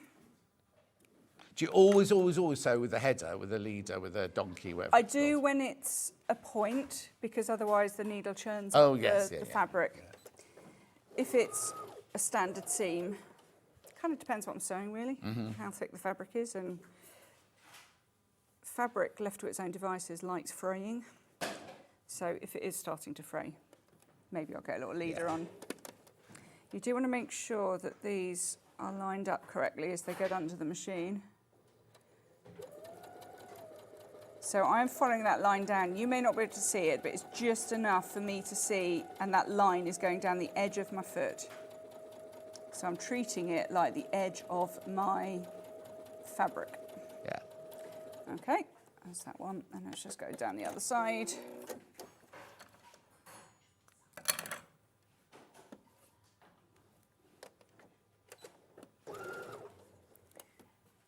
Okay. I had a student once, many moons ago, who made a disappearing 9-patch quilt out of black and jewel colours, and it looked stunning. Oh, I can imagine.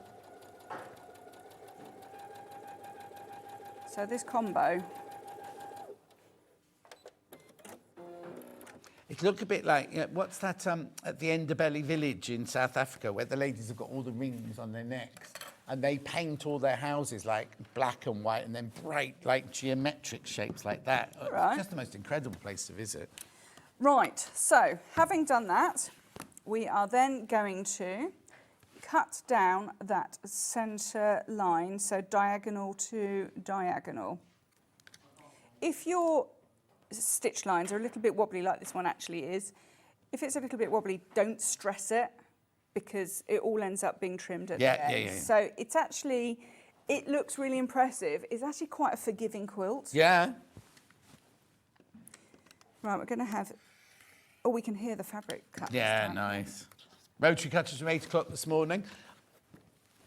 I'm just going to show you this one, right? This is the 8-inch one. We've only got the 15-inch one. What you do is you line that up in the corner of your fabric there, and the corner of your fabric there, and then you literally just draw down either side, and it gives you those 2 sewing lines. That's really good. I know. Seam guide, 15-inch, $15.99. Lovely. Thank you, Levi. Okay.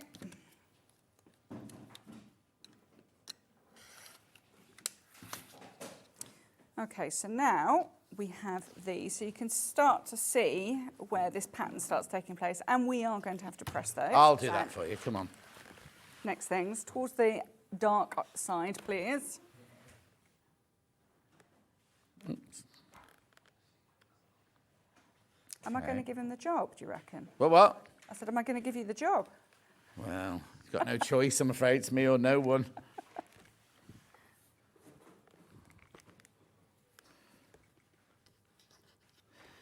It's funny how things go around in circles. The first costume I ever made at Wimbledon School of Art, which is where I did my costume training, was for E. Pagliacci, and the designer designed a patchwork skirt for the opera singer. And I was like, patchwork? What's all this rubbish?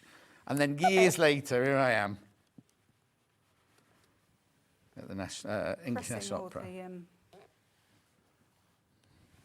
And that one there. Right, while John's ironing that one, what you then do is you take your, like your purple and your yellow in this particular instance. And by the way, if you're doing like the dual colours, don't worry too much about what the colour combinations are. Just get different colours. So when you look through your blocks and the block instructions, these ones are obviously different colours. So just follow that. So it doesn't matter, that's not the blue or the purple. You can just put whatever colour you want. Whatever colours you want together. Just make sure you don't do yellow and yellow. Yes, exactly. So I want to put these together, but I want to put the black on the yellow. Oh, of course, yeah. Yeah, so I want to alternate it, and I want to match this centre seam. So how do I do that? Because this is how we're going to create the quarter square triangles, and all of these blocks, mostly, are done in pretty much the same way. So you can feel underneath your fingers how these seams are nesting. So you can feel them being lined up. Line up the edges. Again, if it's a bit wibbly wobbly, don't overstress it, because they will come off. And then what I do is I stick my finger in, or my nail on the middle, and I just make sure that that seam is matching in the centre. But what I want to do is draw a line going in the other direction. Oh, okay. And this is how I get my quarter square triangle blocks. So same thing again. It's just a pencil line. Oh, should have used your natty tool, shouldn't I? Oh, yeah. Bit late now. That's much. It's gone now. So on the next one.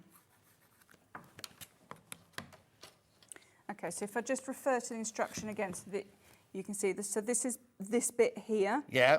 Okay, where we've got the background. The white and the white is the background, so it's opposite, and the colours opposite. We put those together just as I've done with the seams matching, and we draw a pencil line in the opposite direction, so you've got this cross effect.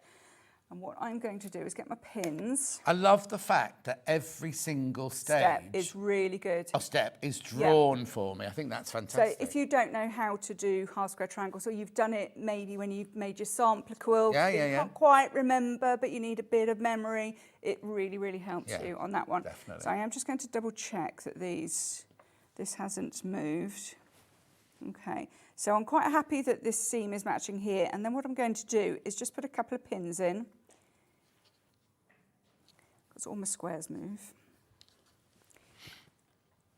Perpendicularly, I can't say that word. Eh? Perpendicular, crossways. So my pencil line is going that way and my pins are going Oh, across. okay, right. I'm going to stitch down there. Right, okay. What? And that's matching my... That's keeping my seam in place Yeah, perfect. at the moment, because what you don't want is them to all move around. What's most important is that centre cross is matching. I don't know if we're not going to look for them now, but we've got some pins that I think you'd love, and I'm sure you must know about them. They're like double-pronged pins. All right. So the pin goes up like that, round like that, and down like that. Oh, and they're like the sharpest that. pins. And they've also got a kink in them, so you don't lift your fabric up where you push them in. That sounds I haven't seen them superb. for ages, actually. I don't know if we still sell them or not. I'm just getting my pins back in because everything. Are they moved. called fork ones? I can't remember what they're called now. They sound superb. I actually didn't know about those. And they're really, really sharp. So when you do things like that, it's Yeah. like when you're matching any of your seams, you'd love them because they go either side of the seam allowance, Oh, okay. or either side Yeah. of the stitching, and just holds everything. Like exactly what you've done there, but instead of putting 2 pins in, you just do it with 1 pin. But there's 2 amazing. prongs. Because I'm a bit of a stickler for match seams personally. Yeah. I think it depends on your view. Some people don't worry about it and No. they go very creative.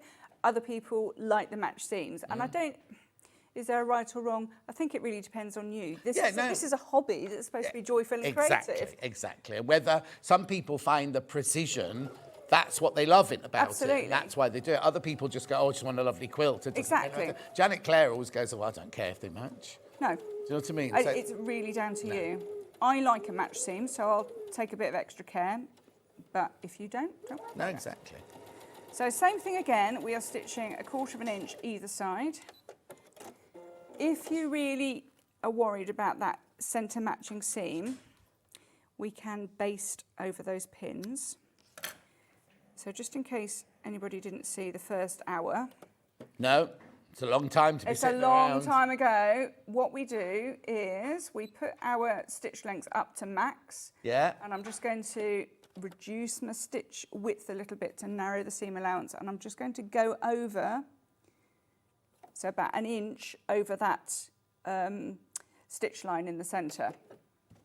So Yep. where my stitch line would be, and I'm basting that seam into place, then I can take my pins out, and then I can look to see, has that matched? No, it hasn't. That's good.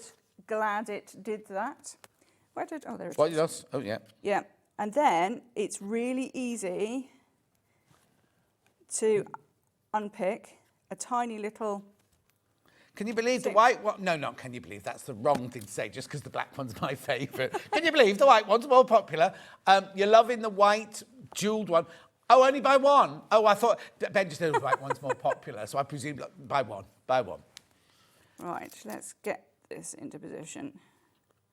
That was my finger that I've just prodded. Okay. Oh, hang on a second. Get your facts right, Ben. So the black one is... No, hang on. Which is which? The white is the most popular. White jewel is the most popular. Then just behind is the white with the cave. And then number 3rd place is the black jewelled one. How funny. It is. But, you know, this is a creative hobby, and people go... The thing is, traditionally, the background's always a cream or a white or a lighter colour, Yeah. isn't it? I've got around the world, a trip around the world on my sofa at the moment. That's navy blue in the background with all bright colours on it. It looks lovely. Anyway. I like a dark background. Right, I can check my seams. Yeah. They all match. Just that. And then we go down the middle. So if you've got any wobbly bits, again, don't worry about it. Oh, I've got plenty of those. I know, we all have, John. Not now, all the money I'm paying for boxing. I shouldn't have any. Boxing? I do boxing now Boxing? 3 times a week. Yeah, 4 o'clock this afternoon. Impressive. Huh? That's impressive. It's such fun. Probably quite exhausting. It is absolutely exhausting. When we finished last Sunday, I had a 7 o'clock session, and when he left, my T-shirt. I could have done that with it. It was so because he comes to the house and we do it in the garage, but it was so hot. Anyway, Tommy, so there's our first. That's our block C. Lovely. Quarter square triangle block. Yep. So we'd give those a press. So ready to block go. A was just a plain block A square, is white, just a plain black square. square. That's easy. Yep. You do not need me to demonstrate that one. No. Okay. Once you've got going on this, it's actually remarkably quick as a quilt. So if you need something to give as a gift, Give us a gift. No, Give us a I'm gift. not giving that to anyone. Actually, as a no, gift. I've made one for myself. I don't and then- understand these people who make a lovely gift. Go, oh, I've gifted it. And I'm like, all that hard work and it's gorgeous and you've gifted it. Having said that, I love it when people send me quilts. Right, so this Next. is a block D. So we can Right. see here where we've got the background colour and then we've got Yeah. 2 colours on the other half. Do you know what these are called? I have no idea, because we've got a half square triangle, a quarter square triangle. Is this a third square triangle? A 3 square. Oh, I don't know. I don't know if it's got an official name. Does anybody? Do you know out there, anyone know the name of this block? They'll soon let me know. Do we know?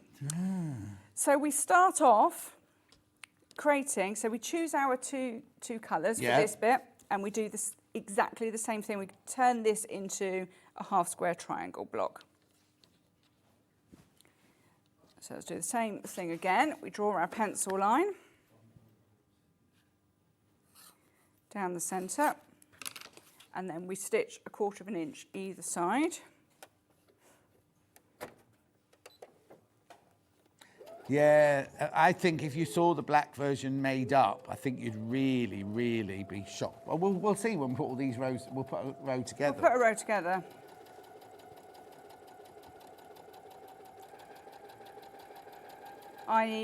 When I get home, I'm going to make this into a full quilt. Oh, are you? Yeah, because I've got enough bright colours at home. I think it will look amazing.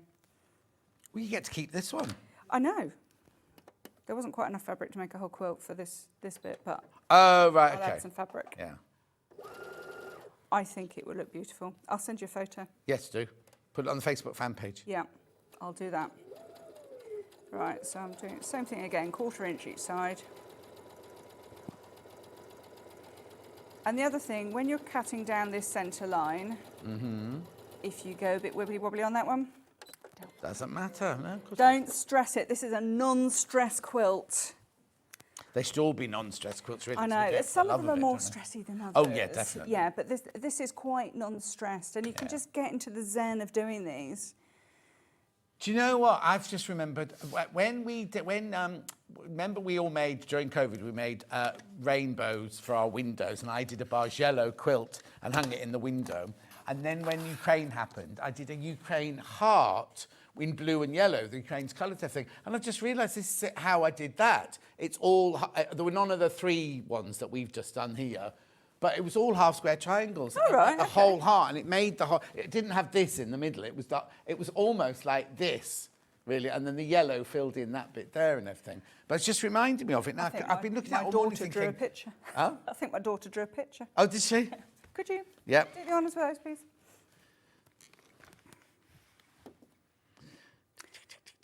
Oh, come on.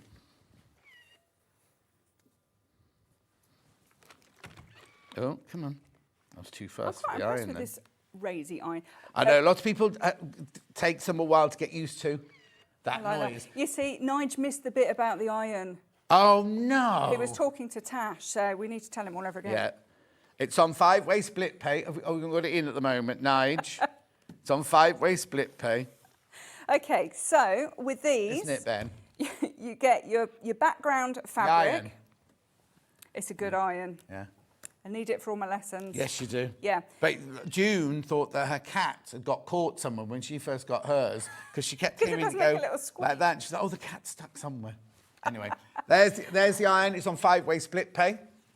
It's a good, yeah. Nige. Yeah. Nige. Right. This one. Yeah. This is what I was the talking one, to you Nige, about. yeah. Yeah.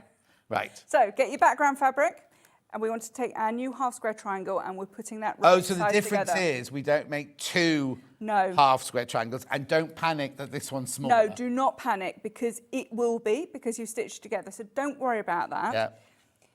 What you will find is, well, you'll find that this might be a bit wibbly wobbly. Again, what's our motto? Don't stress. No. What I would say is just try and even it up a little bit so it sits sort of square in the middle. It will just help you a little bit later on when you're squaring it up. Yeah. So you can draw your centre line from either stage, either side. I'm just going to do it this side because you'll be able to see easier. Yeah. And then the same thing again. In fact, no, I will do it the other side actually. Let me get my white pencil, then you can see. I'll show you why in a minute. Nigel hasn't bought one yet. He hasn't? No. God. He's slacking. Need to have words. Okay, so there's a half square triangle block. There's a background block. I am going to stitch from this side so I get all of it in. Yeah. We don't need to worry about any middle seam matching this time, so I can go straight under the machine.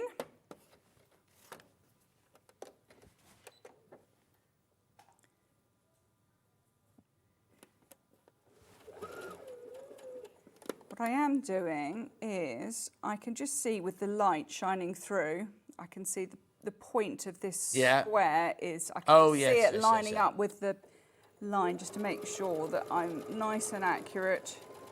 Whether it ends up like that on the other end is anybody's guess. Yeah. He still hasn't bought one. Is he not? No. God. Yeah, because she means it. Of course, yeah, I definitely mean it. We were having a conversation not 2 days ago. I said, there's these irons I've seen on Sewing Street that raise up. That's what we need. Oh, no, you know, the whole of Hobby Maker are in. They have loads of people in the green room chat to. I bet he's not even watching the telly. It probably isn't, no. Nige! Nige! Pay attention. Oh, well. He missed all about his new job as being a butler in the bar. Oh, no, well, never mind. Michael will be able to train him, because Michael used to be one of those. All right. Before he... I'm actually thinking this is a whole new way forward for quilting retreats. This is when you come on my quilt retreats, you'll find whole new experiences. Yes, most people give cakes. You have Nigel. I can get butlers in the bath. Yeah. Right, so we're doing the same thing again. We are going to cut down that centre seam. And if you've got mismatched little seams there, don't worry about it. It's no stress quilt. Can't be mismatched, though, because they've got nothing to match. No, well, exactly. That's what I mean. Yeah. It's like if it's, oh, that's not quite a quarter. Oh, I see what you mean. Yeah, I see what you mean. Yeah, I thought you meant, don't worry about it. Yeah. And these our names for these. Yeah, nobody's come up with the name. We don't know what these name. names are. Love the quilt, bought it, but so glad I've got an AccuQuilt. Just cut all my quarter square triangles and sewed back together. No fuss, no trimming. Oh, very nice. Fancy. Hashtag no trimming. Who was that from? Maybe Jackie? that wasn't. That is an actual hashtag. Yeah. Is that Jackie? I think. Oh, is it one of yours? Jacqueline Lovelock. Is she one of yours? No. Oh? No, but I was just saying, I I think Jackie's got a whole new hashtag going. Yeah, exactly. Okay, so that's our block D. Yeah, you have to make 60 of those. Do you make 60 of those? There's lots of them. But you Do you can make, see... so all 60, do you make them all the same colour? Do you make them all that colourway? You can make them actually any colour. have a variety. So if you look, so that's a mid-blue and a Faith there. And then if you look around, see there's navy, that one there. So you don't have to have exactly the same. Yeah. Oh, yeah, that one there, look. Yeah. Oh, that's a different one. That's a different one. So what you'll see is when we're doing the pattern as well, and you're putting this pattern together, you'll have lots of the same, like F. Yeah. But you don't want it all exactly the same. So you need to And you can twist them round as well, everything. Turn them around. I try to follow a little bit. So if it was a dark and a dark, going like in an hourglass, I try to sort of follow that, but it wasn't always possible. What you're trying to do is not have the same fabric next to each other. Yeah, exactly. But it's actually quite difficult when you're making an entire quilt so that, there's a couple of matching here. Yeah. But again, don't stress it, but that's what we're trying to do. So if you make a whole variety of these in different fabrics and colours, then you have less chance of it matching up. Exactly. Okay, so let's... What's next? What's next? Which one do you want next? Block B? Right, so block B is where we've got... So that's our background, and we've got one single colour. So do you remember you said at the bottom of here, we've got all these A's. And then there's one B. One B, which sort of goes like that. Oh. Okay. So if you look in here...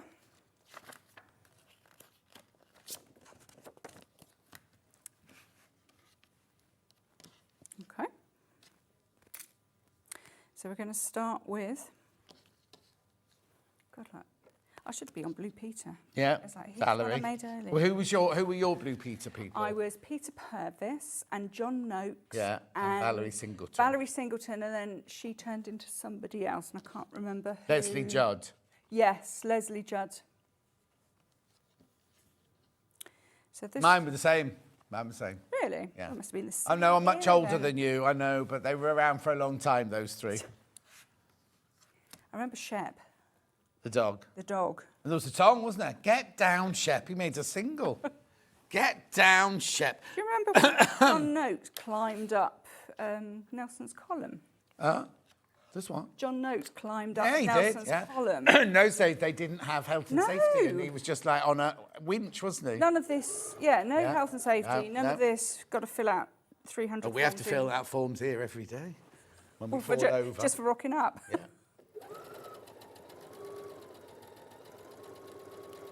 Right, should we do this one? So they all start off exactly the same. It's just the combinations that we've got. Yeah.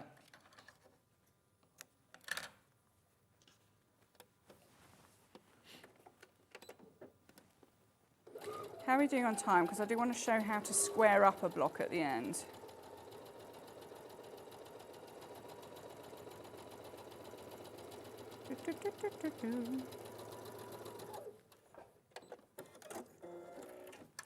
Right, that's that. Cut down the middle of that one. Connie was your Blue Peter. Connie Huck. And there was that northern lady who does the finding the ghosts in the houses with Derek Akora. What was she called? What's that? Yvette Fielding. Yvette Fielding. And my friend Sarah Green did it for years. Did that, didn't she? Yeah. Sarah Green was one of theirs, you see. Gonna have some I love green Sarah ones. Green. She's one of my best friends. Yeah, she does that racing thing, the one where they're standing in little chariots that move along. They filmed that in Belfast. Yeah. With Ronan Keating. No, I don't mean Ronan Keating. No, we're just doing Ken. this one. Oh, just one. Yeah. Yeah, because every time we do a half square triangle, you will get two of them. So we need the background fabric again, because this is like a three. Oh, thing yeah. That was what with I the pointed name. out, wasn't it? You said Yeah, it's this different was- there, yeah. This one, Yeah. that one, right down at the bottom. Yeah. So same thing again, right sides together. Get that all lined up. And your line is going diagonally, so you're crossing that centre seam. Let's get that into place.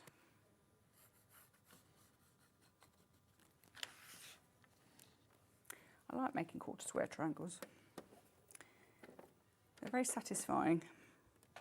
I don't know what it appeals to in me that Well, it's very satisfying. you just start with squares and you end Oh, up with all these jazzy-looking totally, triangles. totally, yeah.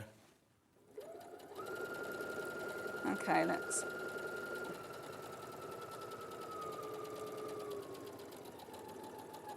Stitch down here. I love Sarah Green's glasses that she wears in that quiz programme, says June. Oh, she got different glasses. Which glasses are they then? I don't know, I'll have to go and tune in. I'll have to have a look. Is she still on television?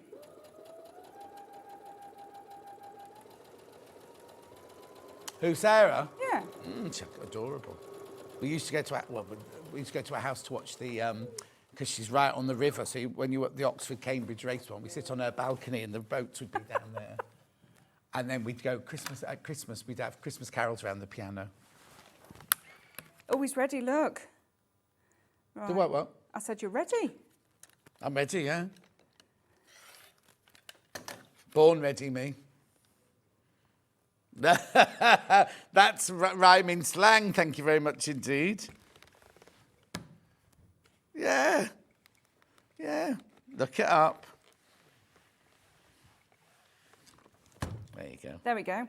Lovely. So that is the single colour block. So they all follow pretty much the same fashion. You just need to keep your wits about you as you're doing them. Yeah, exactly. And the pattern on here is really easy. The instructions are really, really easy Lovely. to follow. Right, shall I show you how to... Yes, please. Trim it up Trim because it we've down. got about 4 Yeah. minutes left. Okay. Let's do that one. Let's do the one I've just made. So I've actually got my ruler from home for this Okay, one, that's fine. which is a Creative Grids one. We don't sell this one anyway. I No, don't think. I'm really sorry, everybody. No, but no, if don't you've got- apologise. Don't apologise. Don't apologise. It's one we should get in, just maybe. happened to be exactly the right size, Yeah. and I want to sort of show you how to do this.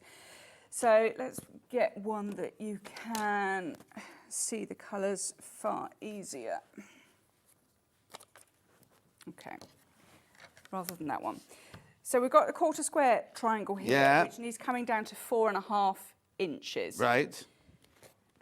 And what we need to do is a couple of things. We need to identify where the 45-degree line is on our ruler. There is a reason why I'm not using the little 4.5-inch square, because you can get 4.5-inch square rulers, and you think, why can't I just use that? Yeah. Because I want to slide this ruler up and down. Right. So I want that 4.5-inch diagonal on my centre diagonal line. I also want, on this ruler, which is why I chose it, it's 4.5 inches wide, but they've marked the centre of the ruler, which makes it really easy, so that you can then you put that white line, your centre line on your ruler. If you haven't got one marked out, find it and mark it. Yeah.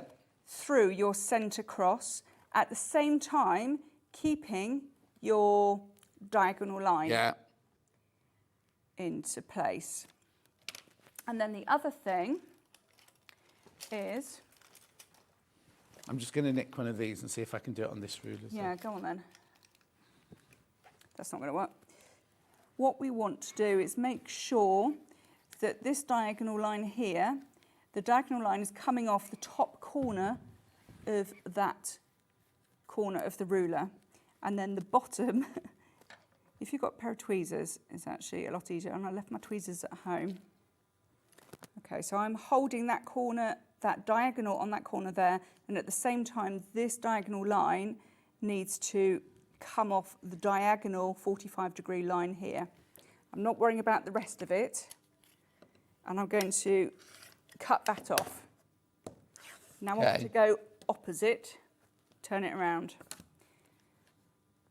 And then the same thing again. So I'm finding my 45-degree angle line down that centre diagonal line, top left to bottom right. Mm-hmm. I've got the left-hand side of my ruler down the left-hand side, the cut edge that I've just done. I've got my centre line going through the centre. Yeah. Okay, and I'm just going to make sure that the diagonal here goes off the corner and the diagonal here goes off the corner. This week, my tutorial on my channel will be exactly this, going into quite a lot of detail. Lovely. If anybody wants to go and check that out, which will be up on Thursday. Do you upload every Thursday? Every Thursday, mostly. Some days it goes out at the weekend, but mostly it's Thursday. Yeah. Okay, so I've done those two sides. Yeah. Turn it round and we're going to treat the other two sides the same, but it does become a bit easier as you go on, because now what I want to do is get the top edge lined up with the top edge of my ruler.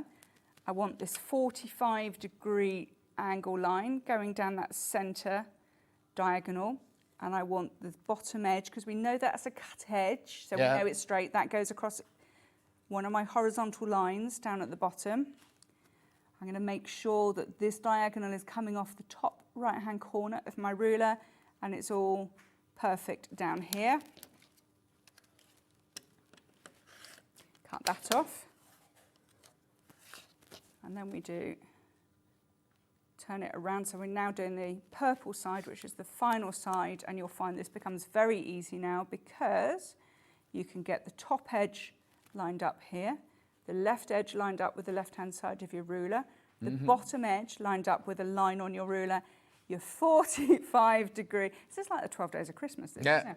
The 45-degree angle line coming down that centre diagonal. Make sure that the diagonals come off on the diagonal. Don't let your block get the upper hand. And this diagonal comes off the corner of my ruler there. And when I'm happy with that,